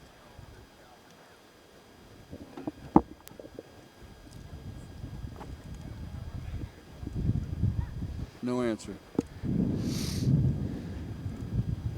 And did you just hear him say race 40? No, I did not. No, I did not.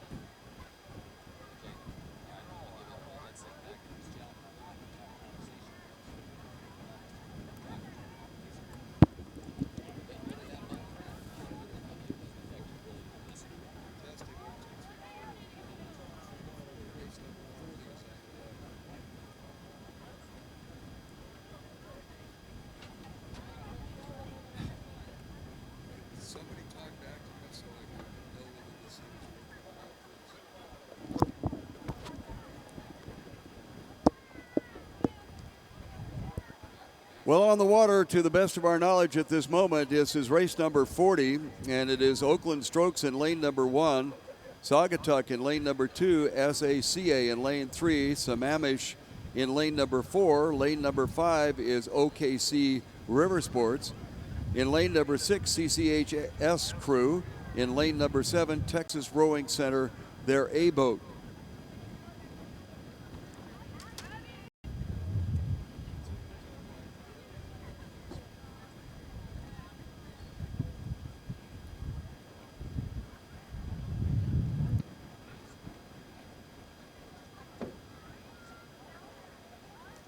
In lane number 1, the crew that has been identified as Oakland Strokes is on the lead. They are being challenged out in lane number 3 by SACA, and Saugatuck is hanging in there stroke for stroke in lane number 2. On the outside, Sammamish in lane 4 is challenging, but on the far outside, it looks like the CCHS Crew A is on the challenge to Oakland Strokes on the inside.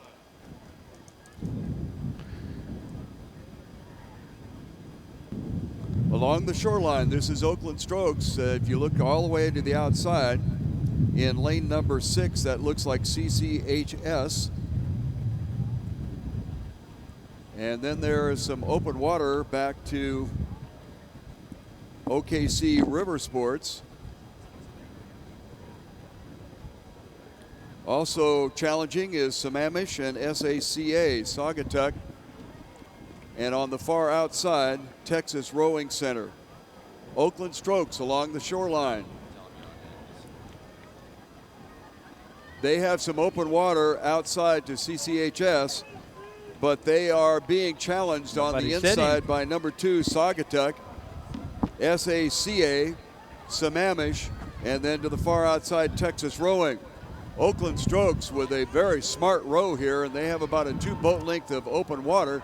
But the real challenge is coming up for the second place finish, which is Saugatuck along the shoreline, and then SACA outside of them is OK River Sports, Sammamish, followed by the Texas Rowing Club. In lane number 2, it looks like Saugatuck may be jumping up there for that second position. They are being challenged on their outside by SACA. On the far outside, OK River Sports, Sammamish Rowing, and trailing is the Texas Rowing Center. So the unofficial finish would be Oakland Strokes in number 1, followed by Saugatuck and SACA, then OK River Sports, Sammamish Rowing, and to the outside, Texas Rowing Club.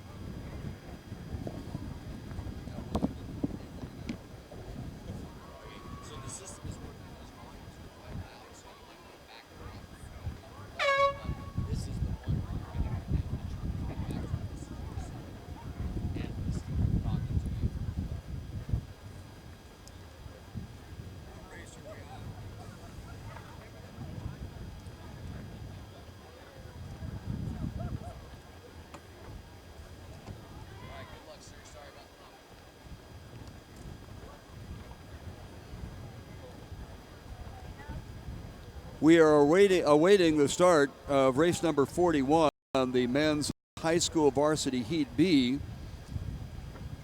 And apparently we've had a false start, so they're going to need to realign and get going again. At the food booth area. Also gives you an opportunity to visit our vendors area as well, and we would encourage you to do both.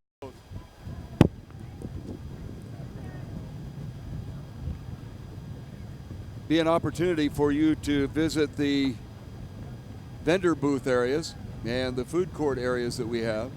The Jumbotron is at the far southern end of the largest grassy area, and that area is where many of the food booths are located. And then to find the vendors booths, look for the large tent on the grassy knoll and drop to the west of that, and there is a whole lineup of outstanding merchandise and things that you may purchase as a remembrance of the 2016 Crew Classic.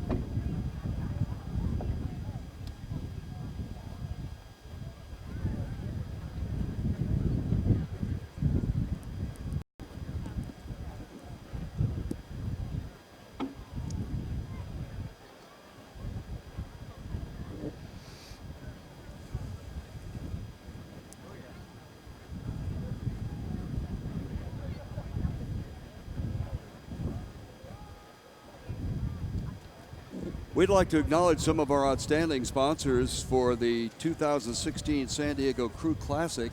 These are the folks that help make everything run around here, and we'd certainly appreciate your patronage. If nothing else, at least say something to them if you encounter any of these groups.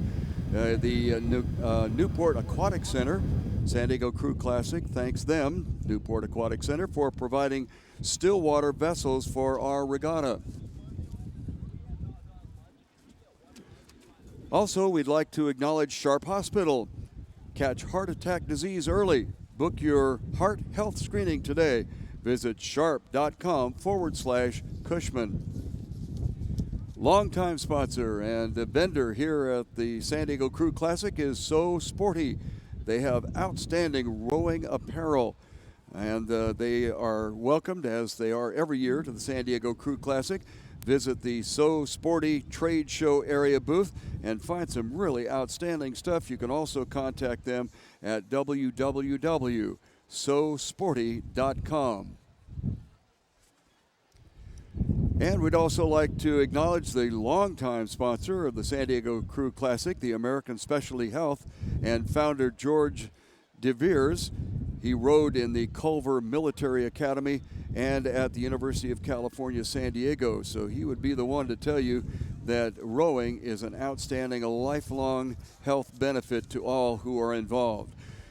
If you get an opportunity, please get one of our programs, and in doing so, if you wouldn't mind checking out the sponsors that are involved there, and once again, whether you are in the market for their particular wares or not, it would certainly be positive for you to acknowledge their involvement in the 2016 San Diego Crew Classic.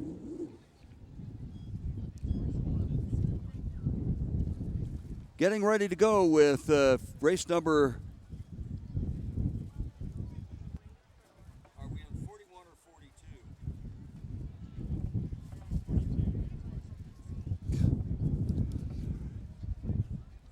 42? Set to go with the men's varsity Heat C, race number 4.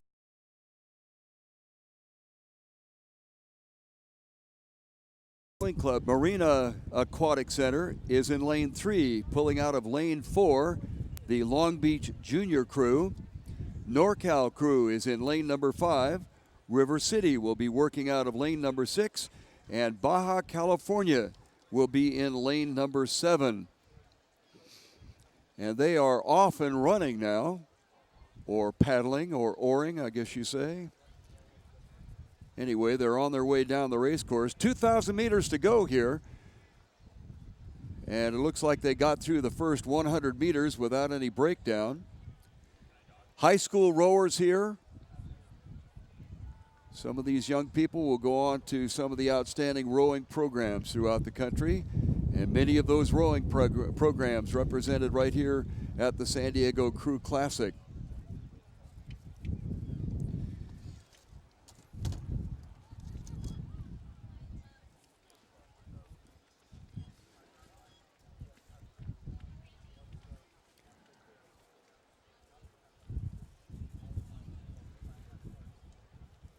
On the early going, in lane number 2, San Diego Rowing Club has a slight edge. They are being challenged on the far outside by Baja California. And then along the shoreline, Newport Aquatic Center.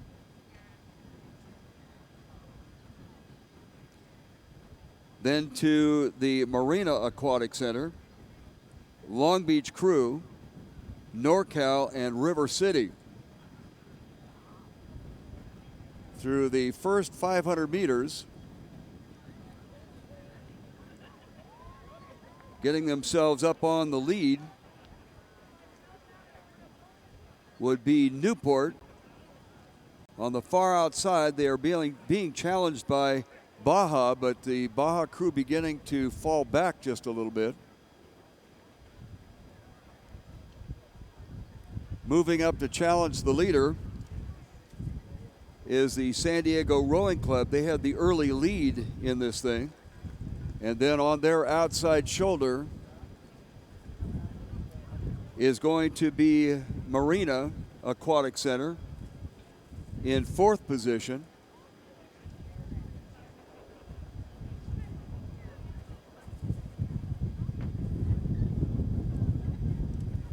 In the 5th spot, on the far outside, River City, Long Beach, and NorCal.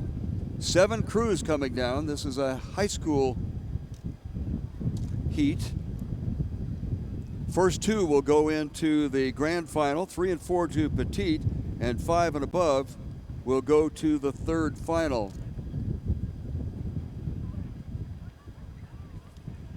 Approaching 1,000 meters, it still appears that Newport is on the lead. They are being challenged way on the outside by Baja.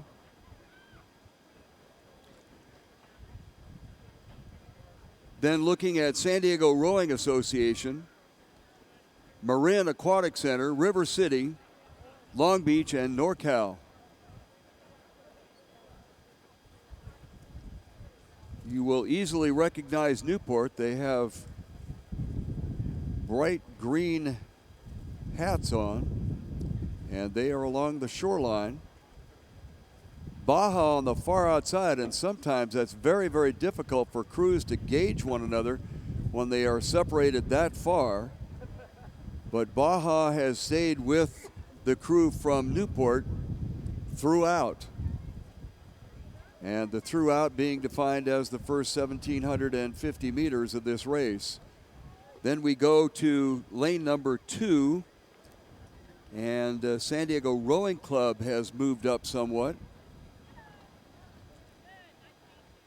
And then that leaves Long Beach having moved in, Marina Aquatic Center, River City, and NorCal. Approaching 500 meters left, 1,500 meters gone in this race. It is still Newport along the shoreline, and they have led it almost from start to this point anyway. Way on the outside, long, steady strokes is the Baja crew, and they are trying to hang in there. And now a rush being put on by San Diego Rowing Club. They are in lane number 2. Then 2 lanes out from there, Long Beach. Almost open water back to Marin. and then all the way outside to the NorCal crew. So along the shoreline in these bright green headgear is going to be Newport. San Diego Rowing Club has moved up on them, and on the far outside, Baja has fallen back. This is Newport, followed by San Diego Rowing Association. Now open water back to Baja. The challenger throughout has now faded back. Then we come to Marina Aquatic Center, just about 3-seat lead over Long Beach and almost dead even with Baja on the outside. The top two seem to be no doubt. It'll be Newport and San Diego Rowing Club in lanes 1 and 2. Then the next two finishers along the shoreline, it appears to be Marina battling it out with Baja California on the far outside, and then Long Beach. Then it goes to NorCal and to River City and then NorCal. Very close for that third and fourth finish. And so unofficially, it looks like Newport and San Diego Rowing Clubs will move along, followed by Marina and Long Beach, with Baja finishing in the 5th position, and will go to the third final.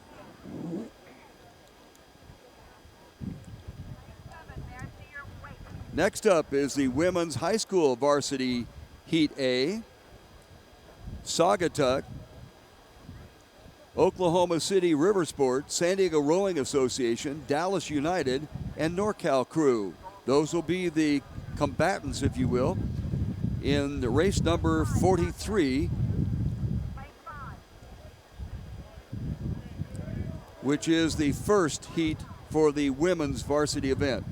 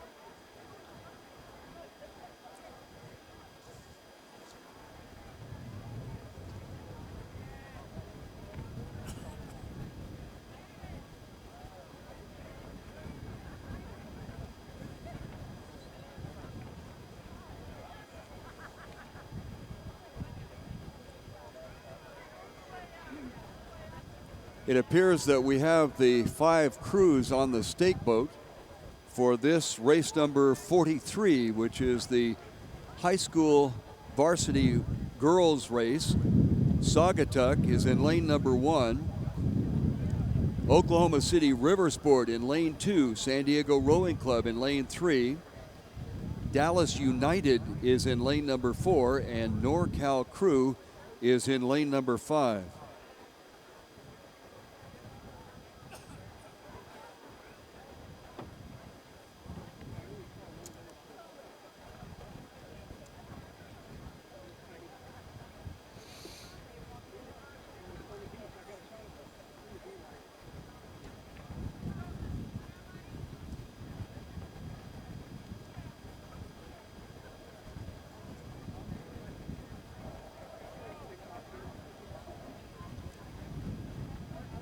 And we've got them underway, looking for the first 100 meters, looking for any kind of breakdown that will stop this particular heat from going forward. And it appears through the first 100 that we are in okay shape here. So once again, the lane assignments. Saugatuck is in lane number 1. Oklahoma City, their River Sports group, is in lane number 2. San Diego Rowing is in lane 3, Dallas United in lane 4, and the NorCal Rowing Club is in lane number 5. Off to an early lead is Oklahoma River Sports, as they got off the line smartly, and now their challenge will be able to hang on to whatever advantage they got with a good start. They're being followed in lane number 1 by Saugatuck.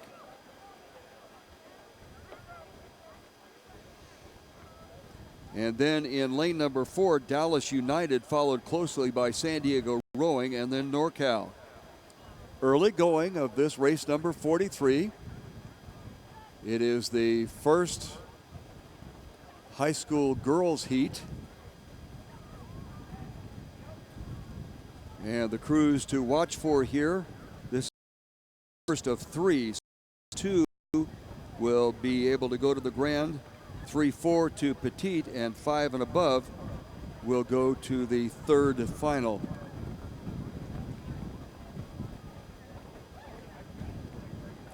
Saugatuck continuing in lane number 1 to challenge Oklahoma City River Sports for the top spot here. And now San Diego Rowing has moved up to challenge Dallas United for the 3 and 4 position. Through 500 meters.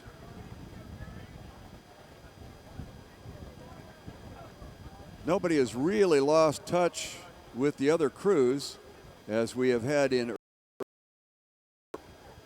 but generally conditioning and technique really show through from 1,000 meters on, as now in saying that, the crew in lane number 3, San Diego Rowing, kind of went diagonal to their lane, and of course that will lose some yardage for them.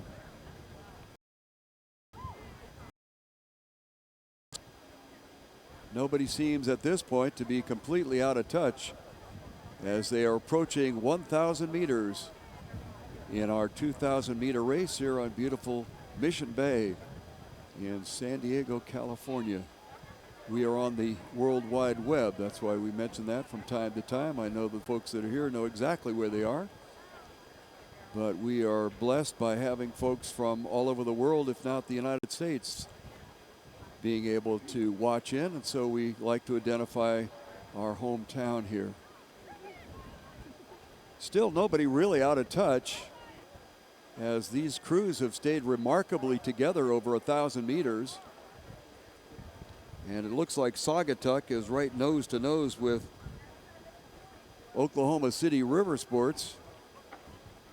And outside San Diego Rowing, that crew did not get off to a particularly good start, but they have inched their way back into it as they've moved along here and have gotten past Dallas United and NorCal. They're in the 4 and 5 positions and 4 and 5 lane. Saugatuck looks like they are beginning to lengthen out a lead, as they made a bit of a move at the 1,000 meter mark. So now it's kind of a contest between San Diego Rowing and Oklahoma City River Sports as to who is going to finish in that second spot. The top two will go on to the Grand, 3-4 to the Petite, and 5 and above will go to the third final.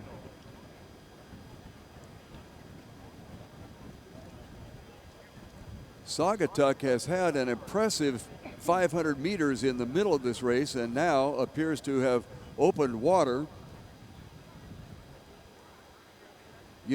Check that, San Diego is coming on strong, and they have gotten past Oklahoma City River Sports to slide into that second spot. So if you want to go to the Grand, you need to do 1-2, and right now Saugatuck seems to have it in hand, but you can never tell over the last 500 meters here in our 2,000 meter course. San Diego Rowing has slid into that that second position in the third lane. Oklahoma City River Sports trying to battle back, and now NorCal is making a bit of a move on Dallas. Dallas United in lane number 4 and NorCal in lane 5, and right now those are the two positions that they're holding, but NorCal is trying to slide into that fourth spot to at least get into the Petite final.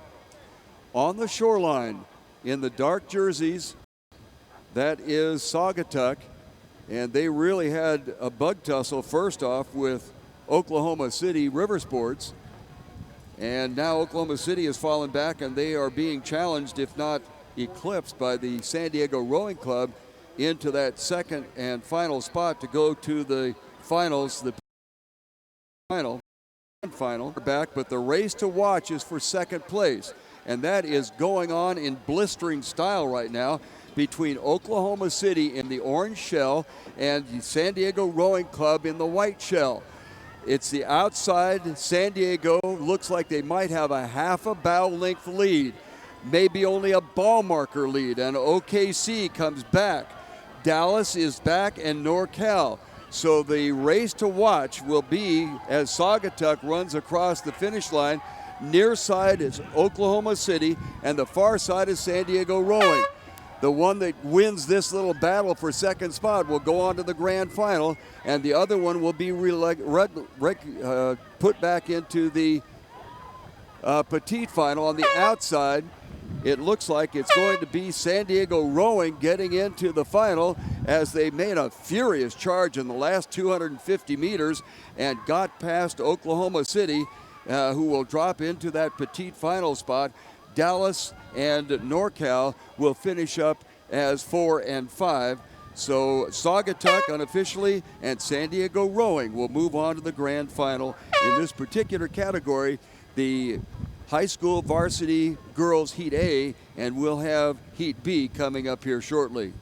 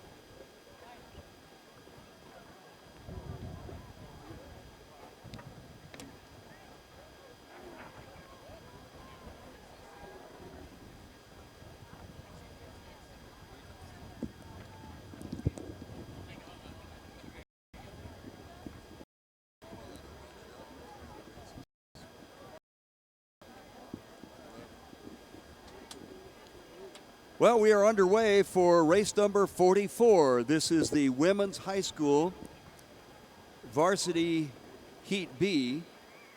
Once again, 1 and 2 will move on, 3 and 4 to the petite, and 5 and above will be moving on to the third final.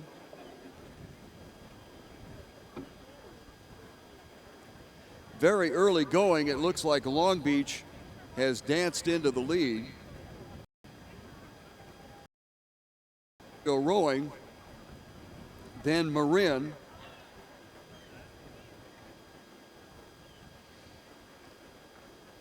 Then Texas on the far outside, and Loretto in lane number 4 is moving on currently in the trailing position. Once again with the lane assignments, Marin is in lane 1, Long Beach in 2, San Diego Rowing in 3, Loretto is in lane 4, and Texas is out in lane 5.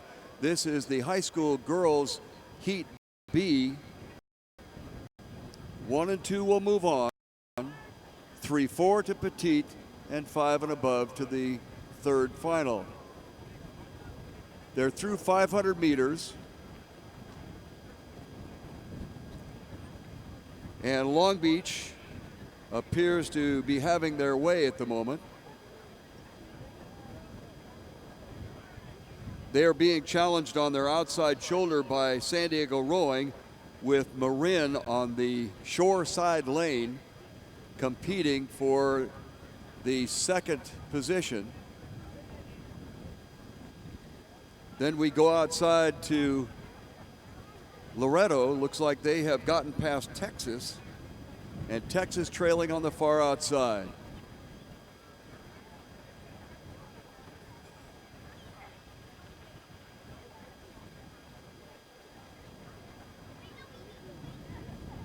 Through 750 meters now.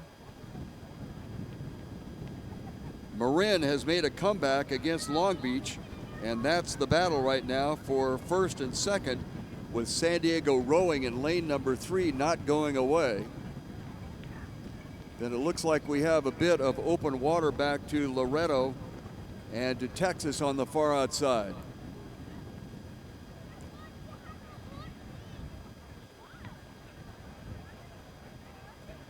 Tide slowly coming in, so that will be a bit of an aid as they get through that Ingraham wind tunnel area, if you will. The flags are still standing straight out, and some of these inexperienced novices and high school rowers do have a problem when it gets into that area, but so far we've noted none. And just as I say that, Texas on the far outside has to make a bit of a course correction and come diagonally across, not radically, but they certainly lost a little bit of ground there.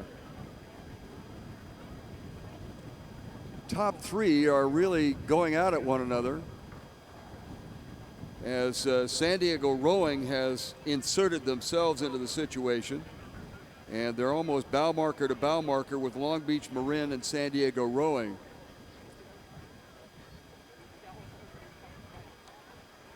Then we have a bit of open water back to Loretto and then Texas.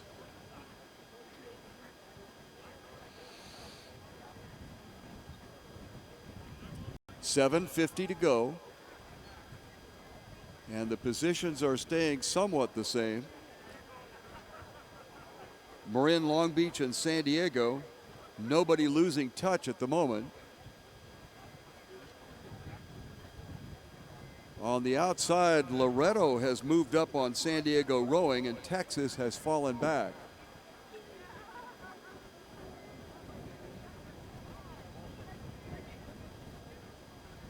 Smooth movement to this point. Marin edging ever so slightly ahead of Long Beach and San Diego. Loretto has made a move, but they've not made up the space of open water on the crew in lane number 3. That's San Diego Rowing, and on the far continues to trail.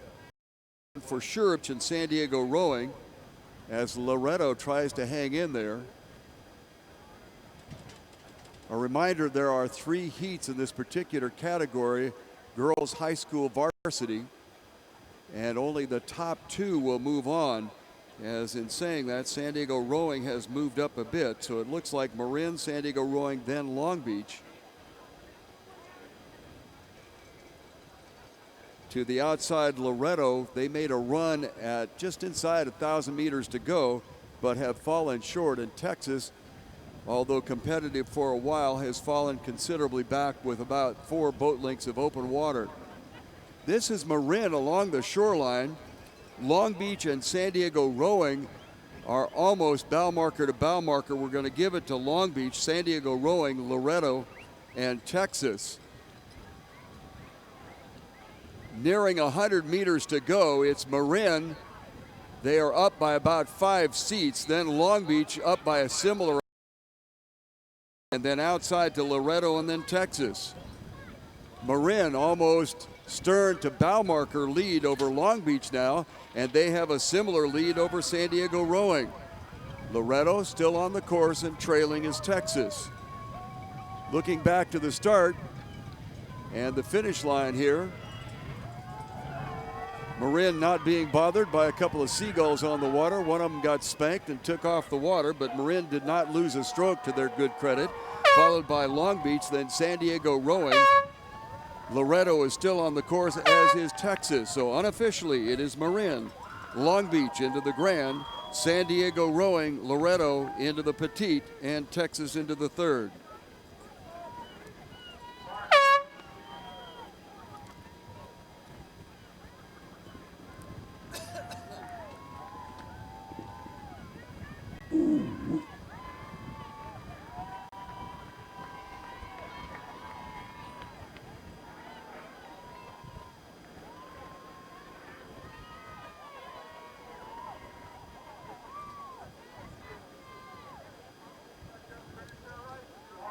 On the water for race number 45.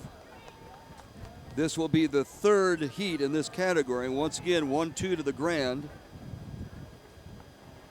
3-4 to the Petite, and 5 and above will go into the third final. Number 1, we have a crew from Newport in lane number 2. Then Pocock is in lane 3, Sammamish in lane 4. CCHS A crew is in lane 5, and Zlak is in lane number 6. And as soon as we get a bearing on this, we'll report what we see.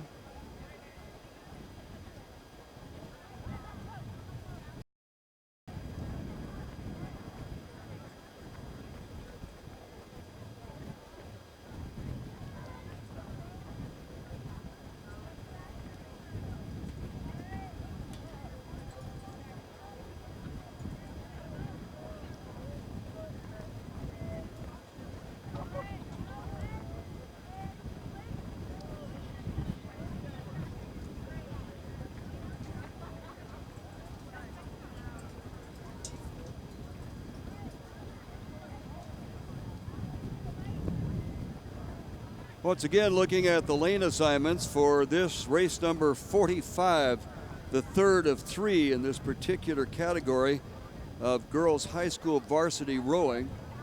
Oakland Strokes is in lane number 1, Newport Aquatic Center in lane 2, Pocock in lane 3, Sammamish in lane 4, CCHS in lane 5, and Zlak is rowing out of lane number 6, trying to get an early read after they've gone through 750 meters.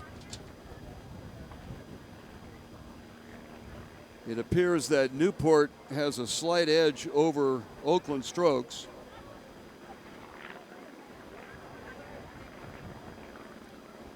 Then we go to the outside to Sammamish, Pocock,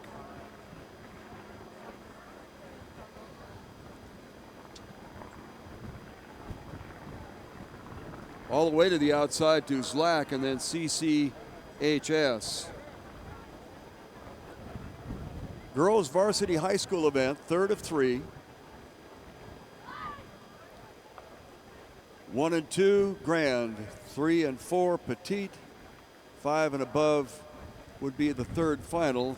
Having a little bit of course correction is CCHS on the outside in lane number 5. And they have gotten it corrected now, but they dropped even farther back. And will take quite a courageous row to get back into things here now. Newport, Oakland Strokes. Newport in lane number 2, Oakland Strokes in lane 1. They are almost bow marker to bow marker. And then we go outside to Sammamish, Pocock, Zlak, and CCHS.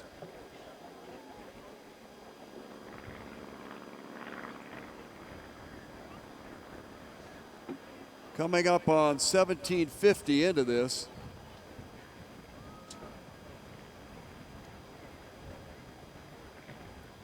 Newport continuing to hang on. And they have kept pretty much this positioning all the way along. Oakland Strokes along the shore. They do pick up the stroke as they get within 750 meters of the finish line. And just about that time, Newport had to make a bit of a course correction and come across the lane a little bit. Didn't seem to harm them too much, but may have given momentum to Oakland Strokes along the shore. Then outside to lane number 4, Sammamish and Pocock. And to the far outside, Zlak and CCHS open water back.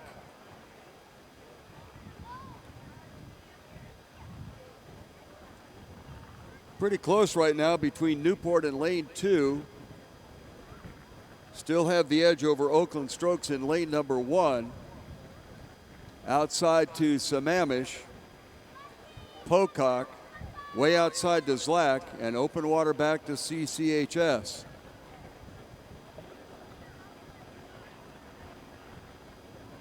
Top 2 will move forward, and right now it looks pretty certain that Newport and Oakland Strokes will be the top 2 because there is open water back to Sammamish and Pocock, so they appear to be ticketed to the Petite final because there's open water back to Zlak and CCHS. Those 2 would be moving on to the 3rd final. Oakland Strokes has picked up the stroke along the shoreline, trying to make a statement, pointing towards the final and also pointing towards a better lane assignment with a better time. Newport still hangs on. Oakland Strokes along the shore. A lot of open water back to Sammamish, open water to Pocock, open water to Zlak, and open water to CCHS. Oakland on the shoreline, on the move. They've cut it down to about a half a bow length. Bow ball to bow ball. Near side is Oakland, far side is Newport. As they head down for a positioning for the final, the near side is going to be the Oakland Strokes and the far side will be Newport. Strokes on the near side, far side. Looks like Newport is holding them off as they come down to the final strokes here. About a half a bow length difference, and it looks like it is going to be 1-2 Newport and then Oakland. A furious charge by Oakland at the last bit there, and the crew from Newport held them off with Sammamish and Pocock apparently ticketed to go to the Petite final, and Zlak and CCHS moving on to the 3rd final.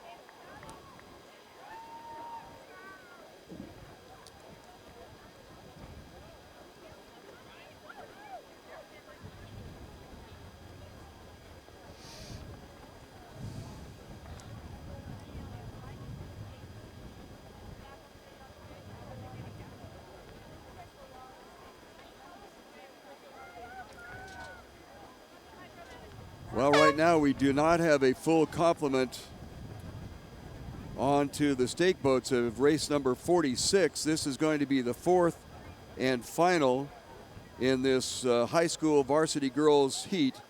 And once again, 1-2 to the grand, 3-4 to the petite, and 5 and above to the 3rd final. Connecticut in lane 2. SACA in lane 3. Los Gatos will be moving out of lane 4. Casitas Rowing Association in lane 5. And Milwaukee will be in lane number 6. And as soon as these young ladies get themselves squared away on the stake boats, we will have race number 46 ready to come your way.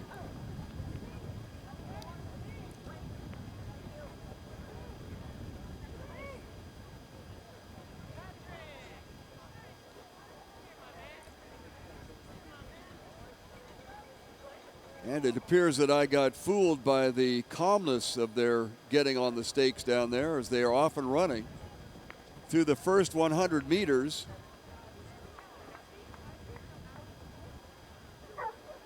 And off to a relatively good start, the crew in lane number 2, which is going to be Connecticut.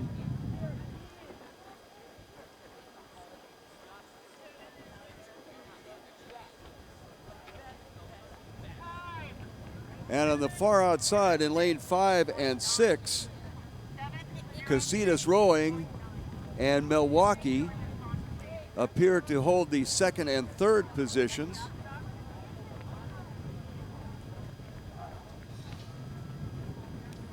And as they get up to the 500-meter mark, we'll try to get a little bit more accurate description of where these crews are on the race course.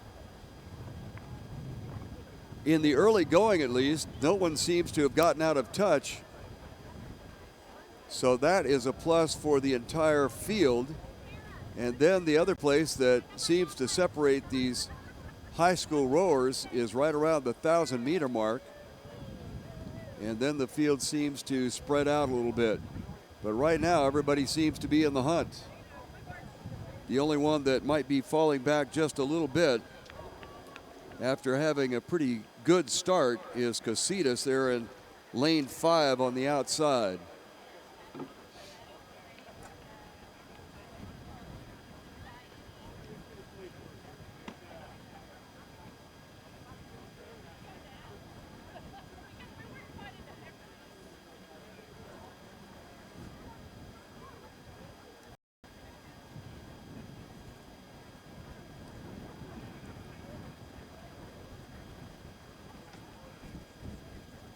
Lane number 1, Marina Aquatic Center,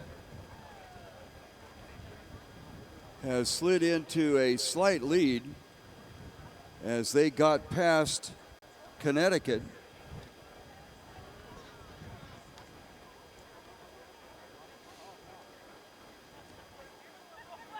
Then to lane number 4, Los Gatos, followed by lane 3, SACA.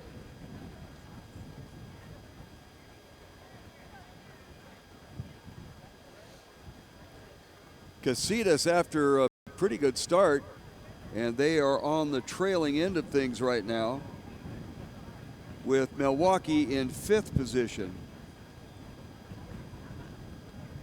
Casitas got off to a very nice start and then just seemed to lose it after they tried to drop into a lower cadence.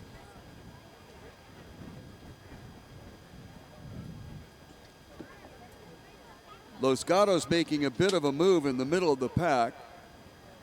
As they get closer, you'll be able to see them very obviously. They have the bright light green headgear.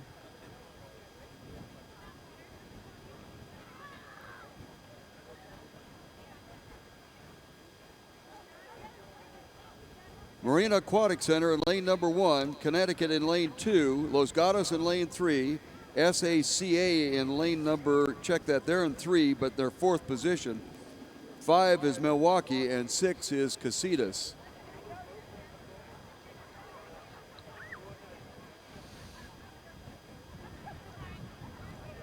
Connecticut went across their lane just a bit as they got hit by that crosswind under the Ingram Street Bridge. And that is a challenge. They seem to have gotten it righted, and just about the time they got righted, then Los Gatos looked like they got, or rather, yes, Los Gatos looked like they got a little off track as well.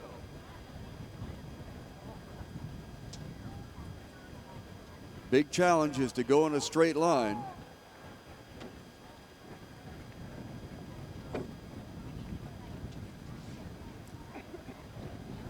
SACA has moved up into a competitive position. They're the ones with the bright green headgear.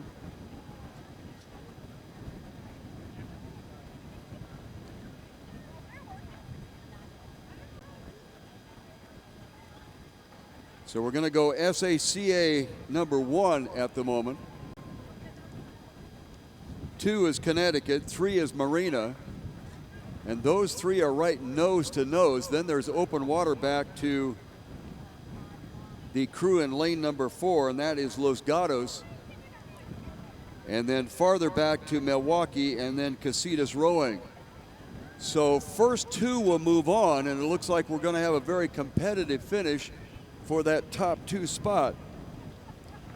Closest to the shoreline is Marina, and they are hanging in there against Connecticut on their outside shoulder, and farther outside is SACA. And just about the time I mentioned that they were out there, head bobbing got a little off timing, and they dropped back. So it's Connecticut now challenging Marina for the number 1 spot, and SACA is trying to get their act back together again. Looks like they have done that, and now they're making a rush at Connecticut. On the shoreline, it is Marina, followed by Connecticut.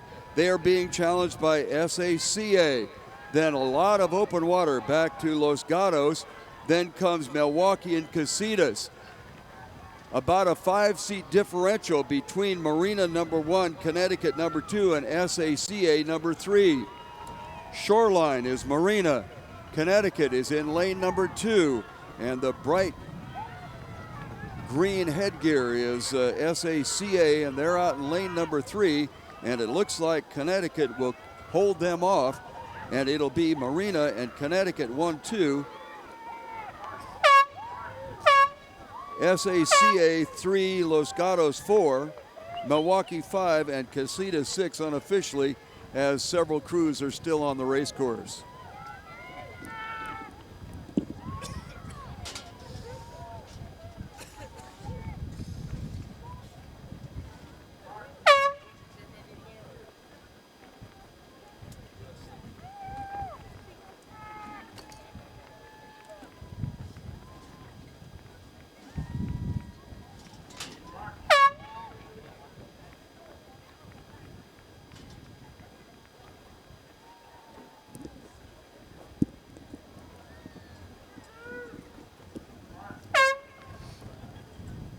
Now on the water is the women's high school JV Heat A. They have 2 heats, 1 through 4 to the Grand and 5 and above to the Petite. Saugatuck, Marina, Newport, San Diego Rowing, River City, Los Gatos, and NorCal will be underway if they have not already started. They have in fact started.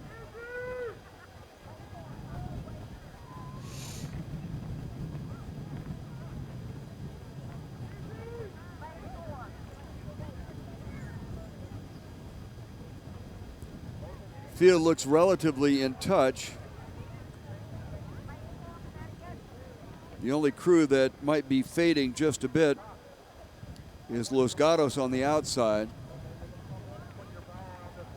But the Los Gatos program is a well-seasoned program, and they certainly appoint themselves very well when they appear here at the San Diego Crew Classic on Mission Bay in San Diego, California. Beautiful day today.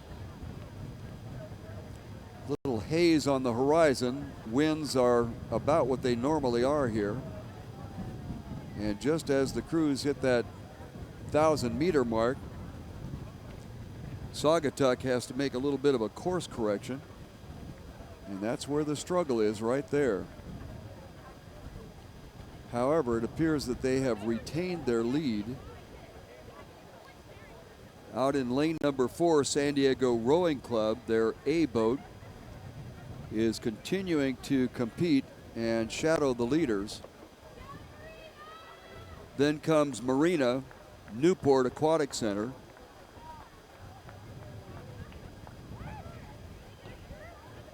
And then looking farther outside, River City, Los Gatos, and NorCal Crew. With the only crew that has apparently lost touch, but they're still fighting back, is Los Gatos.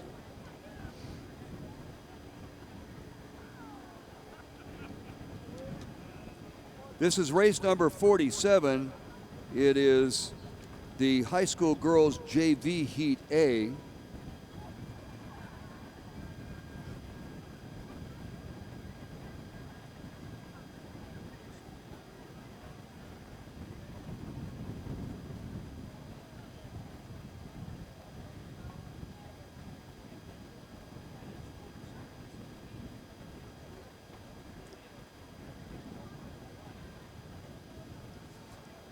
Well, apparently they're just sending off from the start. Apparently race before this had some repair without being notified. And now we're on the men's high school JV. And that's a gender of a different color. Oakland Strokes in 1, San Diego Rowing Club in 2, Pocock in 3, Los Gatos in 4, Marina in 5, Sammamish in 6, Oklahoma City River Sports in 7, and we have Baja California listed as in 8. All I see are 6 crews on the water, so your guess is as good as mine. Along the shore, Oakland Strokes seems to be doing okay.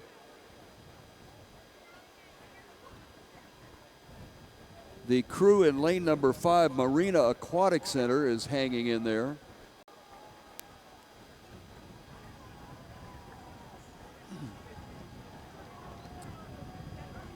And then comes San Diego Rowing. San Diego Rowing looks like they're pushing past Marina on the outside. So on the shoreline, it's Oakland Strokes, San Diego Rowing.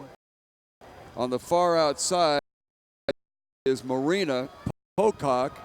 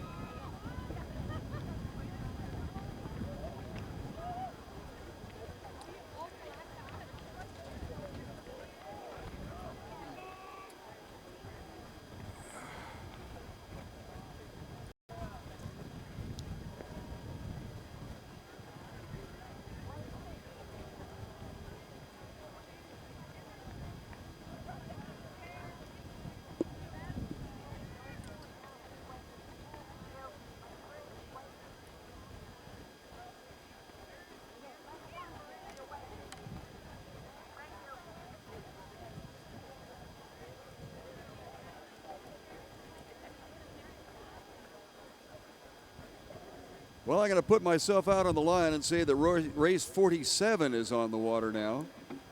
And that will go back to the Saugatuck in lane number 1, Marina in lane 2, Newport in lane 3, San Diego Rowing Association in lane 4, River City in 5, Los Gatos in 6, and NorCal in 7.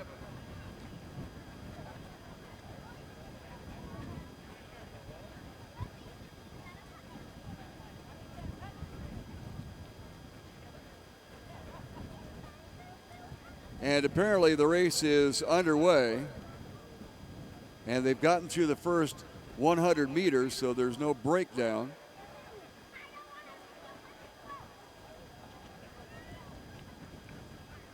This is the high school girls JV Heat A, race number 47.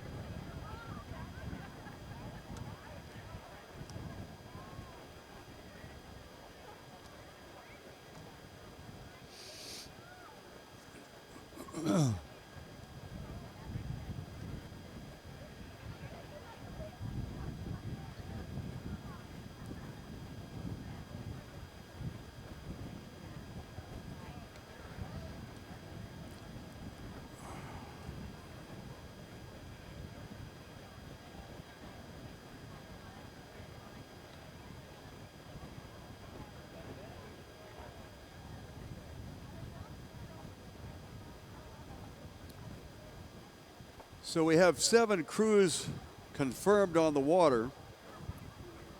So that would lend credence to the fact that we are in fact on race 47.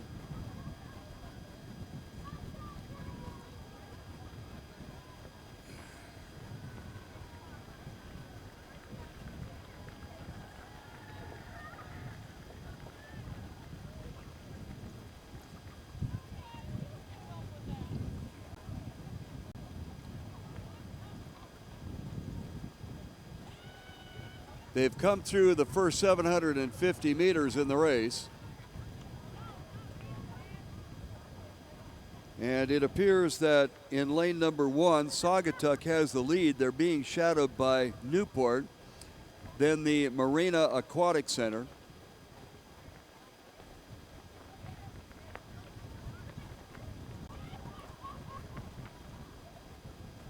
San Diego Rowing is in 4th with River City 5th.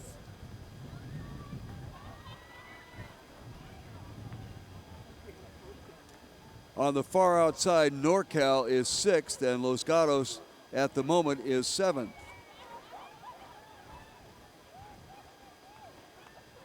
There are 2 heats in this particular category of girls high school JV. So the top 4 will go to the grand final and 5 and above will go to the petite.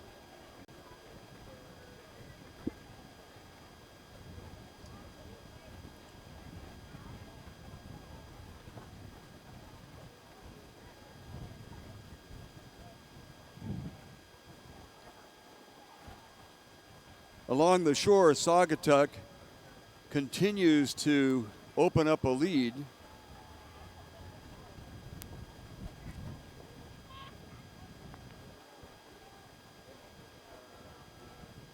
In lane number 3, Newport is trying to keep pace, and then Marina is keeping pace with them.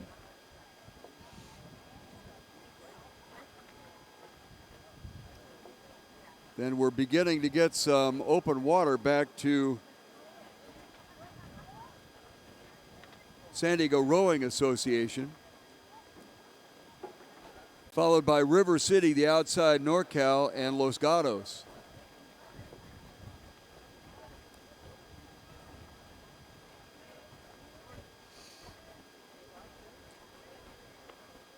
Saugatuck on the shoreline continues to do well.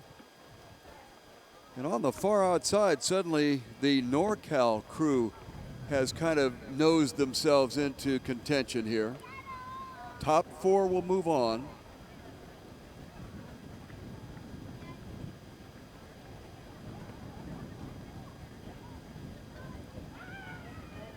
None of the crews seeming to have any problem going through the wind-struck area of the course.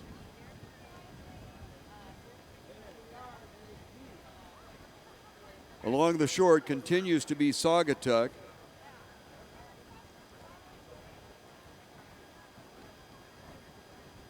Newport Aquatic Center is trying to hang in there as the second place crew. Marina has dropped back considerably.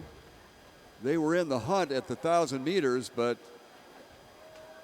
could not stand the fire of moving through the 1,000 meters. So the top 2 are going to be Saugatuck and Newport. Then there's kind of a 3-boat race on the outside for that 4th position between River City, Los Gatos, and NorCal. NorCal got off to a horrendous start, and they have steadily pushed their nose back into it. So between the 3 on the outside and now Newport in the middle, as the 3 on the outside begin to close, but it looks like it's going to be Saugatuck and Newport 1-2. And then 2 out of the remaining 3 on that far outside are going to go for it. Right now, Los Gatos has come back into it. They are challenging River City for 3 and 4, with the NorCal crew beginning to drop back a little bit. Saugatuck has some open water now along the shoreline, and Newport Aquatic Center better get themselves moving along. But it's the top 4 that are going to go, and right now it looks like River City has about a half boat length lead over Los Gatos. And Los Gatos is stern to bow marker lead over NorCal. NorCal right now paying for their rather pathetic start. Saugatuck on the lead, and it looks like they will slide across in the 1-2 spot with Newport. And then, although it was tight at 500 meters to go, River City has exerted themselves, and they will move along with Los Gatos. And the crew that has been left out of that top 4 finish is NorCal, followed by Los Gatos and San Diego Rowing Club. So unofficially, the top 3 moving on, top 4 Tuck, Newport, River City, and Los Gatos.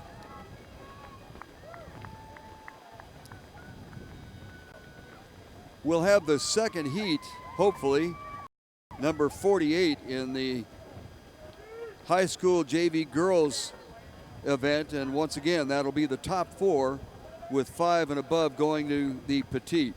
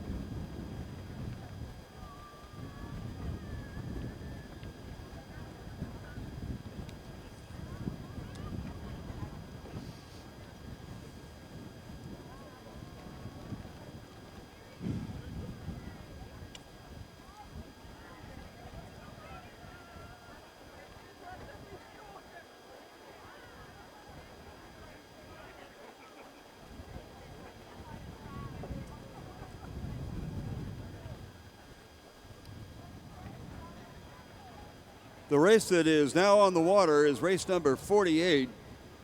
This is the high school girls JV Heat B. And the lane assignments are Marin in lane number 1, lane number 2, Oakland Strokes. The Long Beach Junior crew will be moving out of lane number 3. Oklahoma City River Sports in lane number 4. Pocock in lane 5. And on the far outside in lane number 6, SACA. And they are approaching 500 meters to go. And the leader right now is Marin along the shoreline. Out in lane number 4, Oklahoma City Water Sports or River Sports moving up and trying to challenge here. And on the far outside, that's SACA also trying to make their presence known. Top 4 will move on. In lane number 2 is Newport. Pocock is trailing. Long Beach is in lane number 3. So on the lead on the far outside, it appears to be, well, check that along the shoreline. This is Marin. And watching the buoy markers to see where we are with second place. Marin is on the shoreline, and they are currently in the lead. On the far outside, SACA. And then in lane number 4, Oklahoma City River Sports. In lane 3, Long Beach, and Pocock is on the outside. Marin has opened up some water over the second place crew now along the shoreline. Newport. On the outside is Oklahoma City Sports, and on the far outside is SACA. Long Beach comes in next, and then Pocock on the far outside, trailing by open water. Along the shoreline, Marin and Newport came out of nowhere to get into that second spot. Out in that third spot is Oklahoma City River Sports. And on the far outside, it looks like SACA may have held off Long Beach Rowing Associate or Junior Rowing, and so they will fall into the petite category, and Pocock is trailing.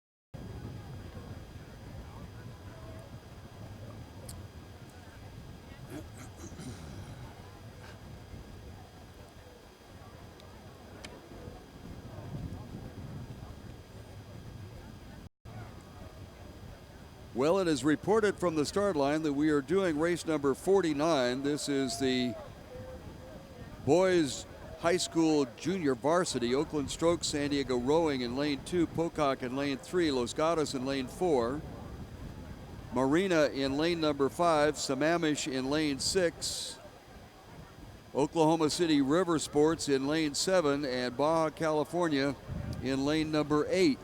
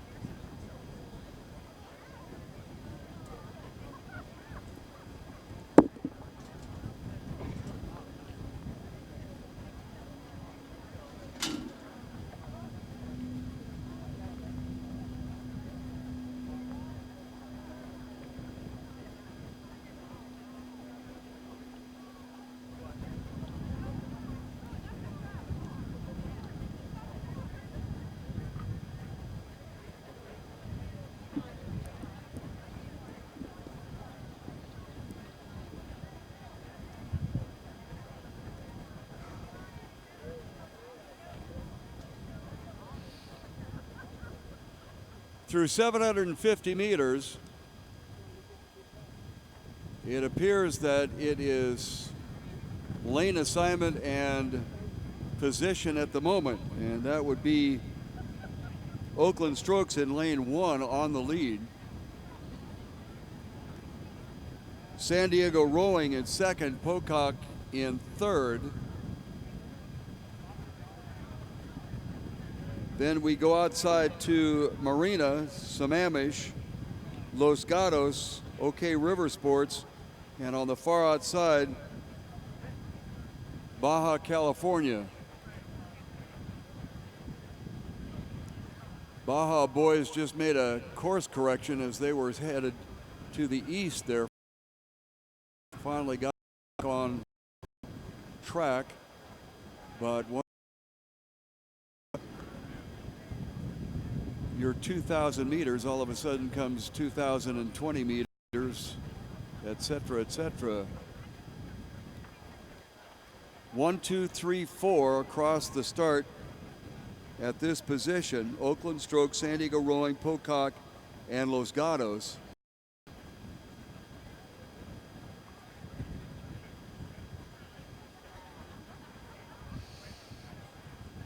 Crew in lane 5 is Marina, and they are beginning to challenge Los Gatos. Sammamish on the far outside. River Sports and Baja California are on the back side of this. Nobody's really gotten completely out of touch. But the strongest crew, at least to this point right now, is Oakland Strokes. They are along the shoreline.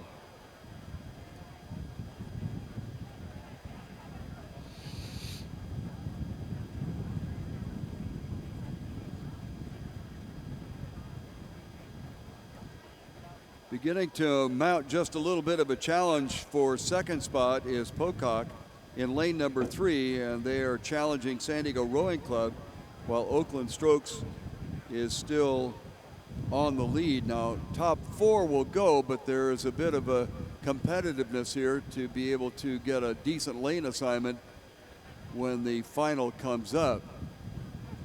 So even though it looks like 1, 2, and 3, that would be Oakland Strokes, San Diego Rowing, and Pocock are in it.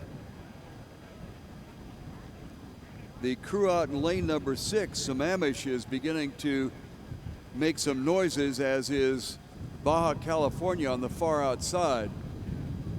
So there might be a bit of a wrestling match here for the 4th and final grand final position.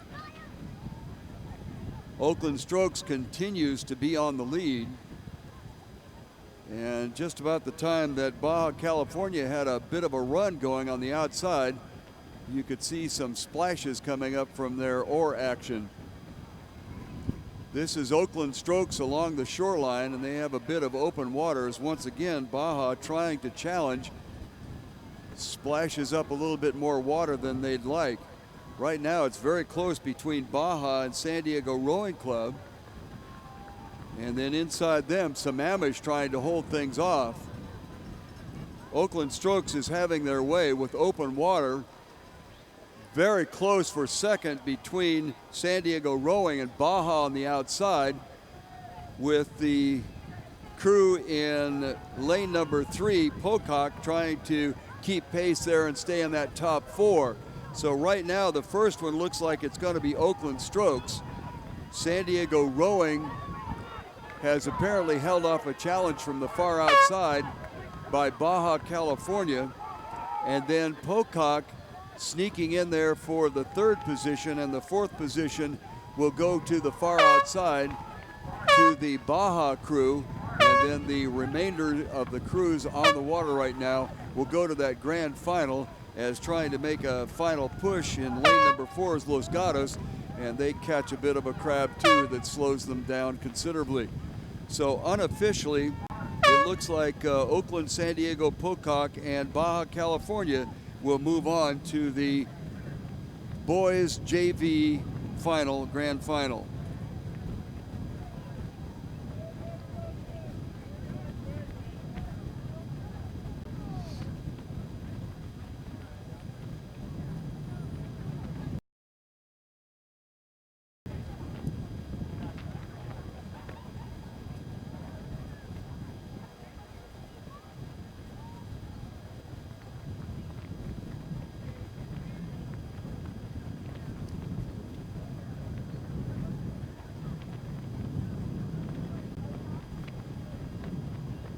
Okay, looks like we almost had a start for race number 50, but something happened in the first 100 meters.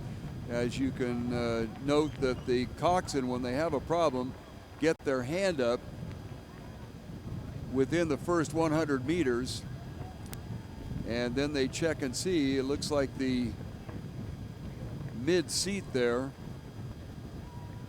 may have broken an oarlock or something. They're kind of looking at that. So the officials will go and check it out. If it is a legitimate breakage, they'll give them an opportunity to start it again. The start again would be for race number 50. Whether they elevate race number 51, the men's high school lightweight heat 8, ahead of it will remain to be seen. And we'll try to keep you posted on that. Here's an opportunity with a little break in the action to be able to stop by our vendors booths and see some of the wonderful equipment and apparel that they have available for you there.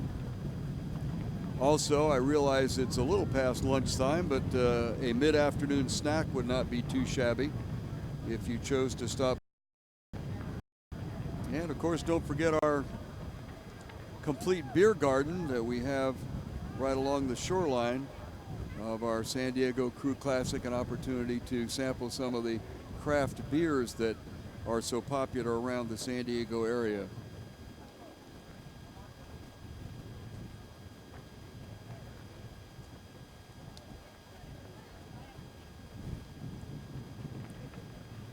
Folks, the 2016 San Diego Crew Classic has N&D Sports, and you know they have a merchandise provider for the Super Bowl for over 20 years. Now they're here at the Crew Classic. Check out their great products at the merchandise tent. Health benefit throughout a lifetime, and standing by with that outstanding health benefit is Sharp Memorial Hospital at the Cushman Wellness Center. They are standing by to help with all kinds of items, including reducing stress, guided imagery, and more at the Cushman Wellness Center. Visit sharp.com/Cushman. We'd also like to give our big thanks and gratitude to the David C. the Crew Classic, thanking David C. Copley Foundation for their continued support of rowing in general and this event in particular. And designed to dominate is the Shimano Rowing Dynamics. It combines the use of rigid sole shoe and a pivoting foot stretcher to improve power transfer for rowers. So you can see some of the excellent technical aspect that have been put into this footwear, and you can stop by and check it out here in one of the vendors booths at the San Diego Crew Classic. And we'd also like to thank our across the bay partners, the Zlack Rowing Club. You know, they have provided a social focal point for its members and the community since, are you ready for this? 1892, that's right, 1892. Tradition and lifelong friendships have been kept alive by the dynamic women drawn to Zlack, making the club a unique organization. Zlack Rowing Club not only offers commitment and dedication to the sport of rowing, but it also opens its doors to the community. The club offers learn to row opportunities periodically through the year for both girls and adult women. That is the Zlack Rowing Club. And we'd also like to have the San Diego Crew Classic thank the media partners for helping make the 43rd regatta another successful event. Accountancy Corporation handling all of the accountancy for the San Diego Crew Classic, and they're standing by to handle any kind of accountancy problems that you might have as well. Please patronize our San Diego Crew Classic sponsors, if not as an actual customer, at least as an acknowledgement that they have been so grateful, or gracious rather, in their help with the San Diego Crew Classic and putting this marvelous event on every year. Well, we're trying to see what the organization is down at the other end. We had not a false start, but a breakdown start for race number 50, which is the Boys High School JV Heat B. So we'll try to see whether they're going to put that race back on or if they're going to leapfrog it with the race 51, the men's High School Lightweight Heat A.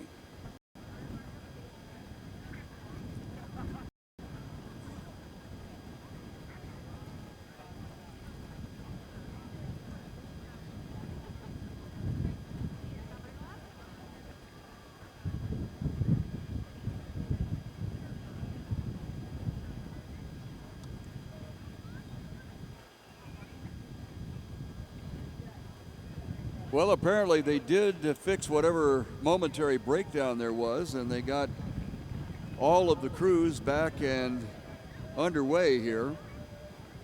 So on the water right now is the boys high school JV. As soon as we can delineate it, it is Marin in lane number 1. Newport is in lane 2.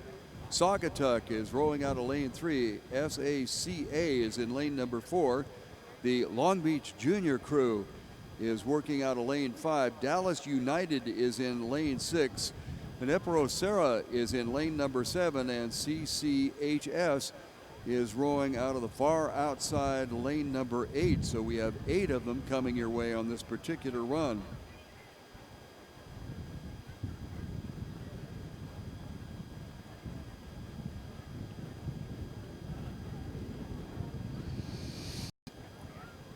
One of the few starts that we have had 8 coming your way. And that 8th lane all the way out there on the far outside. One, of course, being closest to the shoreline.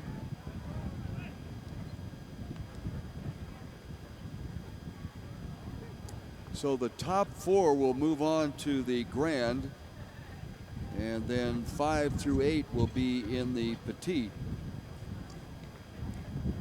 So even though you might be in the top 4 as you move down, you're still going to be competitive, because on this course it is highly desirable to have the lane number 1 when you get to the Grand Finals. So that's where the competition will be. And this particular race is on the water and headed in our direction.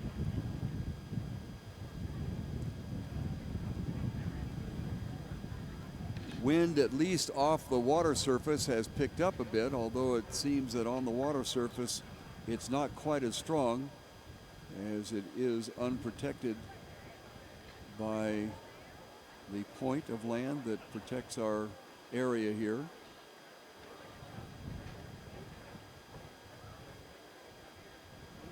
Crews 1 through 4, that would be Marin, Newport, Saugatuck, and SACA, seem to be kind of bunched at the beginning.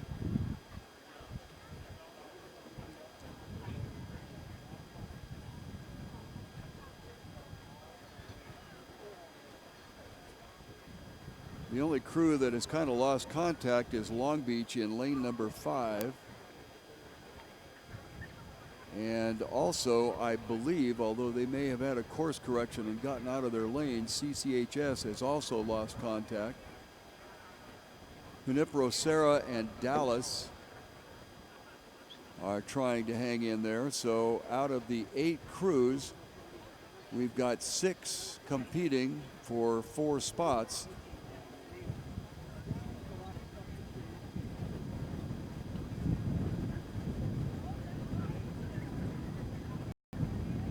So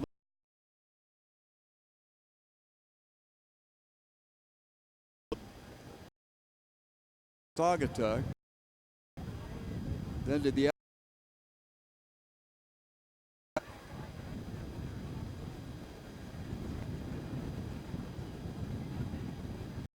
just a bit with the choppiness of the surface of the water, and you're seeing a lot of splashing coming up there. So is in lane number 4, although we've had some deviations out there, and I don't know that they've been corrected, but SACA in lane number 4 beginning to make a challenge on Newport, with Saugatuck falling back to that 4th position and Marin. But those 4 should be in fairly decent shape, although on the far outside Junipero Serra and Dallas are coming on. In fact, they're having a pretty interesting little battle between the two, with Dallas United having just a slight edge. And the two crews that have fallen way back, Long Beach and CCHS.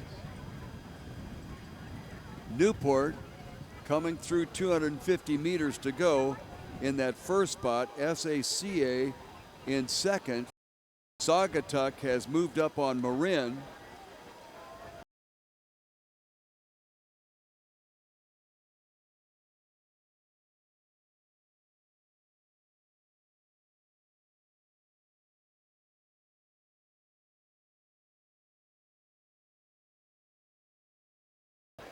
Did get past Dallas, but they will be in the petite final along with Long Beach and CCHS still on the course. So we'll have to watch for a judge's ruling on the fact that SCAC are lane 4 into lane 3, and although it didn't keep Saugatuck out of the top 4 finish, it did slow them down a bit, and it may affect the way they set the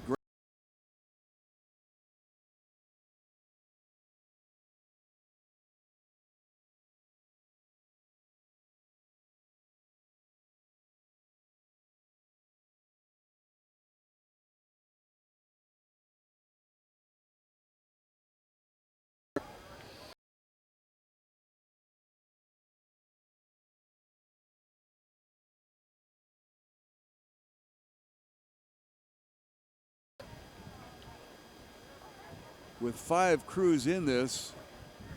4 of them will go on to the grand final. So the competition will be for lane assignments. The only crew right now that appears to be somewhat out of touch is the Long Beach Junior crew, as they had to take a course correction with about 750 meters to go.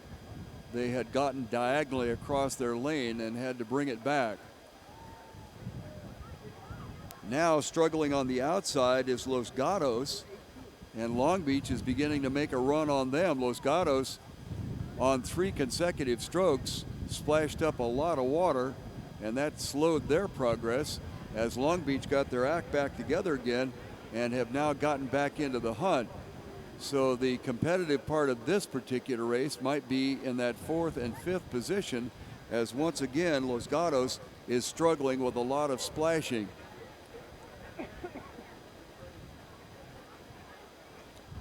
On the lead in this thing is Beelan Jesuit, and they are being pressed mightily by Marina Aquatic Center on their outside. Now there's some open water back to Marin. Check that Newport along the shoreline. Los Gatos continues to splash up water, and Long Beach is trying very hard to take advantage of it. The top 4 will go to the grand final. So only one will be eliminated here. And right now, it looks like whoever wants to give it away between Long Beach and Los Gatos on the far outside. Still on the lead in lane number 2 is Beelan Jesuit. On their outside shoulder is Marina Aquatic Center, and they don't seem to be ratcheting up any kind of stroke, so they're going to settle for that 2nd spot, it appears, with Newport in 3rd. And now the race for the 4th and final spot in the grand final is currently being won by Long Beach. I mentioned Los Gatos over about a 500-meter stretch just had a horrible time splashing up a lot of water. They've gotten it back down to where they look pretty squared away at this time, but whether they'll be able to overtake Long Beach is kind of a long shot here, as Long Beach is almost opening a stern to bow marker lead over the crew from Los Gatos. So Los Gatos, struggling in the middle of the course, has put their position into the petite final, while Long Beach Junior crew will finish in that 4th and final qualifying position for the grand final.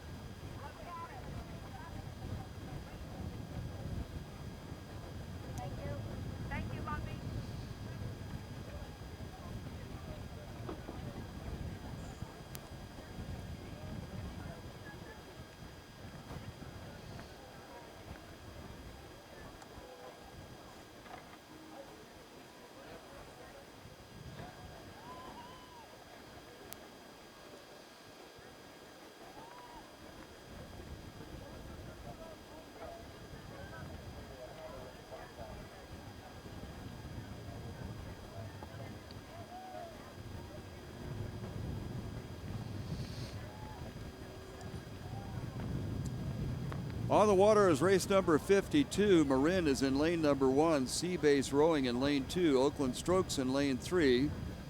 NorCal is in lane number 4. Pocock in lane 5.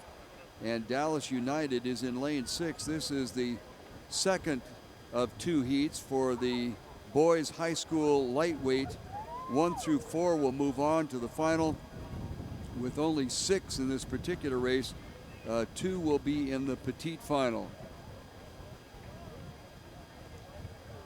The battle right now seems to be shaping up between Seabase and Oakland Strokes. Seabase is closest to the shoreline in lane number 2, and Oakland Strokes on their outside shoulder. Marin along the shoreline appears to have run out of touch, but on the outside, NorCal crew is challenging to try to stay in that top 4. It looks like Marin, Seabase, Oakland Strokes, and NorCal will be in the top 4 as they have open water back to Pocock, and Dallas United seems to be trailing with quite a bit of open water back there. So the top 4 will move forward. Once again, they're probably battling for lane positions in the grand final. And the lane positions, lane 1 through 4, are generally the ones that everybody really goes after, especially lane number 1. And it looks like Seabase, who has picked up the stroke here from 500 meters on in, is intent upon keeping that. But Oakland Strokes has also picked up the cadence, and they're on the outside challenging. So that might be kind of an interesting finish, as Marin has also ratcheted up along the shoreline, and NorCal on the outside has quite a bit of open water back to Pocock, and even more open water back to Dallas United. Oakland Strokes making a furious run, but it looks like they are beginning to crowd into that lane number 2 as Seabase is crowding out to it, so the oars are very close to tipping one another. Hopefully we won't have a problem there, as Seabase is on the lead. Oakland Strokes coming on strong in lane number 3, but it doesn't look like they have enough to be able to make it up. Marin along the shoreline looks like they'll finish in 3rd position, and then out on the course still NorCal, Pocock, and Dallas United. So Seabase bore out and Oakland Strokes bore in on their lanes, and with about 100 meters to go, they were dangerously close to nipping the ends of their oars, but fortunately both crews got it corrected and finished up 1-2 with Seabase, Oakland Strokes, Marin, followed by NorCal, Pocock, and Dallas United.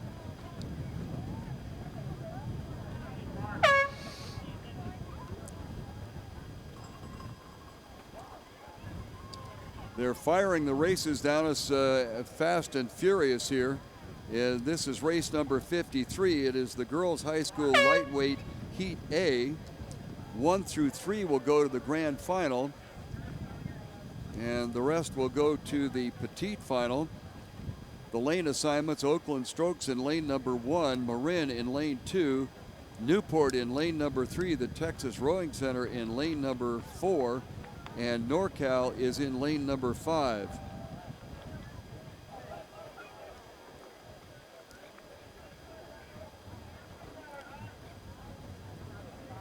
Officials trying to make up the time, as a couple of boat breakages have pushed them up against the wall here. And this is a race that is approximately 10 minutes behind schedule. That's why they're firing them down here at a pretty rapid pace. Through 500 meters,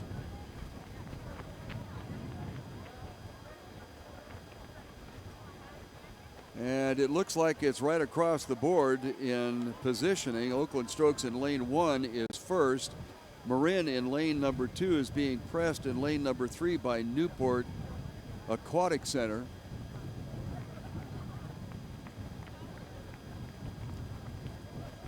And moving up is lane number 4, Texas Rowing Center. So they have now pushed in against Newport and Marin, with NorCal crew the only one slightly out of touch on the far outside. Looking for 1 through 3 to go on to the grand final. 4 and above will be in the petite final. And once again, as we've mentioned before, they're looking for lane assignment positions for the grand final, so that will create the competition as they come down the way. Also, they're competing for lane assignments against the other heat. So not knowing what that's going to be, the crews generally put out a pretty strong effort. On the far outside, Texas Rowing started to make a move, and about the last 3 strokes there was an awful lot of water splashing up, and that's never a good sign for anybody.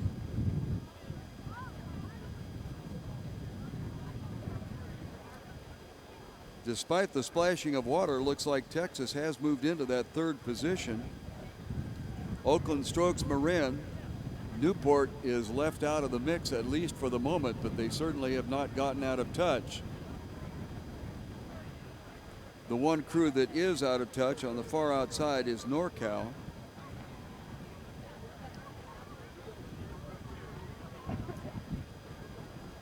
So for crew in lane number 4,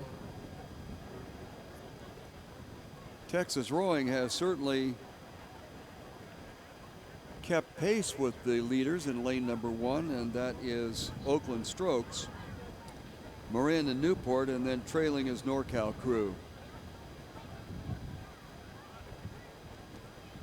Coming through that choppy water, wind-blown area of our race course, and we are seeing a fair amount of splashing going on. These, of course, high school students. These young ladies trying desperately to keep their heads bobbing in the same direction at the same time. And that is one of the techniques that is extremely hard to get settled and get down.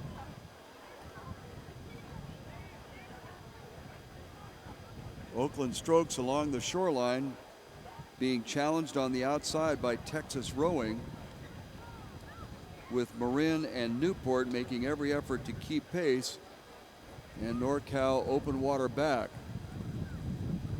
For the most part, the leading 4 are within touch of each other.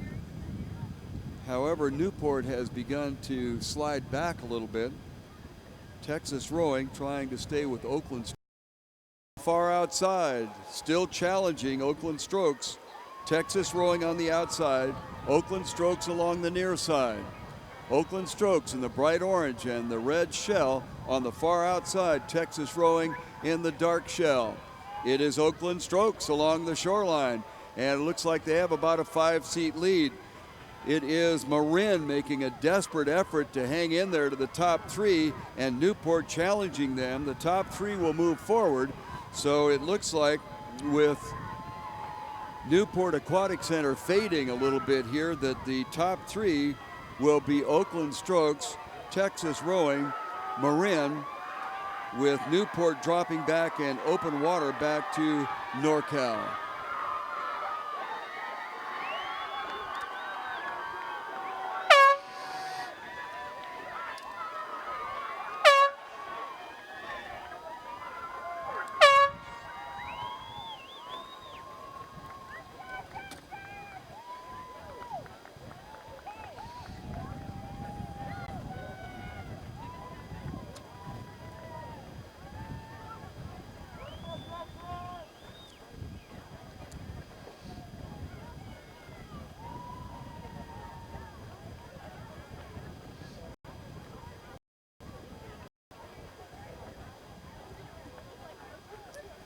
And the races keep on coming. Number 54 is on the water. This is the girls' high school lightweight heat B. 1 through 3 will go on to the grand final. 4 and above to the petite. Marina Aquatic Center in lane number 1. Long Beach Junior Crew in lane number 2. Pocock in 3. And Seabase Rowing is in lane number 4. So out of this group, only 1 will be shifted off to the petite final.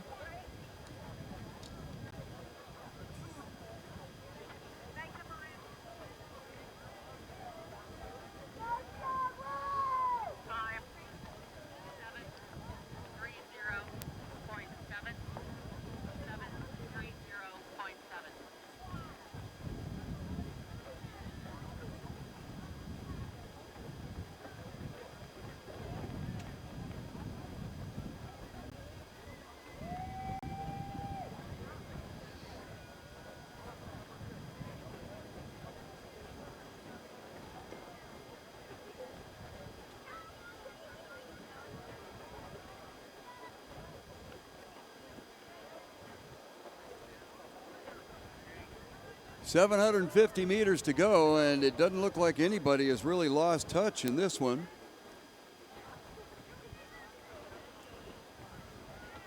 Lanes 1 and 2 battling it out for the lead, and that would be Marina and Long Beach. Sea-Based is in marker to bow marker right now, but give the edge to Marina in lane number 1, Long Beach in lane number 2. Then to the outside, it is Sea-Base and Pocock. Race 54, the girls high school lightweight Heat B 1 through 3 will move on to the grand final. Inside 500 meters to go in this race. And Marina continues to lengthen their lead ever so slightly. Long Beach trying to hang in there, and dropping back is Sea-Base on the outside, with Pocock now open water back and losing touch.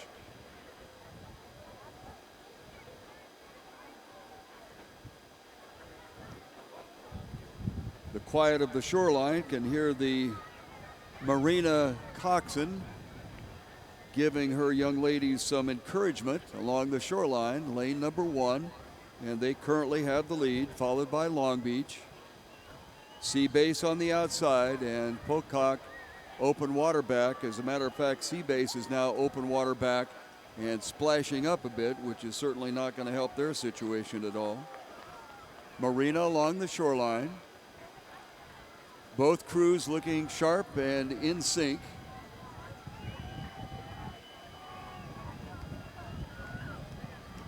Both holding their lanes rather smartly. One oar banging onto the buoy there that gave a little bit of a hiccup to Marina, but they certainly have this in hand, and now they have some open water between stern and bow marker, between themselves and Long Beach junior crew.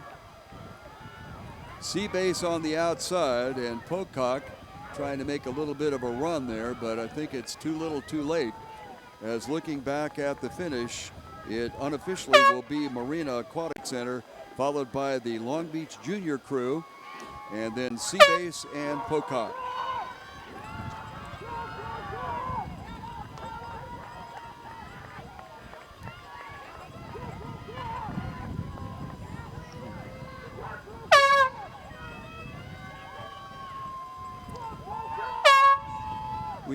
We have a couple of men's and women's masters coming up, and these are handicap races, so we'll be indicating who the position winner was, but it may be altered in the final analysis by the handicapping system that they have for these two races.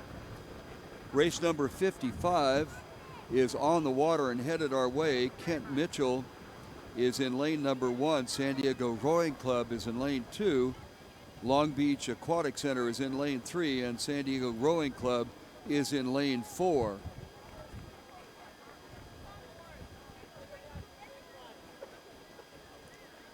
I think they're calling these Gatling gun starts, as they are rapidly trying to catch up with a couple of the breakages.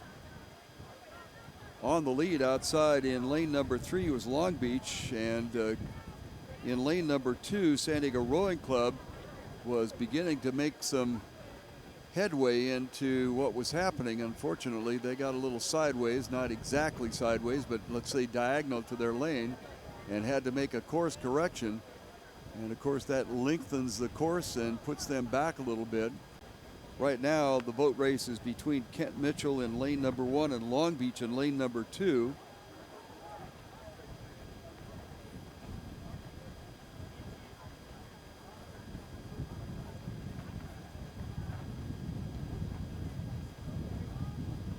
San Diego Rowing Club, or San Diego Aquatic Center, and San Diego Rowing Club have kind of lost touch here. So we have lanes 1 and 3,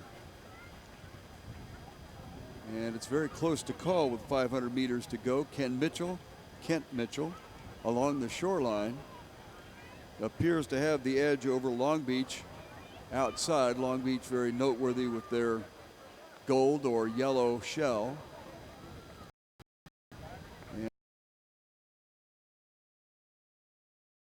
and Kent Mitchell seems to be in a fairly decent rhythm here and beginning to exert themselves to be in that number one position. So it's Kent Mitchell, Long Beach, open water back to San Diego Aquatic Center, and open water back to the San Diego Rowing Club. This is the men's master final. And as I mentioned, we will be giving the finish positions, but these might not be the positions based on age and astrological sign or whatever else they will use to determine the handicap system here. Kent Mitchell along the shore. They have a slight bit of stern to bow ball open water back to Long Beach.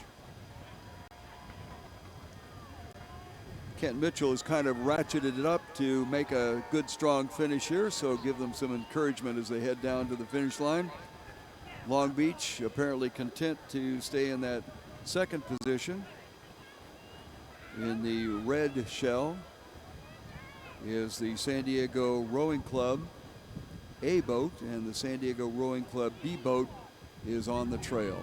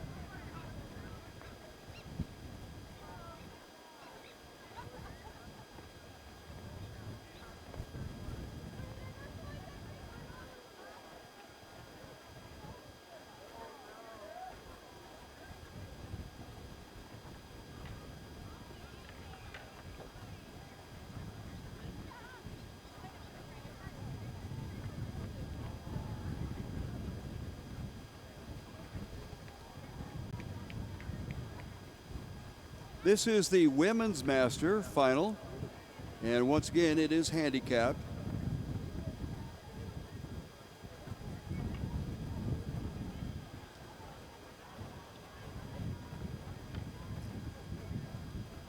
We do in fact have 7 crews on the water. Lane assignments are Long Beach Aquatic Center in lane number 1, Portland Boat Club in lane 2, San Diego Rowing Club in lane number 3. Lane 4 is occupied by Newport Aquatic Center. Chinook Aquatic Center is in lane number 5. Martha's Moms is in lane number 6. and the North Bay Aquatic Center is in lane number 7.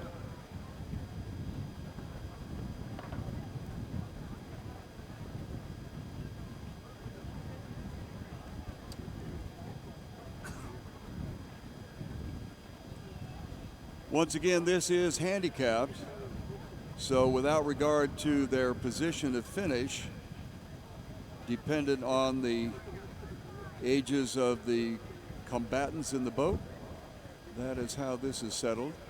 And right now in lane number 1, Long Beach seems to have the positional advantage.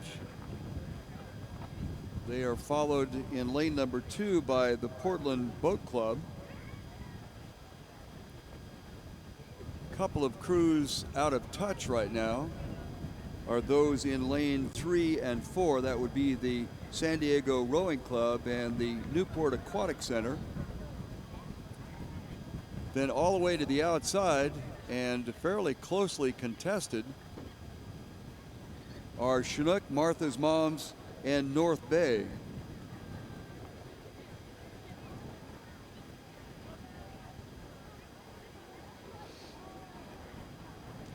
Race number 56, the Women's Master. As they are approaching 500 meters left to go, the 1-2 crews are in 1-2 lanes. And that would be Long Beach on the near side, and in the outboard side, just off their shoulder, is going to be Portland. Then we have open water back to lanes 5, 6, and 7. In the 3rd, 4th, and 5th positions, that would be Chinook, Martha's Moms, and North Bay. And the 2 crews gamely coming along and trailing San Diego Rowing Club and Newport Aquatic Center.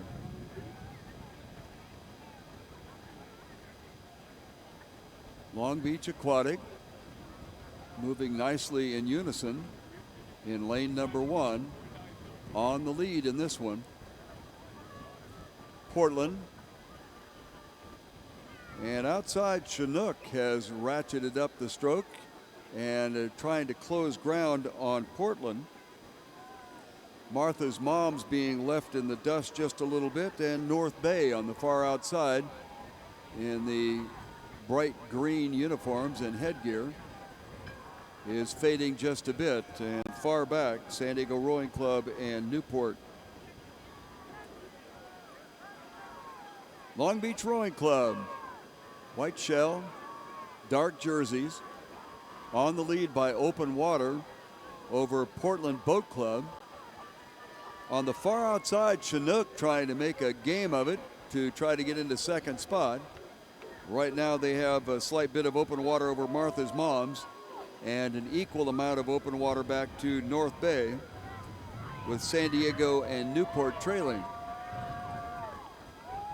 Back to our finish line, which is just shy of the buoys there. That actually, the buoys are not the finish line. There's a line a little bit shy of that.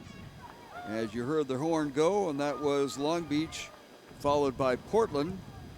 Then it'll be Chinook, Martha's Moms, North Bay, and still rowing on the course, San Diego Rowing Club and Newport Aquatic Center.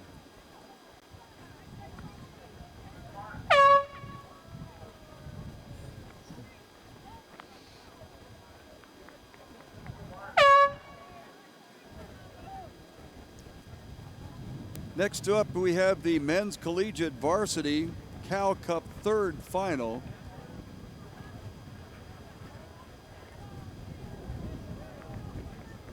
That's one driving force to finish in the upper echelon of your particular category.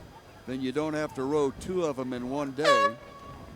But unfortunately for these particular crews, they did not finish in the upper echelon, so they are coming back and rowing a 2nd one in the day here. And certainly when they get near the finish line, 1 through 6 need to have acknowledgement for doing an outstanding job, despite the fact that they had to row twice The lane assignments are going to be the California Maritime Academy, and they are in lane 1. San Diego State University is in lane 2. A crew from UCLA is in lane 3. Long Beach State will be moving out of lane number 4. Sacramento State will be in lane number 5. And the Illini from Illinois will be in lane number 6.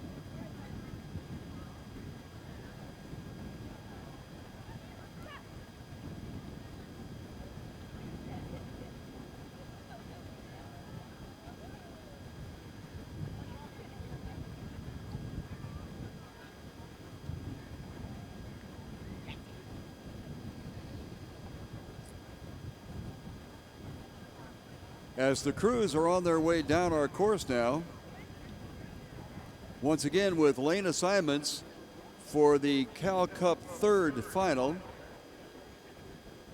CMA, the California Maritime Academy, is in lane number 1, San Diego State in 2, UCLA in 3. Long Beach State is rolling out of lane number 4, Sac State, Sacramento State out of lane 5, and Illinois coming down the ways in lane number 6. Approaching 1,000 meters into this race. On the shoreline, lane number 1 and lane number 3, that's California Maritime Academy and UCLA, seems to be going after each other. And then on the far outside, Illinois has not lost touch.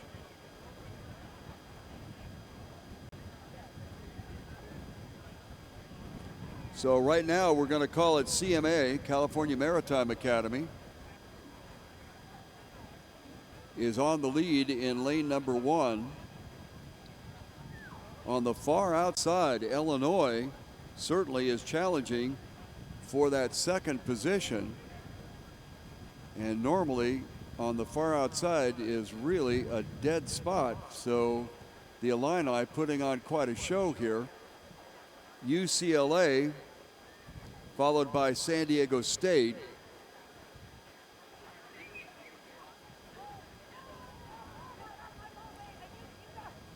And then Sacramento State and Long Beach State is trailing. Check that, it's the other way around. Sacramento State is trailing. Long Beach State is in lane number 4. So as they approach 500 meters left to go in this race, CMA and UCLA and Illinois in that order, and just as we said that, UCLA splashed up a fair amount of water, but it didn't seem to impede their progress, but it certainly has impeded Sacramento State as 3 strokes in a row they caught water. Long Beach State also struggling a little bit. Long Beach State not having their oars dip in smoothly, and that is the reason that they are holding down the last position here. Illinois fading just a little bit, and UCLA beginning to make a move.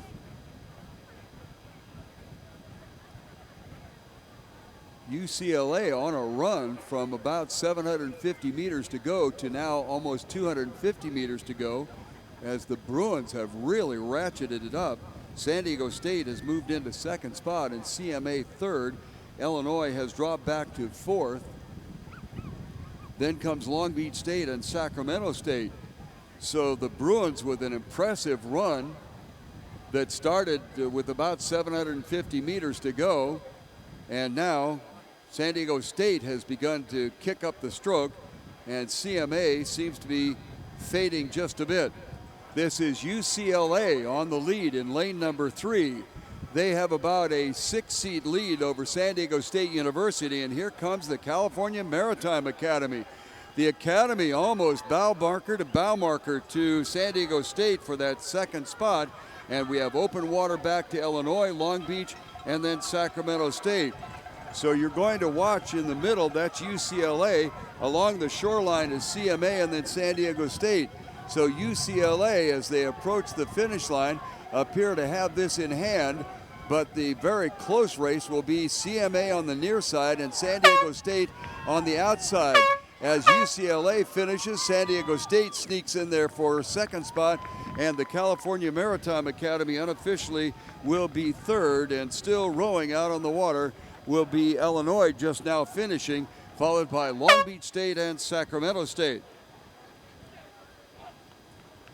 So quite a move by UCLA. They were languishing in third position for at least the first half of this race, and then they decided the race was theirs and really kicked it up a notch as they came down the last 750 meters as they slid across the finish line for the unofficial yet apparent first place finish.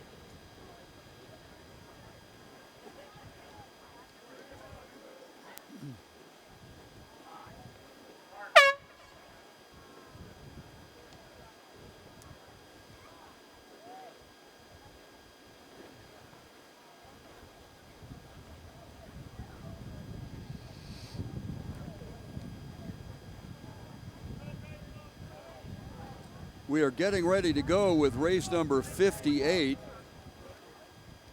and that is going to be the third final for the women's varsity Cal Cup race.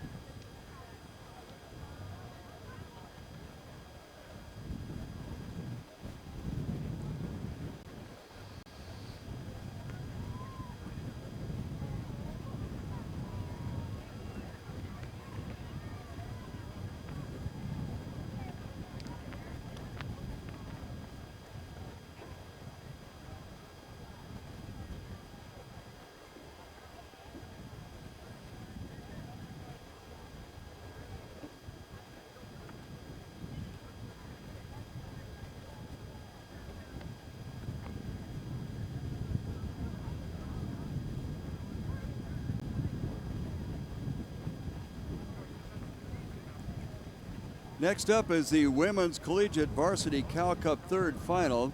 Lane assignments are Humboldt State University, University of California, San Diego in lane 2. Purdue will be working out of lane number 3.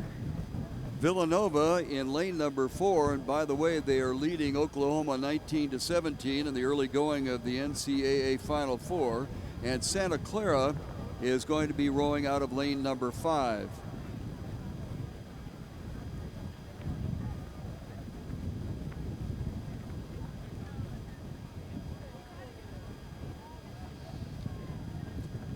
Humboldt State University in the community north of Eureka, California, Arcata, has a summer baseball program for collegiate baseball players, and it is one of the hoots and a half to go to. They have a world famous crabgrass band that plays at that particular event, and if you've never been to a baseball game with what is essentially a marching band in attendance, it might be worth a stop if you're up in Northern California, along with seeing the gorgeous redwoods that the state has to offer up there.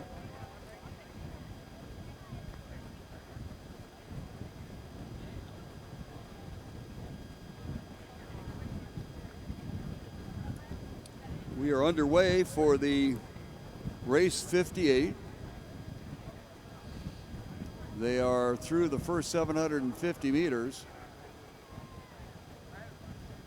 And Humboldt State apparently has the lead along the shoreline. The Lumberjacks are being challenged on the far outside by Santa Clara at the moment.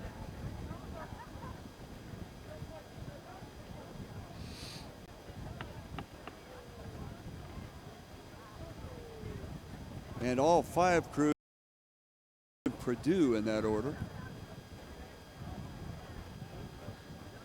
Approaching 500 meters. As Santa Clara on the far outside has to make a course correction and come diagonally across the lane that they were occupying out there. And every time that happens with a crew, why, they struggle a bit to get back into it. Fortunately, even with the choppy water that we've had on occasion out here, and it has died down somewhat, we so far have not seen an oarsman or woman launched out of the boat as we have seen occasionally in the past. Humboldt State University now has to make a bit of a course change, but they still hang on to first place. They are being challenged on the outside shoulder by the University of California, San Diego, Santa Clara, Villanova, and then Purdue. Purdue being the only crew that is a bit out of touch here. They are in lane 3. Outside of that, pretty competitive across the way, as Santa Clara seems to be struggling, and they've fallen back a little bit, and Villanova has eclipsed them into that 3rd position. 3rd final for the women's varsity 8s. Remembering that these athletes are now rowing their 2nd competitive race of the day. So I would suspect when they get to the end of 2,000 meters, they're going to be just a bit spent. Humboldt State hanging in there and continuing to be on the lead. Jerseys and a little bit of noise on the outside, as they look like they have nosed past the University of California, San Diego. The Toreros were battling for the lead early on, but have relinquished the battle for first place, and now they're struggling to hang in at 3rd. Villanova popped it up just inside 750 meters to go. But Humboldt State has held a steady rhythm and a steady stroke all the way down, and to this point are on path to do a wire-to-wire. Humboldt State along the shoreline. Villanova is all the way out, and now the 2 of them have opened up water over University of California, San Diego, and they are being pursued by Purdue and Santa Clara on the outside.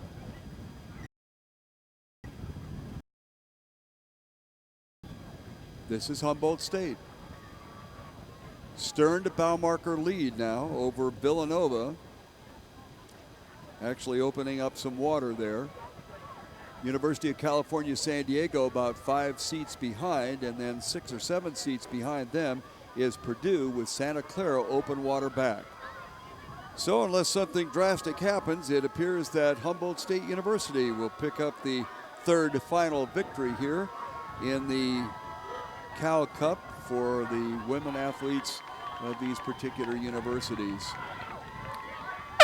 On the outside, looks like Villanova will sneak in there and pick up second spot. The University of California, San Diego third, unofficially. Purdue followed by Santa Clara.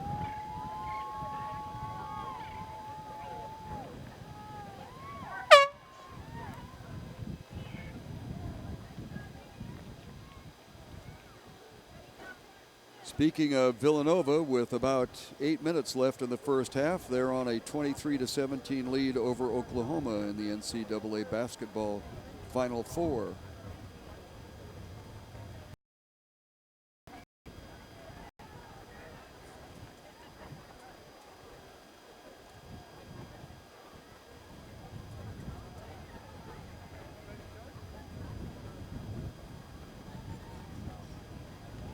Next up is race number 59. This is the women's collegiate second varsity third final. You got all those numbers? Second varsity third final. Fordham is in lane number 1. Miami is in lane 2. A crew from San Diego State University is in 3. Loyola Marymount is in 4. In 5, St. Mary's of California. And the University of California, San Diego has a crew in lane number 6.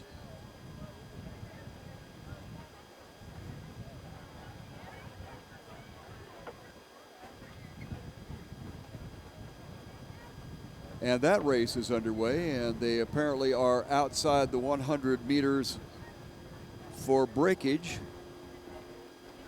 So they will be on their way down here for us to watch the second varsity third final.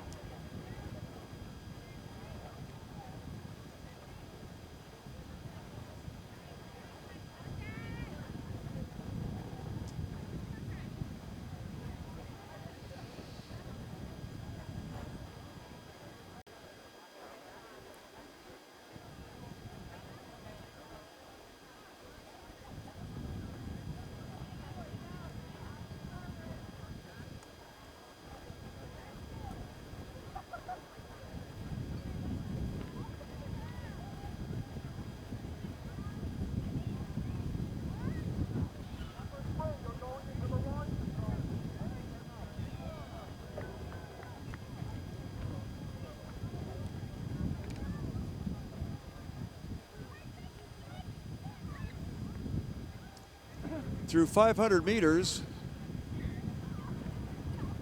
all the crews are apparently in touch with one another. And we're going to give the early nod to the crew in lane number 2. That would be Miami. They are being chased by Fordham and San Diego State University.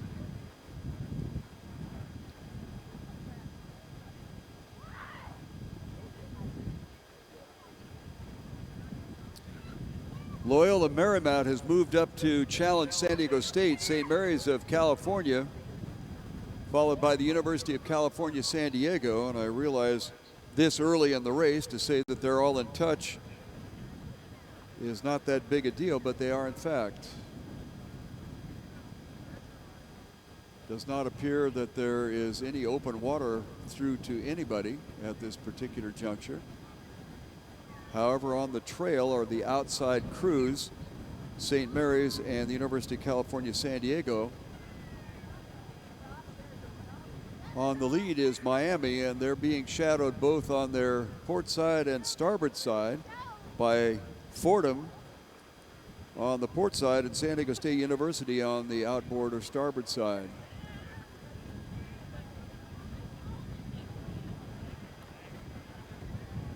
approaching 1,000 meters gone in this race.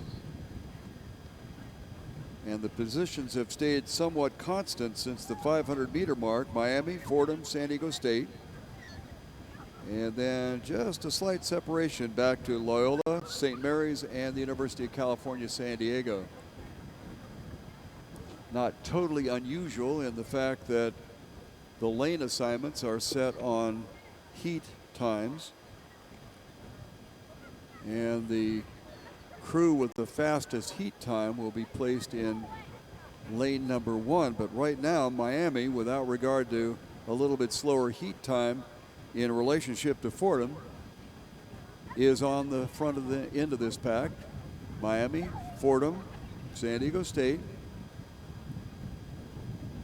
Loyola has begun to move up once again to challenge the Aztecs, and on the far outside, St. Mary's and the Toreros from the University of California, San Diego.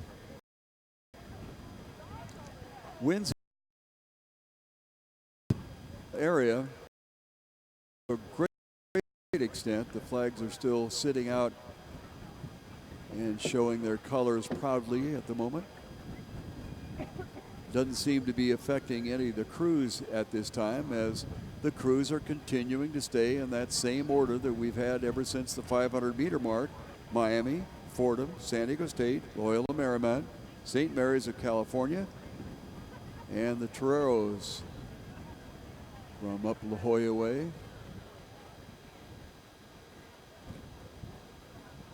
Fordham beginning to drop back just a little bit as San Diego State has made a run on them. So the Aztecs in second position, but now all of a sudden Loyola Marymount is making good on their challenge to the Aztecs, and they have moved up on San Diego State. Loyola Marymount out there in lane number 4. So our leaders right now, Miami in lane 2, Loyola Marymount in lane 4, San Diego State, Fordham dropping back. St. Mary's and UCSD have stayed pretty consistent in that same split back at the back of the pack. They're in the second lane out from the shoreline. They're in a white shell with a kind of a mishmash of colored jerseys there. And they are beginning to extend their lead as Loyola Marymount is falling back just a little bit to another charge by San Diego State, and suddenly Fordham has found their stroke again along the shoreline. Then we have open water back to St. Mary's and UC San Diego. Miami appears to be laboring just a bit as they come into the final 250 meters, but they now have open water over what is going to be one heck of a boat race between the trailing 3 for second place. Fordham has come alive again. Loyola Marymount, in their fight back and forth with San Diego State, has dropped into that third position by about 3 seats over the Aztecs. They are now losing ground to Fordham. So it is Miami on the lead. Some open water back to Fordham. And then San Diego State on the near side and Loyola on the far side. They're going to fight it out for third spot. Looking at the finish, Miami appears to have it in hand, followed by Fordham. But the real battle is going to be in third position there between San Diego State on the near side and Loyola on the far side. Check it out. Miami. And coming across is Fordham, but now let's watch and see what happens outside. San Diego State by about a bow length, 2 seats, and they win it for third spot. And then fourth position will be Loyola Marymount, followed by St. Mary's and the University of California, San Diego, still on the course. But unofficially, Miami, the third final winner of the women's collegiate second varsity.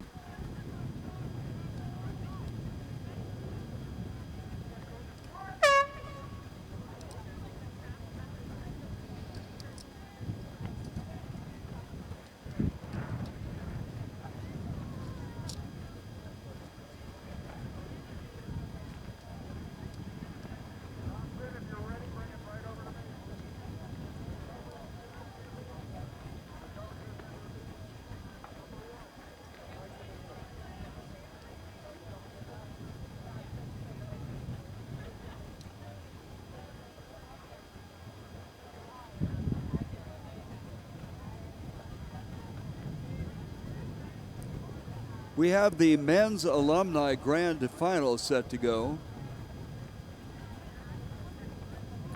They are getting on the stake boats, and they are underway, as a matter of fact. Checking Syracuse in lane 1, Brown in lane 2, Santa Barbara in lane 3, Blue Cheese Rowing Club, lane 4, UCLA lane 5, Cal is in lane 6, Linwood Rowing Club in lane 7, and Drexel Rowing Alumni Group is in lane number 8.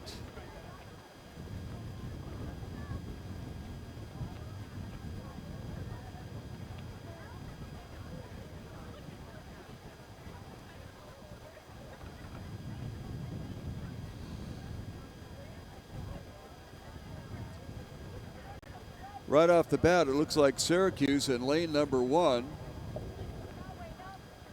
is on the lead in this one. And as you probably also know, they are also on the lead in men's and women's basketball. There's somebody on the course down there or near the course with a jet ski going at relatively high speed, so hopefully we can slow that down before a wake disrupts things, which has occurred, a slowdown there, so that is all well and good. Looks like the positions on the course and the lane assignments are almost exactly across the board. So we've got Syracuse first, Brown second, Santa Barbara Alumni third, Blue Cheese fourth, UCLA fifth, Cal's Alumni in sixth, Linwood Rowing Club in seventh, and Drexel in eighth. Right across the line. These lane assignments, when we get down to finals, grand, petite, and third finals, are based on the times. Of course, we just saw in that last race that Miami had the slowest of that group of times, and they were, well, not the slowest, but they were placed into the second spot, and they wound up winning it. So there is a certain degree of sandbagging that goes on in some circumstances in earlier heats. But right now, this one is pretty much true to form, with the possible exception of lane number 4 having dropped back in favor of UCLA. So UCLA has moved up to that 4th position.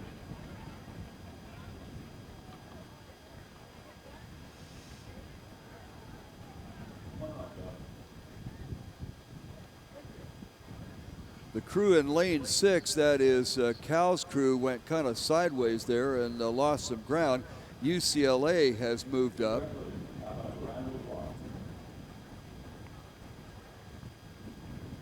And UCLA is in fact beginning to challenge a little bit to our leaders, Syracuse and Brown. Brown has kicked it up a bit, and they look like they have pulled even with Syracuse, with UCLA out in lane 5 beginning to announce their presence with a little bit of authority. And then after those three, we have open water back to everybody else. This is the men's alumni grand final. Syracuse was off to the early lead, but Brown has eclipsed them with about 750 meters to go. UCLA had been tagging quite a ways back, but they have gotten into the hunt, at least in the show position. Using horse racing terms, win, place, show for 1, 2, 3. So right now it looks like Brown, Syracuse, and UCLA. As I spoke that, Brown slapped up some white water, not catching crabs necessarily, but the blades not entering just so, and they lost a little bit of momentum, and Syracuse took advantage. So Syracuse has now kicked it up. UCLA trying to keep pace. There's open water back to everybody else. Santa Barbara, Blue Cheese, Berkeley, Linwood, and Drexel. UCLA beginning to fade just a little bit, as it looks like it's going to be a two-boat race with right now the Shoreline side, Syracuse, getting themselves back into it and have gotten up on Brown a little bit.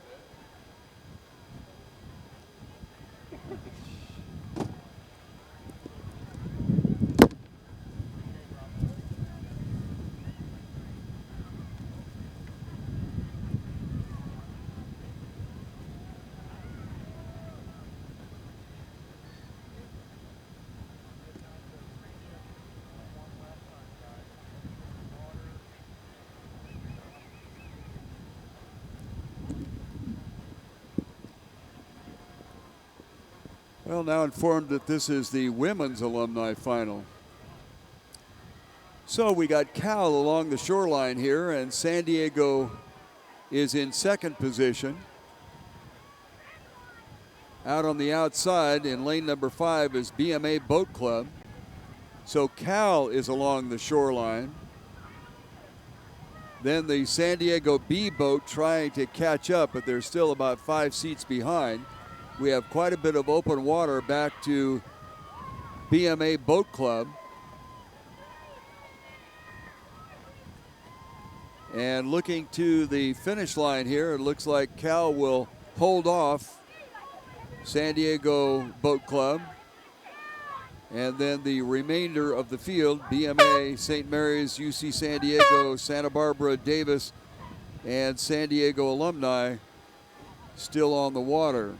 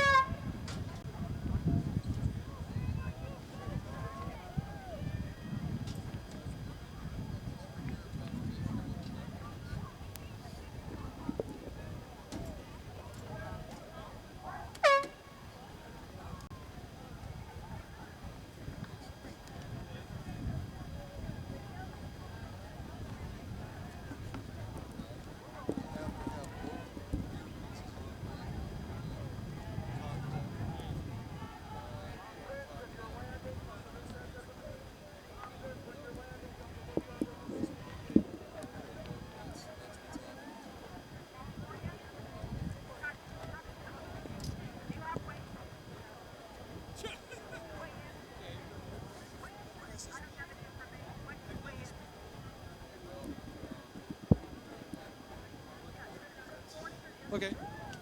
All right. No, that's fine.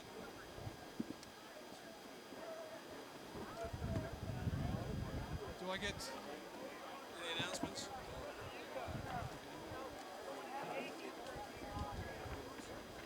Okay. Okay. So which is the mic switch? Okay.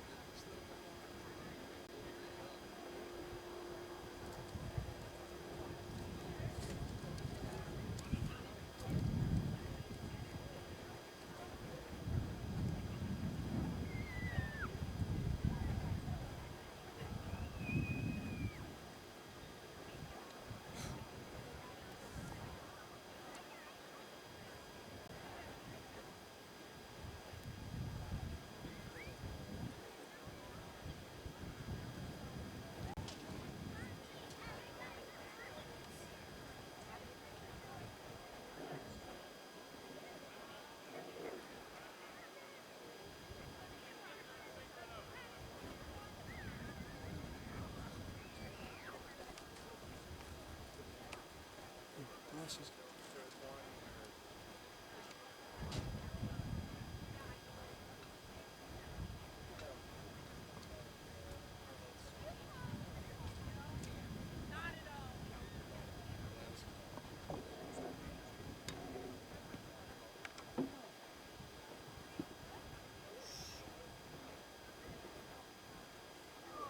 Okay.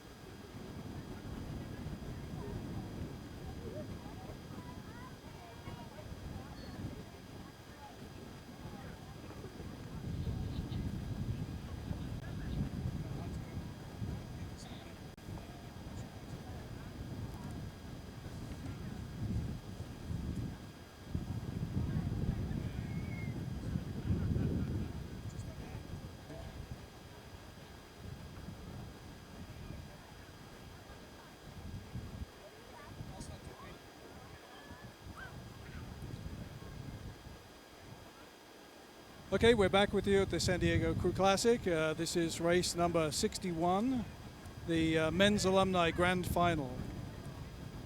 In lane 1, nearest the shore, we have Syracuse Alumni A, Brown University lane 2, UC Santa Barbara Alumni lane 3, Blue Cheese Rowing Club in lane 4, UCLA in lane 5, Berkeley A in lane 6, Linwood Rowing Club in lane 7, and Drexel Alumni in lane 8.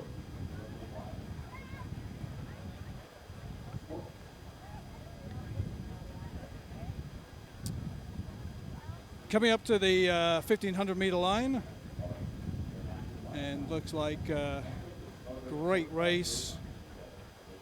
8 boats all the way across the full course today on this race.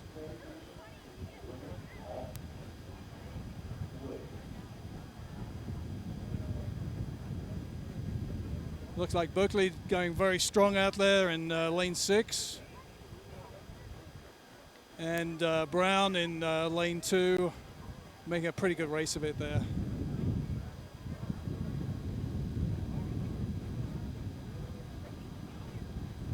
Coming up towards the last 250 meters. Looks like Brown is moving really strong. They're ahead now. Berkeley in second place, and Syracuse, I think, in third place there. Really tight between Syracuse, UCSB, and Blue Cheese as they come into the last 250 meters. Brown looking really strong and smooth. A lot of power from Syracuse as they come through. Really fighting for that second place there. So Brown,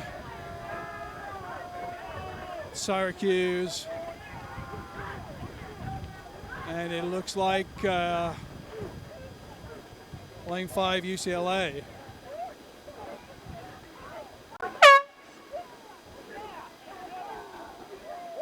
Nice strong row in some challenging conditions. A lot of wind on the course right now. So that was a men's alumni grand final.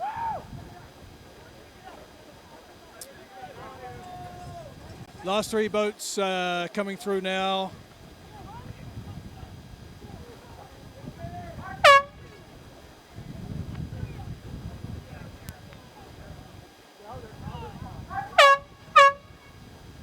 And there we are, the men's alumni grand final.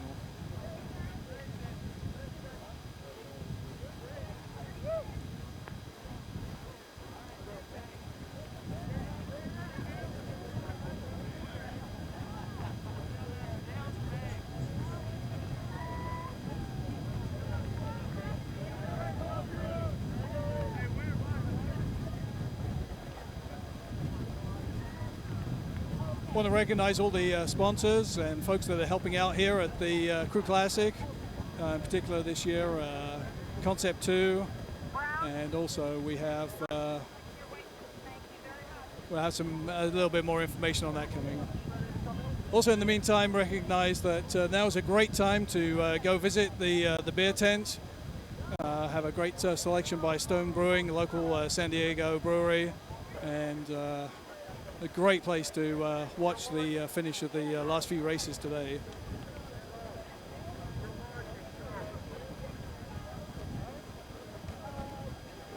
So race number 62 is now off the start. The men's collegiate third final. 4 boats, Arizona State in lane 1, San Diego State in lane 2, and Long Beach State in lane 3.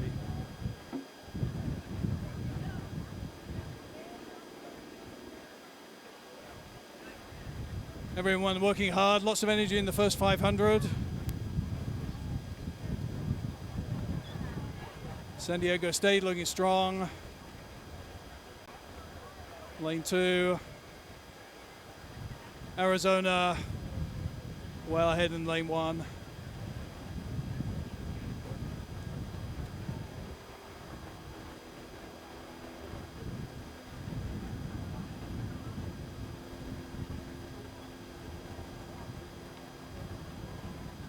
Definitely gets more and more challenging as the afternoon goes by. But this is a 3-boat race for the 3rd collegiate novice cruise, so first year novice college cruise.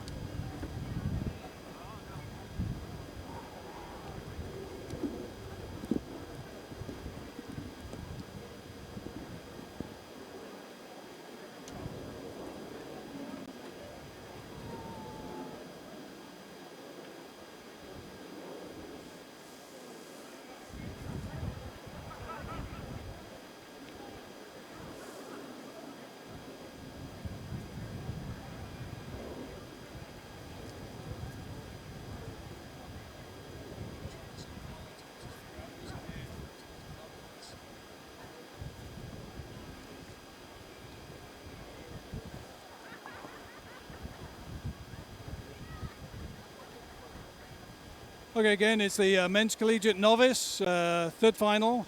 Arizona State lane 1, San Diego State lane 2, and Long Beach in lane 3.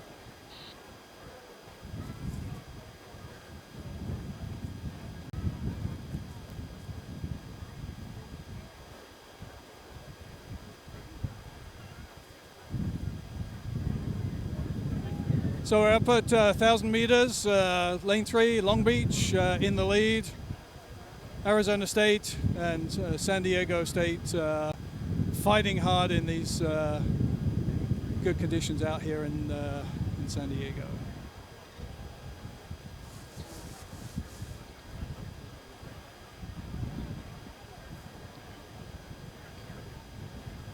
This is San Diego State in lane 2. Looks like they're currently in the lead.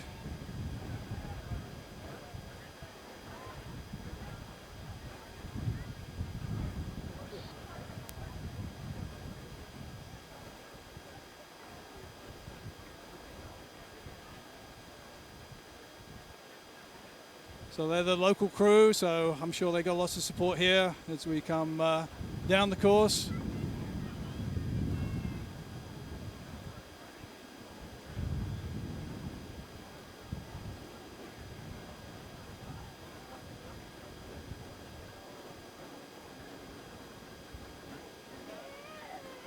Hard to tell right now. Look like Long Beach is lane 3 doing well. San Diego State lane 2, and then Arizona State lane 1.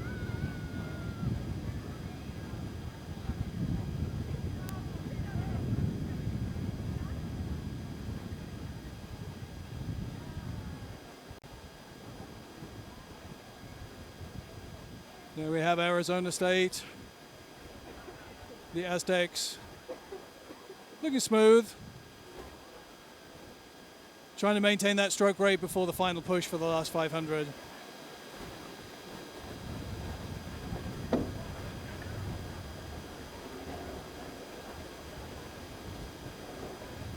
can see there Clearwater, Long Beach ahead as they go through the 500. Taking it up, San Diego State taking it up, trying to get back some distance.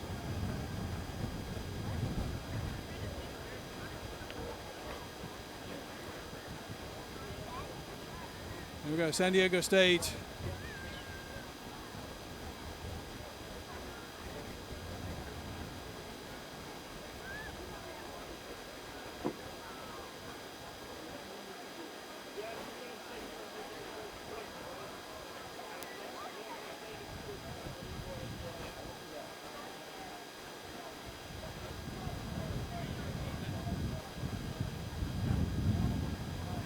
Okay, coming up to the last 250.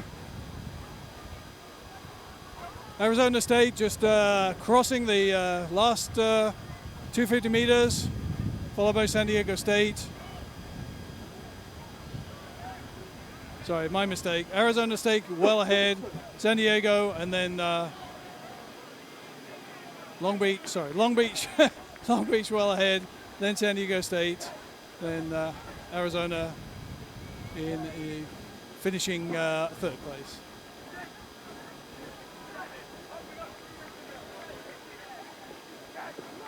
San Diego State have been working really hard this whole race. 1.5 lengths or so. Really taking it up in the final strokes of the race.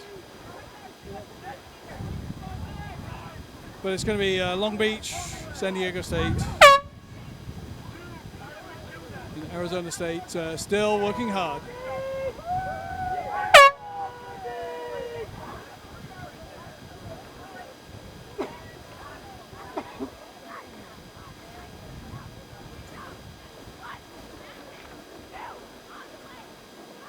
A great effort for these novice collegiate rowers.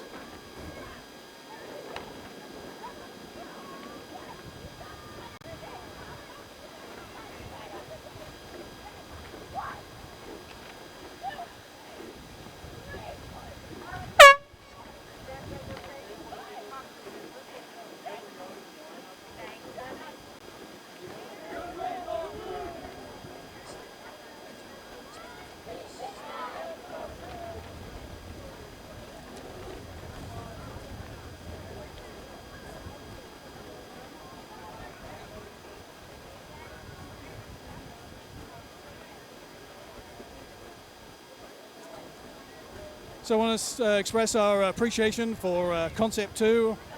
I think everybody knows Concept 2 very well in the rowing community. They have supported rowing for many, many years. Their Concept 2 CTS is offering 52 custom blade colors so that they can ship you oars that are completely race ready, available as single solid colors. Concept 2 CTS now has a color for every crew.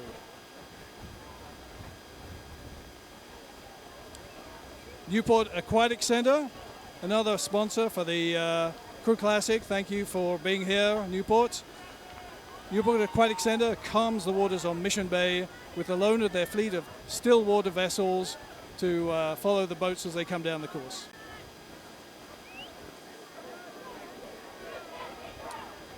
And American Specialty Health. Thank you to American Specialty Health, a national health services company. And they have been sponsoring the Crew Classic more than 15 years in a row now. So thank you very much for American Specialty Health.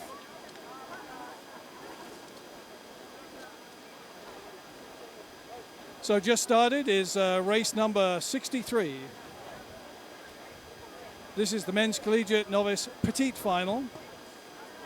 So we have 6 boats in this race. In lane 1, British Columbia A. Lane 2, Notre Dame A. Lane 3, UCLA. Local team UC San Diego A in lane 4. UC Santa Barbara A in lane 5. And UC Davis all the way down from Northern California in lane 6.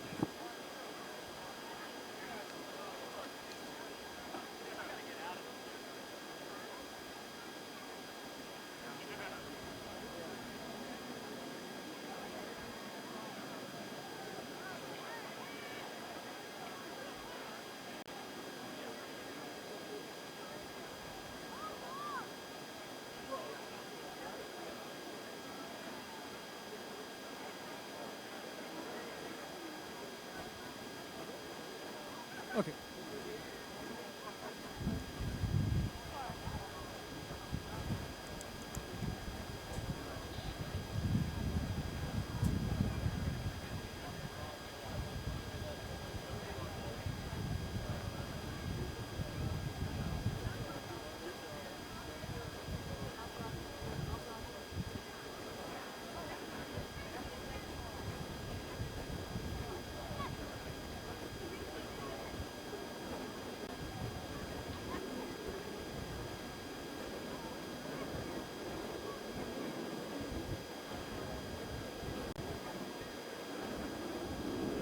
So we're at the 1,000 meters right now.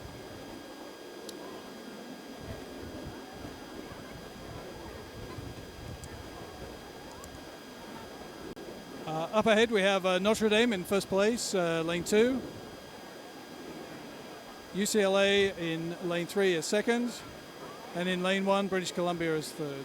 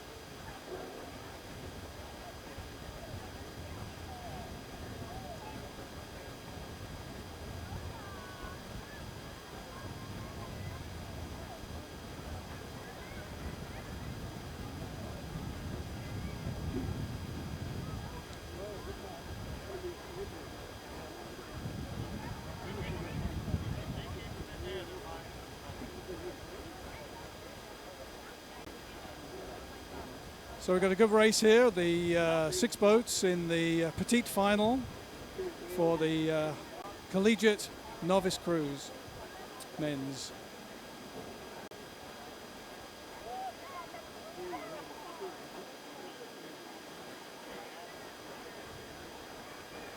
Looks like UCLA is going hard,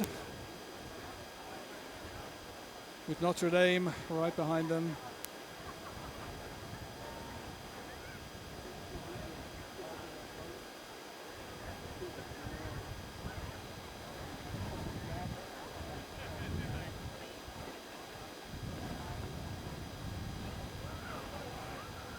Coming down into the final stretches, taking the rate up. Looks like British Columbia's got a little bit of work to do. Good race there between Notre Dame and UCLA.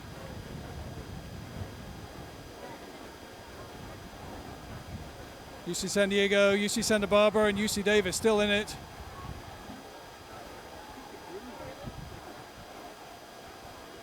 Notre Dame just ahead. Just a canvas, quarter of a length at most.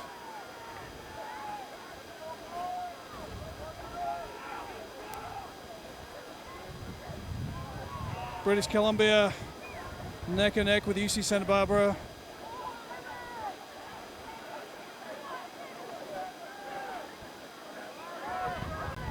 UC San Diego, then Davis, UC Davis. You come down, final strokes. Still looking like Notre Dame, UCLA, and British Columbia.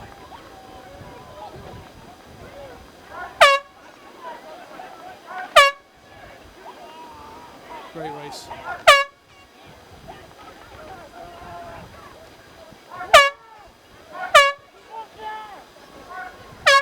So once again, Notre Dame lane 2 first, UCLA lane 2 second, lane 3 second, and British Columbia third in lane 1.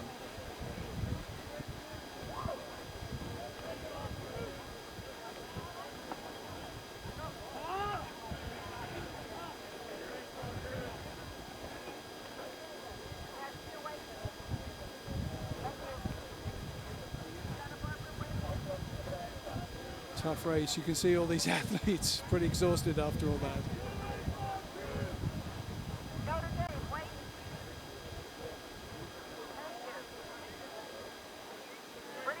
Coxswain's showing up their weights to verify that they have their weight handicap in the boat.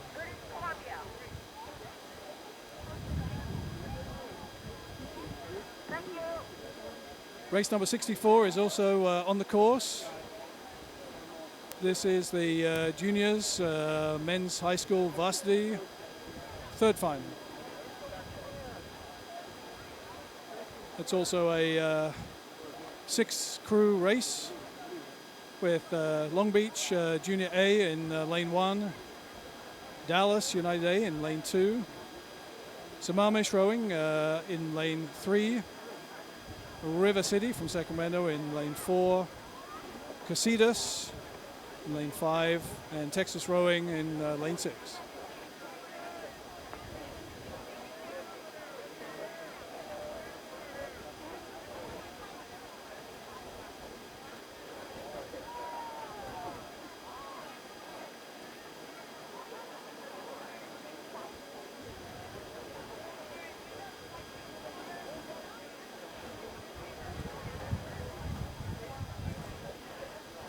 Looks like Dallas and Sammamish are making a real race of this in lanes 2 and 3.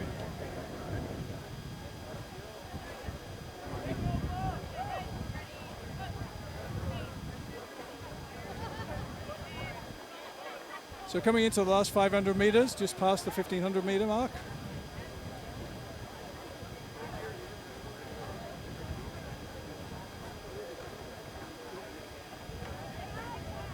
Looks like maybe it's Dallas ahead in lane 2.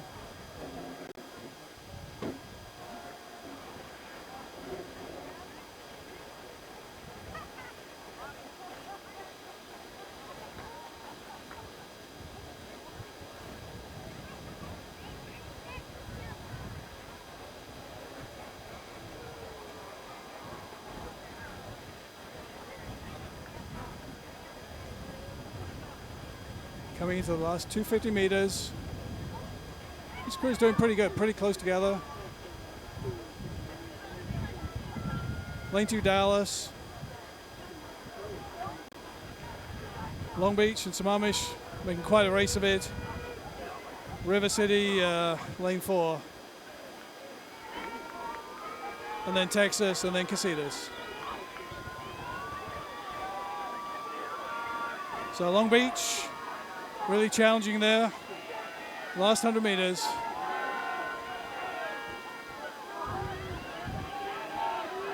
Still Dallas, Long Beach, Sammamish.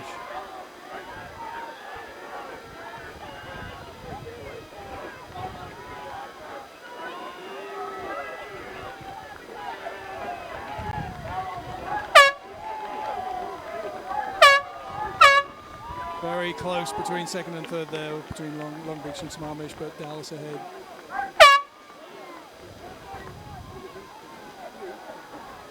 Then River City and Casitas and Texas pretty much together, pretty close.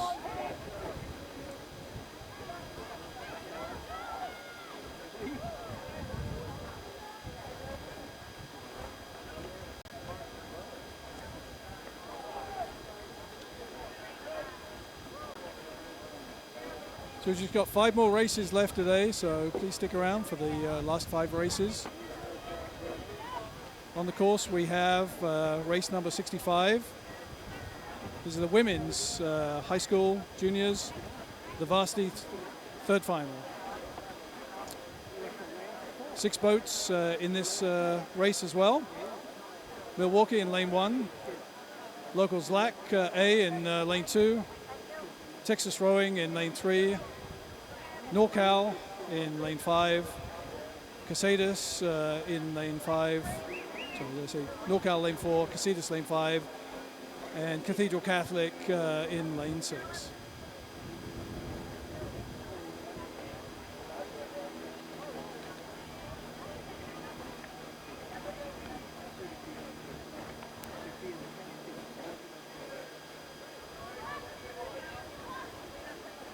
So Cathedral Catholic is a local high school here in the San Diego area with a fairly early development program, but they've been here at the Crew Classic for the last 2 or 3 years.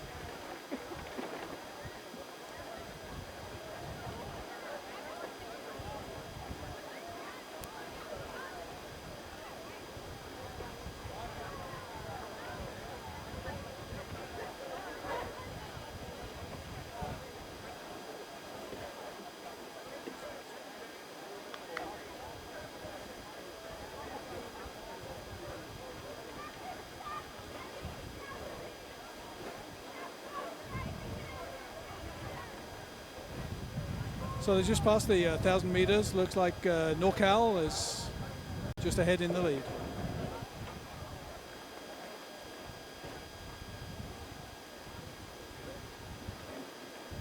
Second place right now looks like Texas Rowing.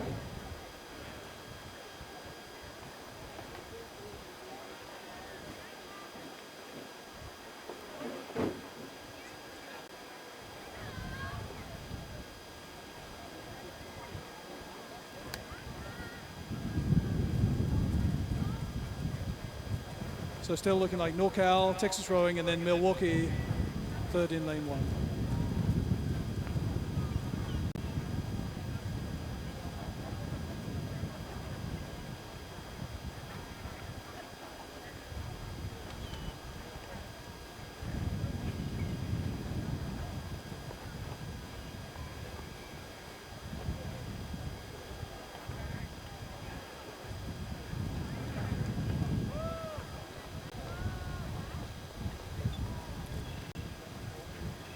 So there's NorCal in lane 4. They built up a substantial lead, looking very smooth and strong.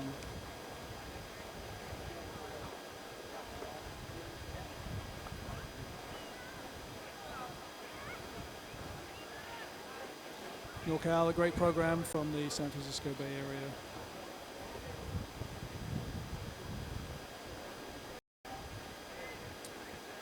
Texas Rowing in lane 3.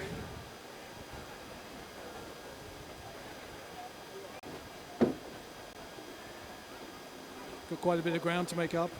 Working hard.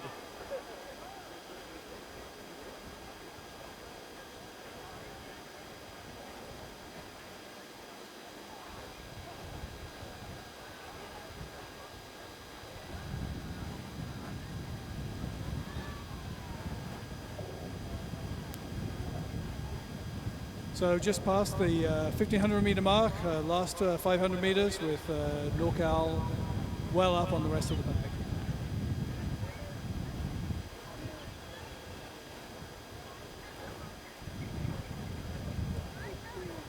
Texas still in second place, Milwaukee in third place.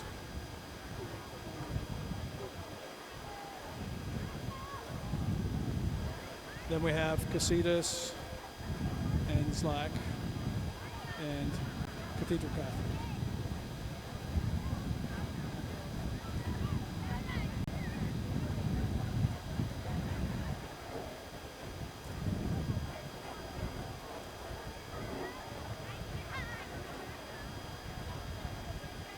Last 250 meters to go.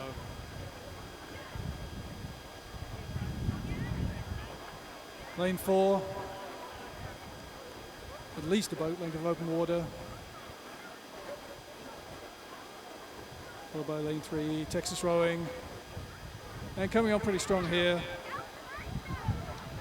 Lane 1. I have it listed as Milwaukee, but it looks like they're rowing a Newport Aquatic boat.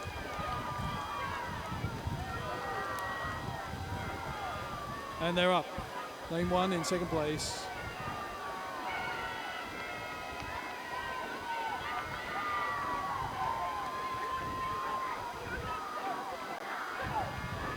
And Casitas and Slack having a race of it. Looks like Casitas just ahead.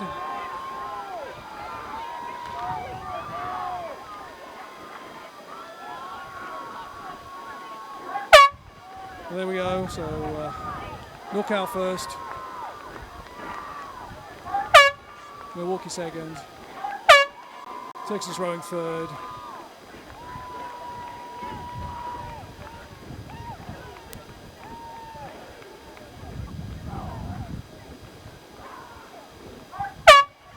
There we go, Casitas and Slack. Very close. Good battle at the end. And Cathedral Catholic still on the course, finishing up. Good job, everybody. So that was the women's high school varsity third final.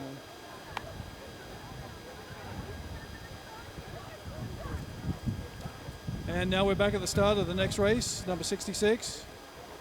This is the Women Juniors JV Petite Final.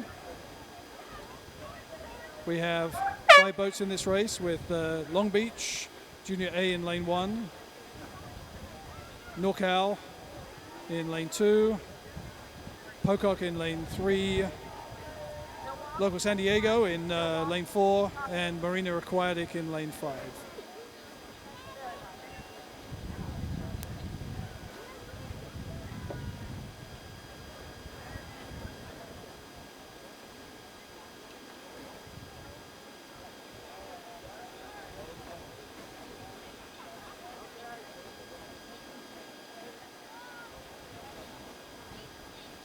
There's NorCal looking strong again, and Long Beach very strong up ahead.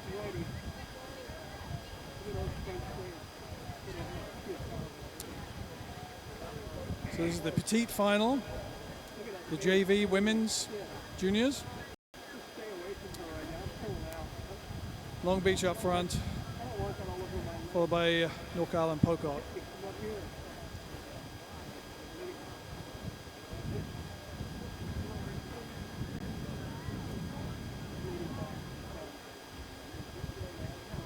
Coming up to the 1500 meters.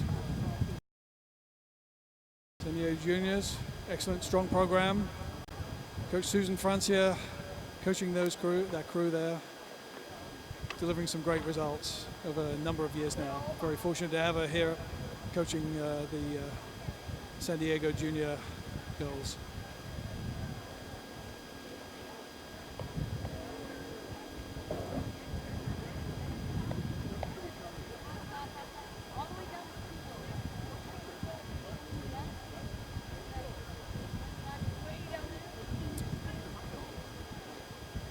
Up at the 1500 meters, we're halfway through the race. Really close race here. All these crews working really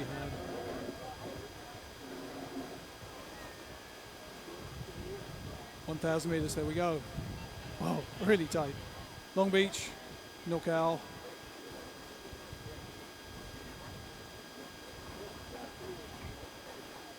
Pocock, San Diego, and Marina.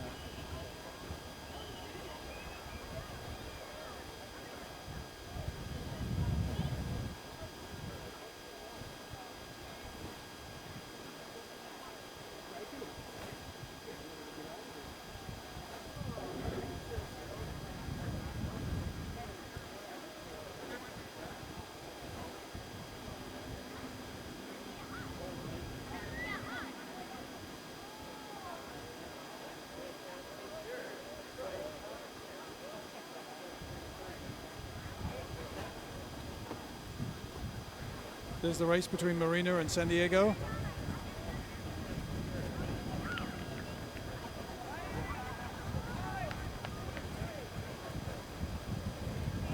And Pocock, NorCal, and Long Beach.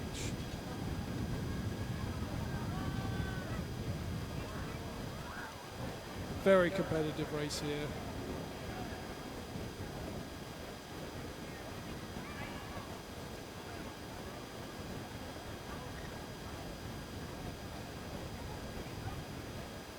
Nobody's giving much ground. This is quite a race coming up to the 1500 meter mark.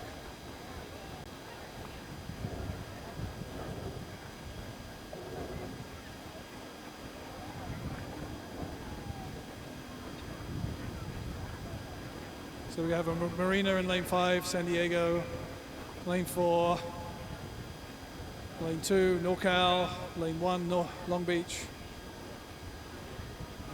Pocock lane 3.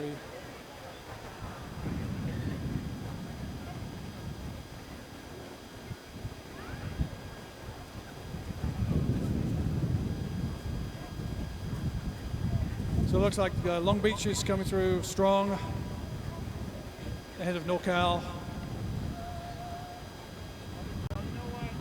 Pocock, Marina, and San Diego.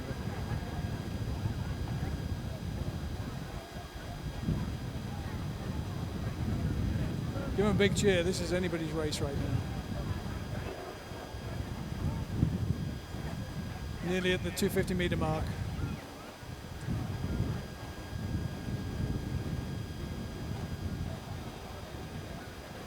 Long Beach definitely powering up here in lane 1.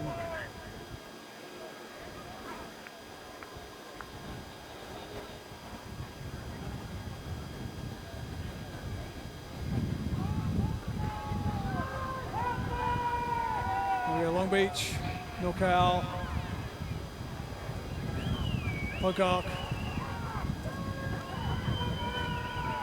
and Marina ahead of San Diego just.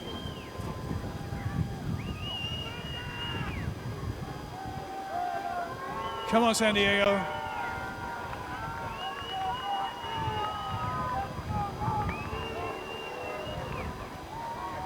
Long Beach looking really smooth, starting to increase their lead. Not much between Pocock and NorCal. And Marina and San Diego.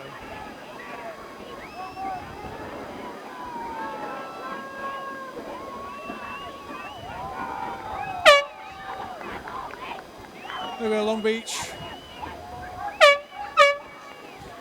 NorCal, Pocock very close together. And likewise, Marina in San Diego, very close. So that's the JV Petite Final for the women's juniors.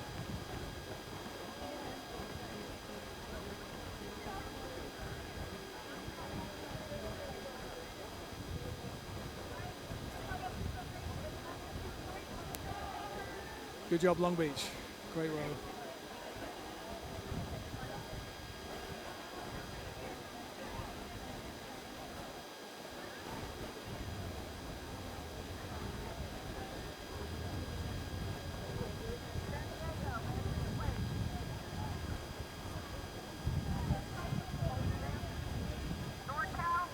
So the next race, race number 67, they're starting to get lined up on the stake boats. The men's JV Petite Final.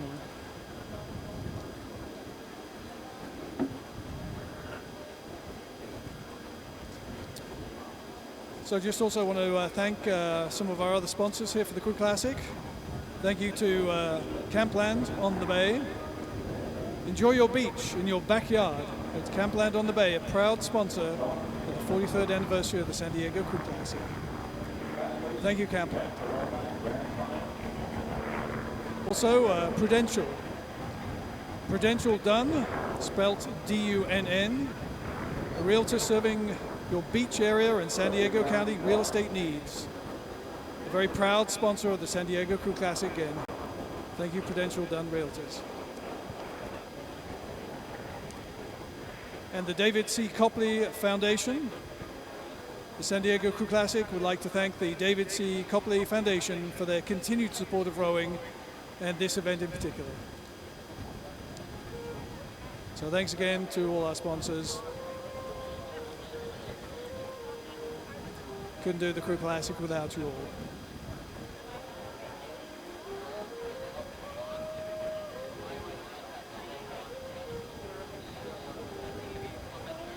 So we're down to the last three events today. Good opportunity to go by the Stone Beer Tent, buy some beer tickets and watch the last events in the sunshine here in San Diego.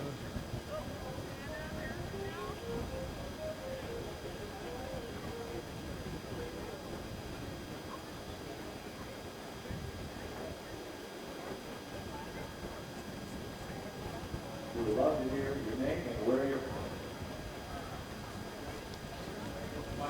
Wheeler.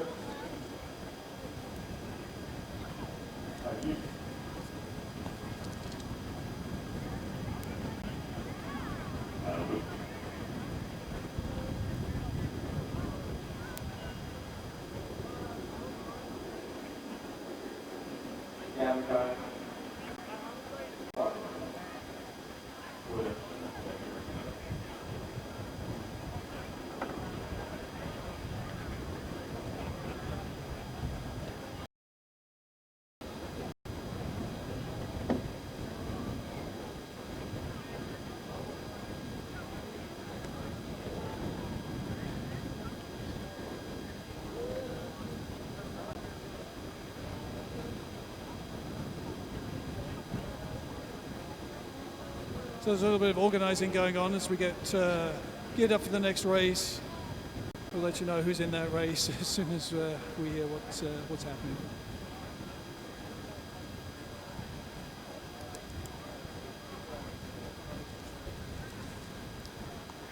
Okay, so I've just heard that race number 67, we're moving on past that to race number 68.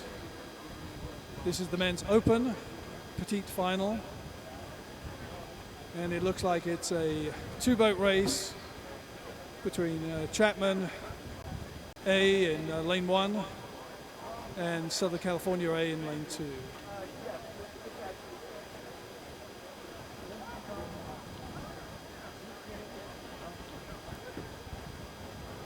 So it's just trying to get lined up here.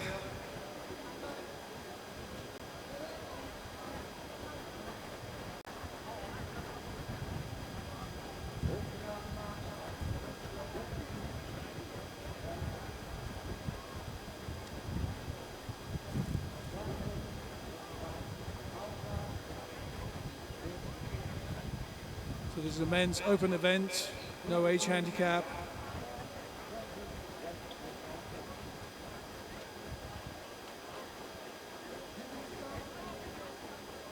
Should be a good race between these two Southern California crews.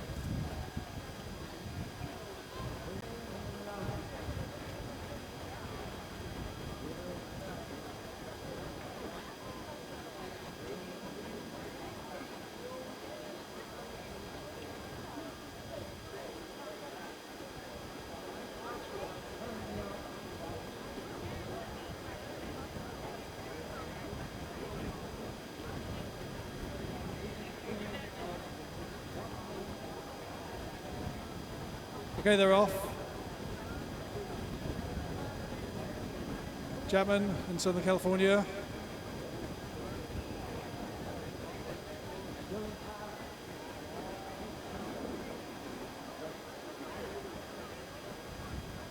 And Chapman, high rating, Southern California. Long hard strokes.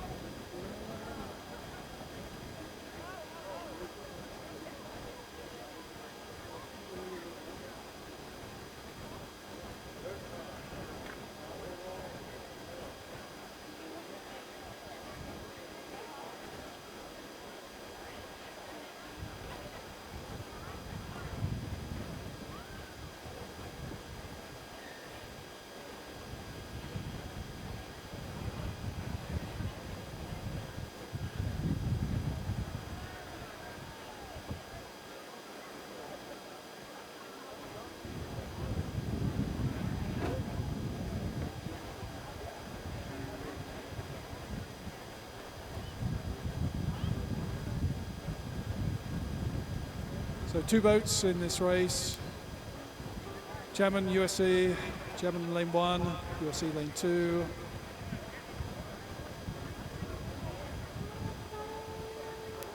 Just past the 500 meters. Looks like USC is slightly ahead.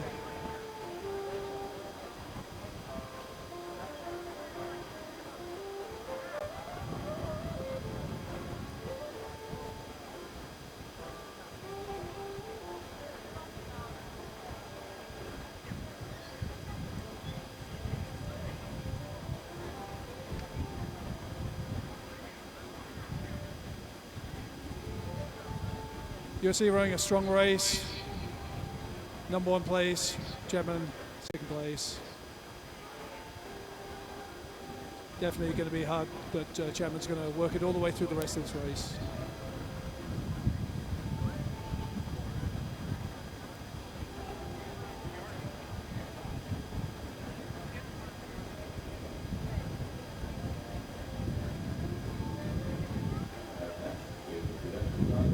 Quite a challenge with all the crosswinds. Make sure your steering stay on course. It's considerably easier with just two boats though on the course.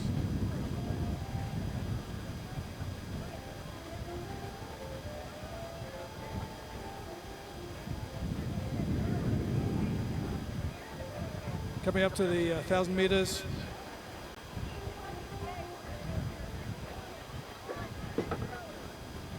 USC, then Chapman.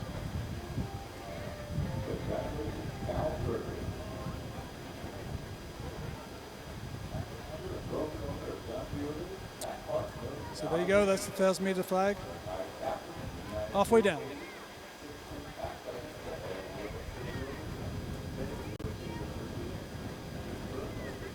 Looks like we've got open water between the boats, USC and Chapman.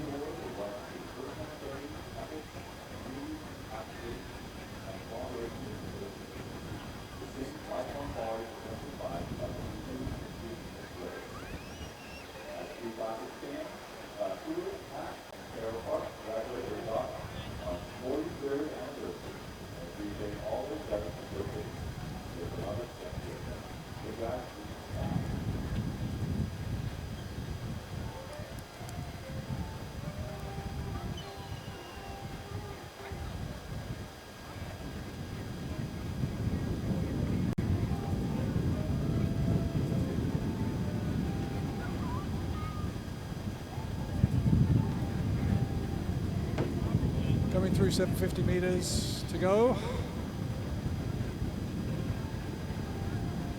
Then once you hit the 500, the water gets nice and smooth, and it's a mad dash to the final, to the finish.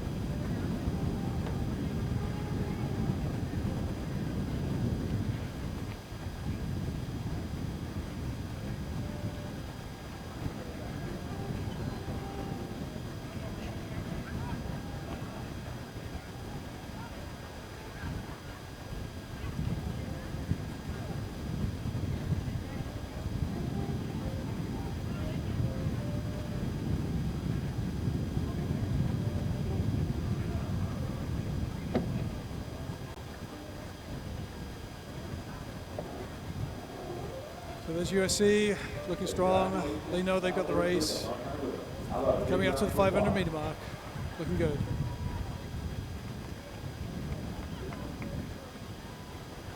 There they go.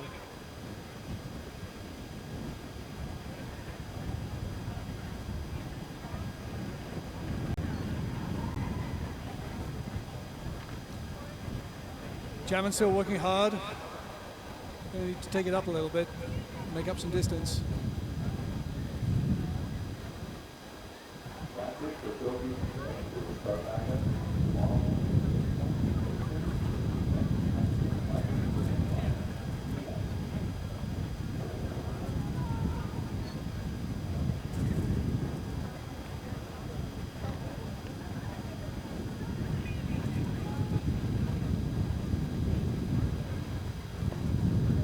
As we come down into the last 250, give these crews some encouragement, okay? They're working really hard, they deserve all your support.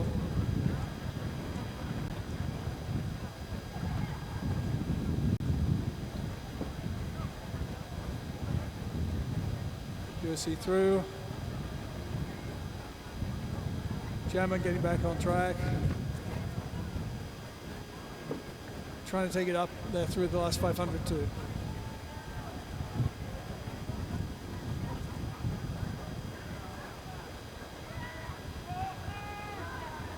About 1.5 lengths of open water in between these crews right now.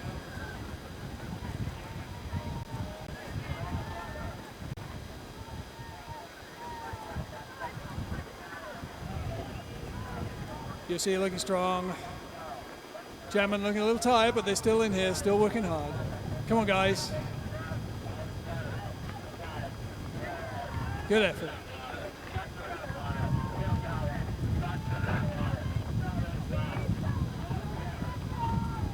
So there you go, the men's open petite final.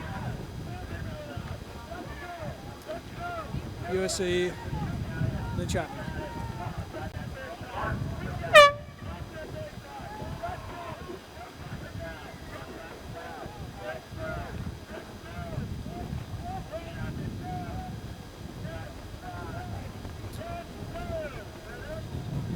Next race, which I think may be the last race of the day, race number 69.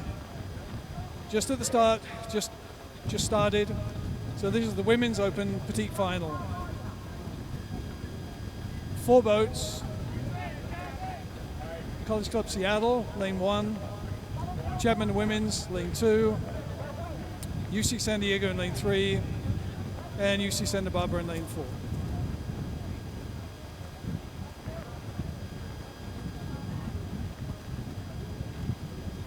Women's open. Carly Copley Cup.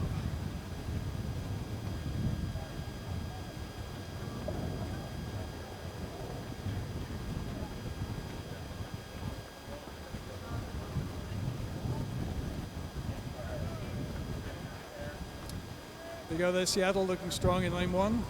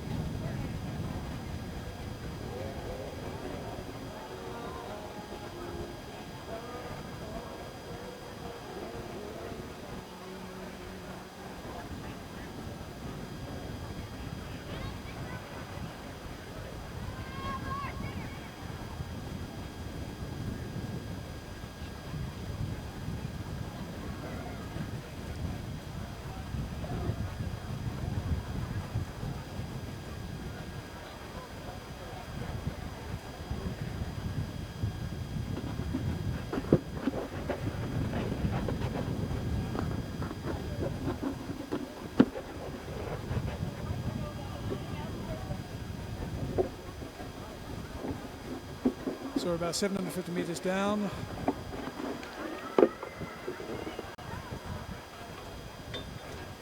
Lane 1 Seattle. No, I think that's lane 3 UC San Diego looking good too.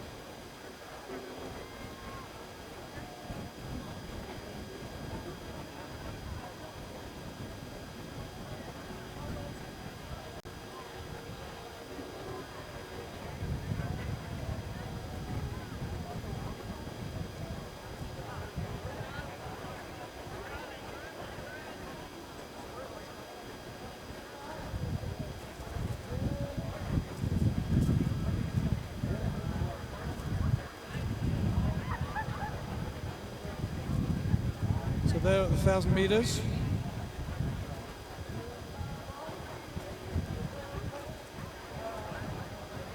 Seattle, UC San Diego.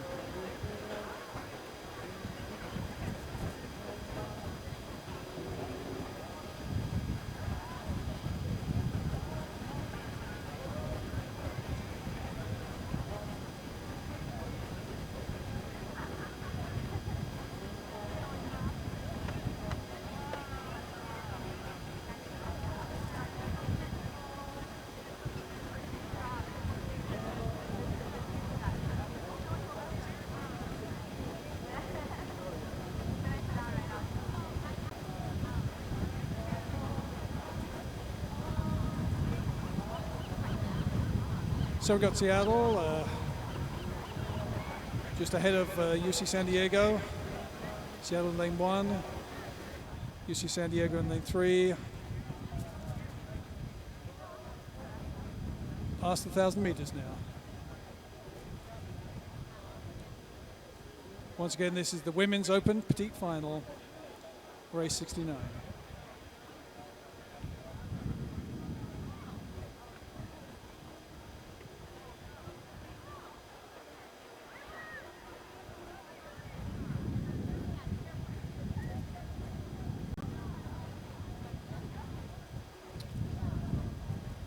So 4 boats, Seattle, UC San Diego, UC Santa Barbara, and Chapman.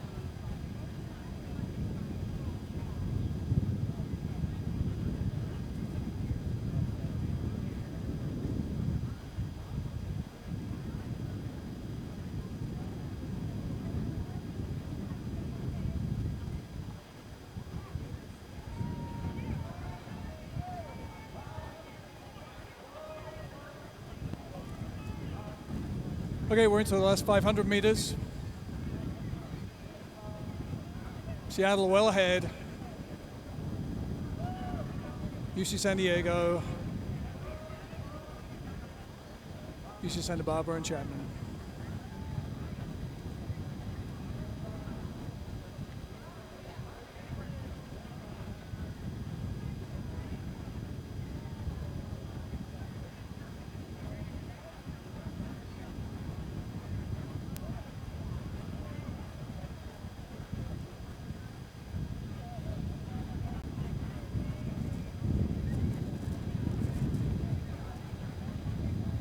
Nice job in lane one. Seattle looking very strong, very smooth.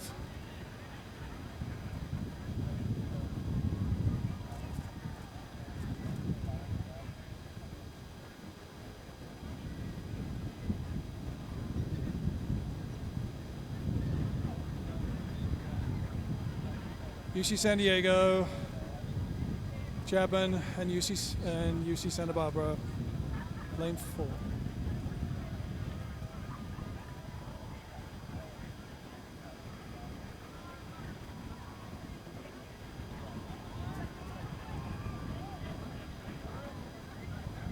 Come on, ladies, last 250 meters.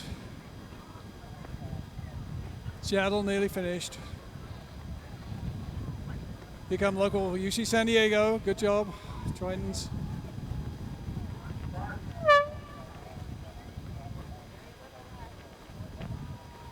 Chapman in lane 2, UC Santa Barbara lane 4.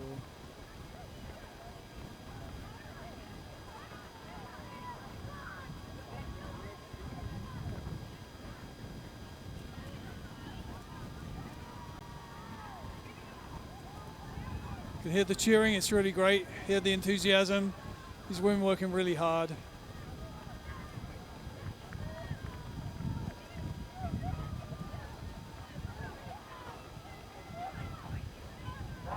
There's UC San Diego at the finish. Chapman and UC Santa Barbara.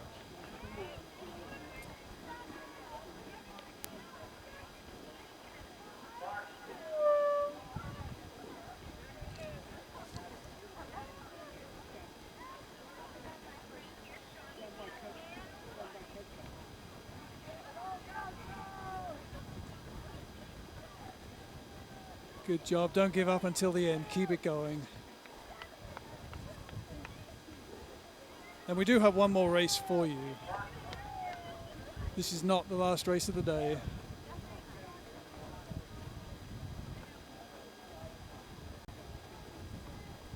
There we go, Santa Barbara. So we have race number 67, delayed race.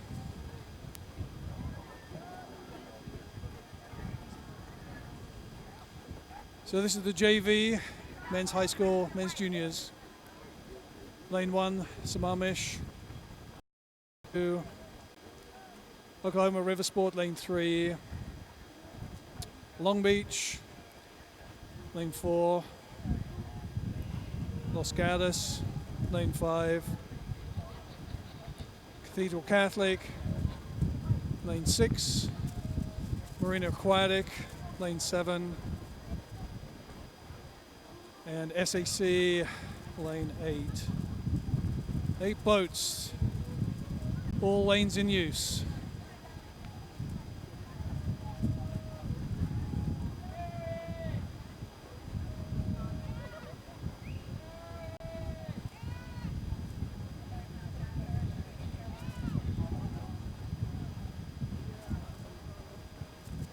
Can you imagine what it's like lining up 8 boats in this wind?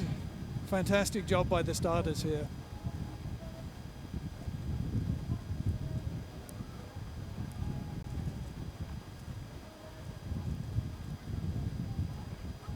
Lots of sculling of starboard oars by portside rowers to try to keep the boats from drifting over and keep them on track.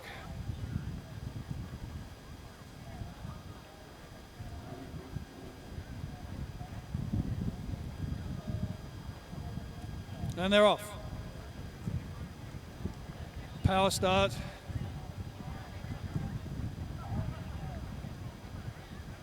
I-10 and then settle.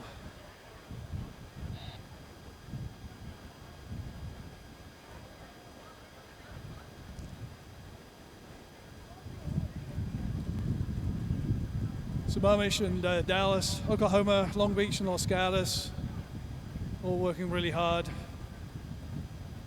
Neck and neck in the front pack. Cathedral, Marina and SAC, second pack right now.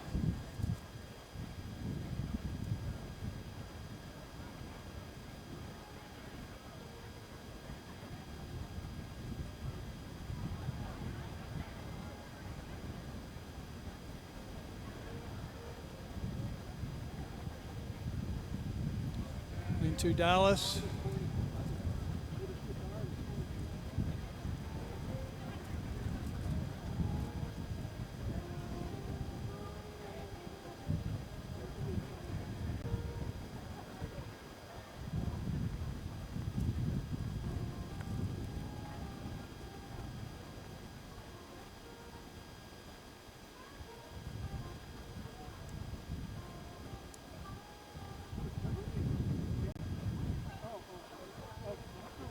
There you go, 500 meters down.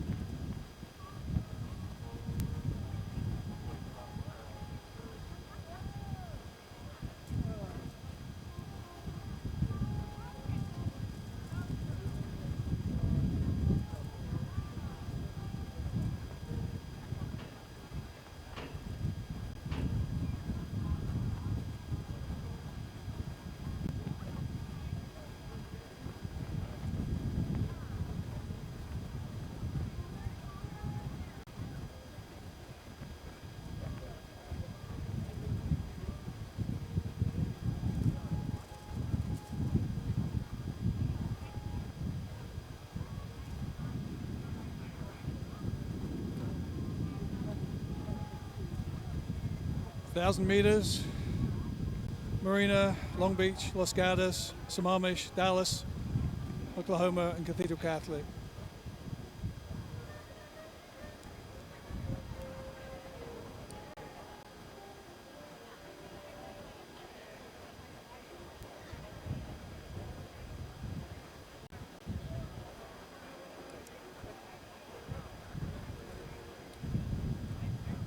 So the 1,000 meters, we have Marina, first place, lane 7. Dallas in lane 2 in second place. And Sammamish, lane 1 in third place.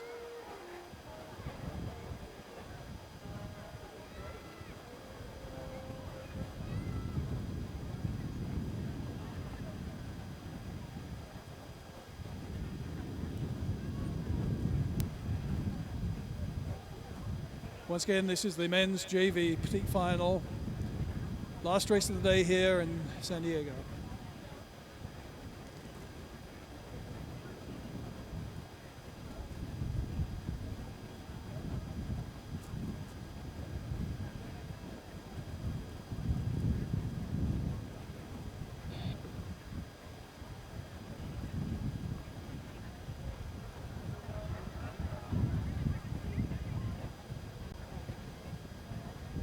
Looks like Mina Aquatic still dominant position in this race.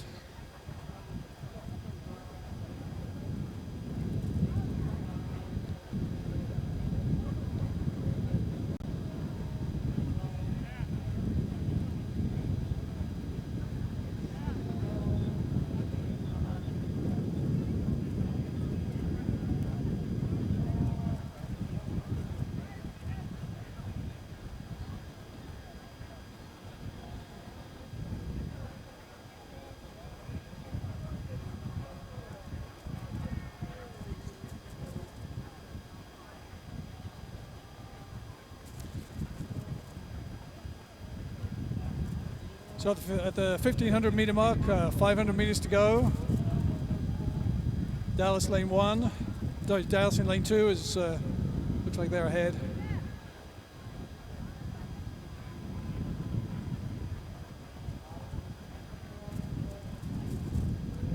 Marina out there, lane 7.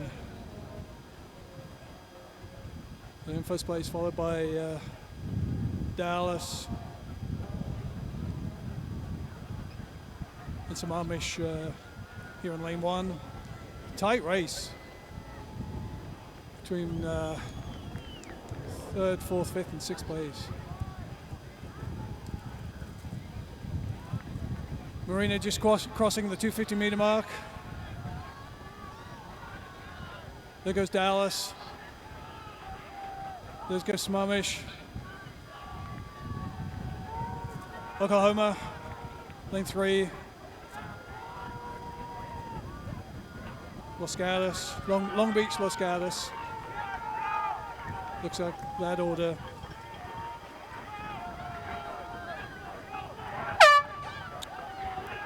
And there you go, Marina. Dallas. And Smumish.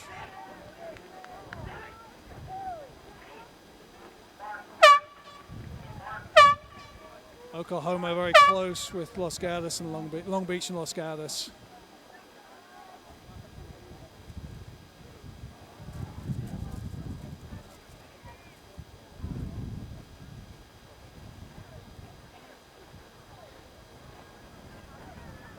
SAC and Cathedral Catholic still on the course.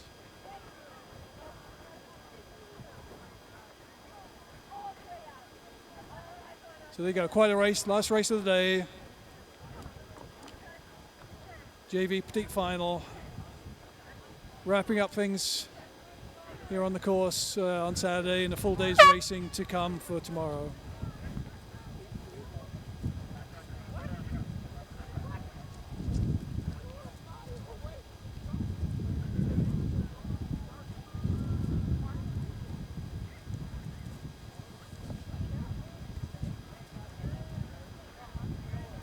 Big round of cheers final for Cathedral Catholic, local high school.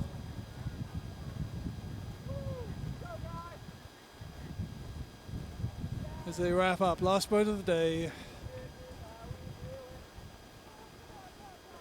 Here at the 43rd Crew Classic. Yay, Cathedral. Good job.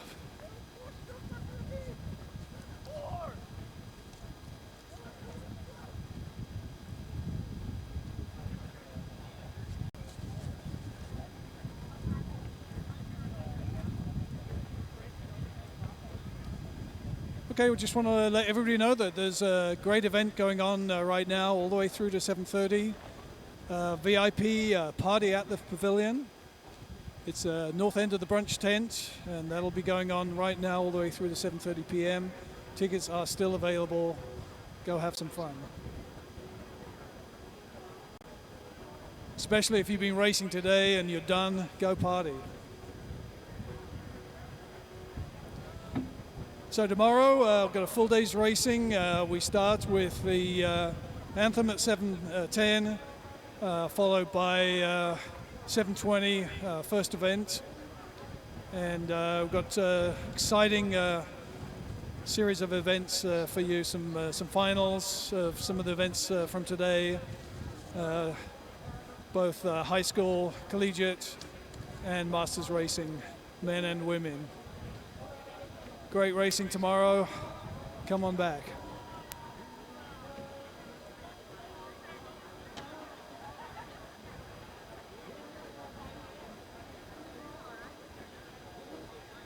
So we're going to be showing you some of the races today. You can look back and see on the podium some of the winners. Some great champions, some great racing today. Here are some of the crews that have been successful. Make sure you cheer them. Take some photos up on the podium stand that we have here. Yay, there they go. So if you won, make sure you get up there on the podium.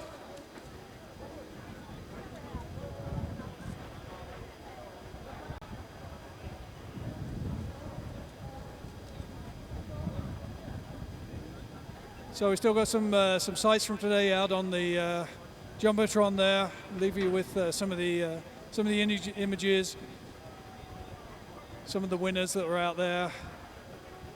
Great racing, more racing to come tomorrow.